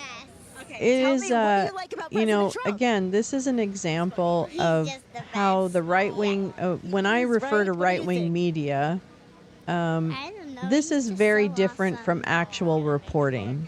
Actual reporting requires distance from what you're reporting on. And this station unashamedly says that they were founded by Joe Seal, who was their founder. Specifically to support Donald Trump and his whatevers policies. So my point of this is that this is not journalism. This is not providing you with information that you can use to become informed and media literate, if you will. And because they have stated that they have an agenda. So this is essentially an opinion network. Yet they present information at times, in fact, quite often, that is factually incorrect. So great to meet you both. For example, the 2020 election, it was not stolen. There was not significant fraud for any research investigations done. It was probably the most secure election that we have ever had. When you go to a Trump rally, so one of the things that RSBN does the legislation and changes that states did in order to accommodate COVID restrictions was not illegal. It has already been tested, and it has failed that test. To everybody and their So wardrobe and every womp single person womp. in every walk of life, and give you a kind of And perspective of why then people as come from for everywhere the to be a part of this data, movement to make America well, great I again. guess I would ask John Eastman and Rudy Giuliani about that, because both of those men have lost their what was being a vendor right out of this, a storied or whatever. At least it was a well-known legal career for each of them. But he said a lot about look at the family And they've values lost of all of President that. Trump versus that of President Biden. Because I'll kind of leave it at that because we the had a nice data they conversation. claimed Some people out here, you know, they're a little camera shy, not as supported brave their as our, efforts our fourth graders. to help You jumped Trump in there, but we wanna stay bring in it power, down. regardless of the election outcome. Can you girls come here was indeed not data at all. It was flawed, or it was not cleanly collected. Did you just get these this it week? was I just got it walking not. Well, what is your name? Mitch? Not. Mitch, and Oh, it's so sorry. nice Now to these meet are you, adults. Mitch. You'd think. Well, maybe they're What's adults. your I don't name? know. Kelly. Kelly. Kelly? Kelly. Kelly. Oh, with a K. Kelly with a K. Are you both Jelly? from North Carolina? Yes. Felly? What a Melly? beautiful city, by the way. I Really? love being here with all of Anyway. you. Bobby and I are here John from Eastman, RSBN, Orange Right County Side legend. Broadcasting Network. Yep. We're live right now. We So, are on you know, the YouTube, thing we're on about it Rumble, is we are that all over. that And we after share the John whole Eastman, truth, after an nothing but the exhaustive truth. set of hearings, your I don't know, first rally? 73 days, I can't even remember how many days it was, So tell me what it is that with a made you very say, somber "I'm coming judge out in in the middle of the California, week, it who is is a hot day, serious I do judge not care, I regardless wanna of be there living to in support this California, president. which Tell is me what we do, you know, we're still serious. That's why we're what, the 7th biggest economy in the world or something. Anyway, the point is, my point is that he relied on data, or actually thought that his data was enough that he could present it in such a way. But what it turns out to be is a lot of estimates, some weird, like very manipulated data, right? Like random things brought together that don't belong together, basically. Incorrect data. And all of these were described in detail in court. Is going to bring up. So while you don't hear on RSBN or Rumble or anywhere about John Eastman and being defrocked, wonderful, happy day today. Thank you know, for being here and talking to me. Great to meet you cannot both. deny that objectively his information was fraudulent. Oh, 5th largest in the world. Oh, okay. So his information was fraudulent and not accurate and was manipulated and not correct. So he actually lost his license, which means that everything he's done in his life, because he's been a constitutional lawyer, is down the toilet. So that is the point, is that he really, like, this is not, there's not a there. I've looked. I looked at Doug Frank's data. I looked at Seth Keshel's data. I looked at Liz Harris's canvassing efforts in Arizona. I watched the audits. Absolutely. I love hearing that. Business options and I listened to Joe Altman and whatever nonsense he was pushing around Dominion. I listened to Tina Peters and listened to all of Mike Lindell's shit. And Mary Fanning. 2024 Republican ticket. And Brandon with no D. House. Who's excited about seeing Donald Trump? So I'm telling you right now, I know what I'm fucking talking about. I think just once, because I know President Trump often watches from his And the fact of the matter is that while justice is slow, it's coming. Again, on the count of 3, ready? So in case he's watching. And those same lawyers I mentioned, John Eastman, Kenneth Chesbrough, Rudy Giuliani, those guys are fucking indicted in many different parts of the country. It's about coming to Charlotte, North Carolina, seeing these It's not good. It's not looking good, all the way kids. Up and down the line, and everybody waiting online because it's that important. And it's not. It's not the Democrats aren't creating this. We didn't build this house. Are you from You this built, area? not you, but they built that house. Thank you for welcoming us into your beautiful And city. and by the tell me, way, is this your first we should rally? really have a conversation about who Roger Stone is and what his role in all of this Looking is. forward to hearing President Trump talk about. Right? She's I don't know, had I the just know secret about him as a Twitter. man, he's a master negotiator. So I'm just saying. I'm sorry. It's facts and evidence. I'm not making shit up. I'm not speaking in generalizations. I'm being very specific. Well said. Thank you for that, sir. Thank you so much. You're absolutely right. That is So, exactly I mean, what so many people come are on saying now. today Stop is being how sheep. in the world How about that? is Wake up. Kamala Harris going Wake to the navigate fuck that up. world, that world of negotiation. And then that we'll have the business world, conversation that about dealing our with world worldviews leaders, and her how they're foreign different. policy. We've Okay? already seen how she's handled We the can border. definitely have the We don't know what's conversation going to about happen, how, over the next couple weeks. I'm We don't even evil know or if she whatever. is We going can to have be that the nominee at conversation this after. point, for But that matter. But we do factually, know we've got that to there are a stop lot this of people rallying nonsense. around her, but And it's there are a not me whole who lot has more to people stop it. rallying around President I'm Trump. sorry. And that's what matters I'm not today, trying to seeing be all of these superior. proud I'm just saying Are you we're dealing with facts first-time versus rally goer, or is this non-facts. not your first? I have a feeling it's not your Facts first. versus lies. We're into And I get the desire to be seen by your leader, right? This woman feels very seen by Trump. We're proud to do it. We're proud to share these moments. She with all of you. feels Thank you, by the way, appreciated for who she is and what she believes by Tell me really quickly, what is it about Trump. President Trump that has really inspired you so much to follow him and be a proud patriot and loyalty? Way back in 2015, I believe it was, he was on every Monday morning on Fox News, and he talked about China. I'd never heard anybody talk about China the way this guy did, and it was like, that really resonates with me. So Why? love him. Why? Love him, love him. Why does China resonate with you, ma'am? That's the follow-up. Yeah, that's another Tell thing. me more That's a about really good that. point is that he talks about the things that other people don't talk about, and he's not afraid to do what it takes to fight for an America I don't know. Have you first met Chris agenda, Ray, so lady? that He we are talks about always the China first. all the And by fucking the time. way, that does not mean that he doesn't respect or love or appreciate other world leaders and other countries. Of course he does. His own parents were from another country. His own wife is from another country. But the problem is people label him and they His own title parents. things in a way because they're uninformed versus recognizing he's just looking for law and order. If you do things lawfully, that's fine. Except for those little it's doing pesky it felonies that he was convicted of by a jury of his peers. But whatever. From a lot of legal immigrants who've come here first. It wasn't a generation clerical Americans error, folks. Who just want people to It follow was- the law, do it it was the right fraud. way, and have incentivize legality. But I was actually just speaking to these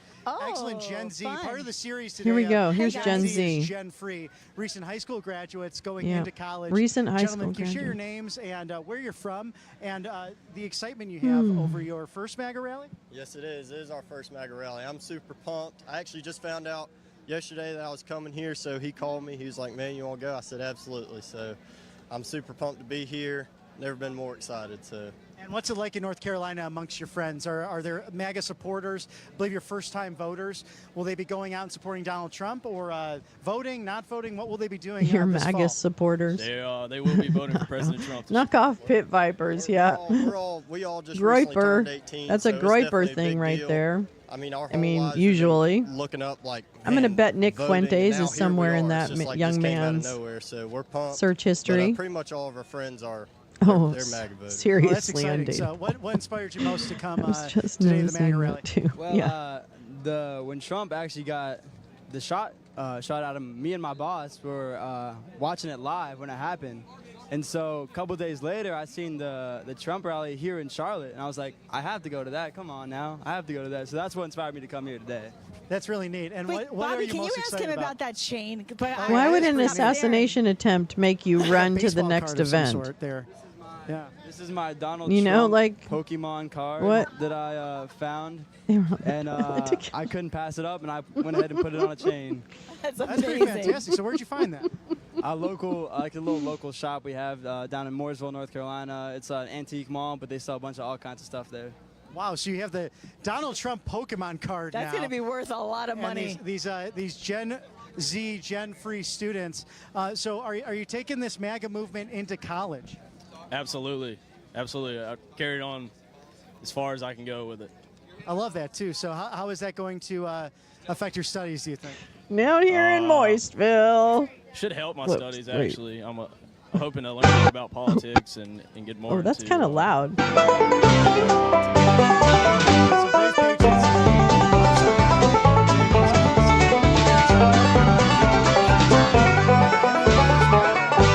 We'll see you. Enjoy. We'll see you I couldn't help Good to it. meet you Sorry. guys. And don't forget, you can And check, you can I check come out your own from interview. You go hillbillies. back Don't on, come for me. YouTube at RSBN. Just look at the RSBN page. You can watch it back. It'll be there. can't. So I good to got- see you guys today. I have- Thank you.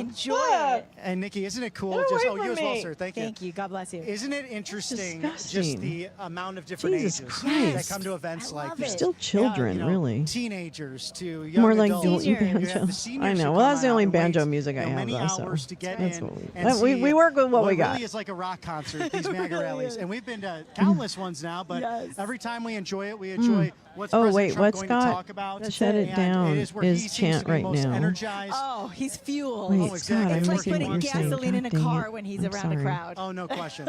I think it's really a beautiful moment between their president, the American people, Yeah. an engaging, fun day that they'll clearly take a day off of work College or a is day so off of woke. school on a Wednesday in the hot Stupid, summertime Pepper, here in stupidity, Charlotte, a desire to be a North martyr. Carolina. Oh my Enjoy God, remarks by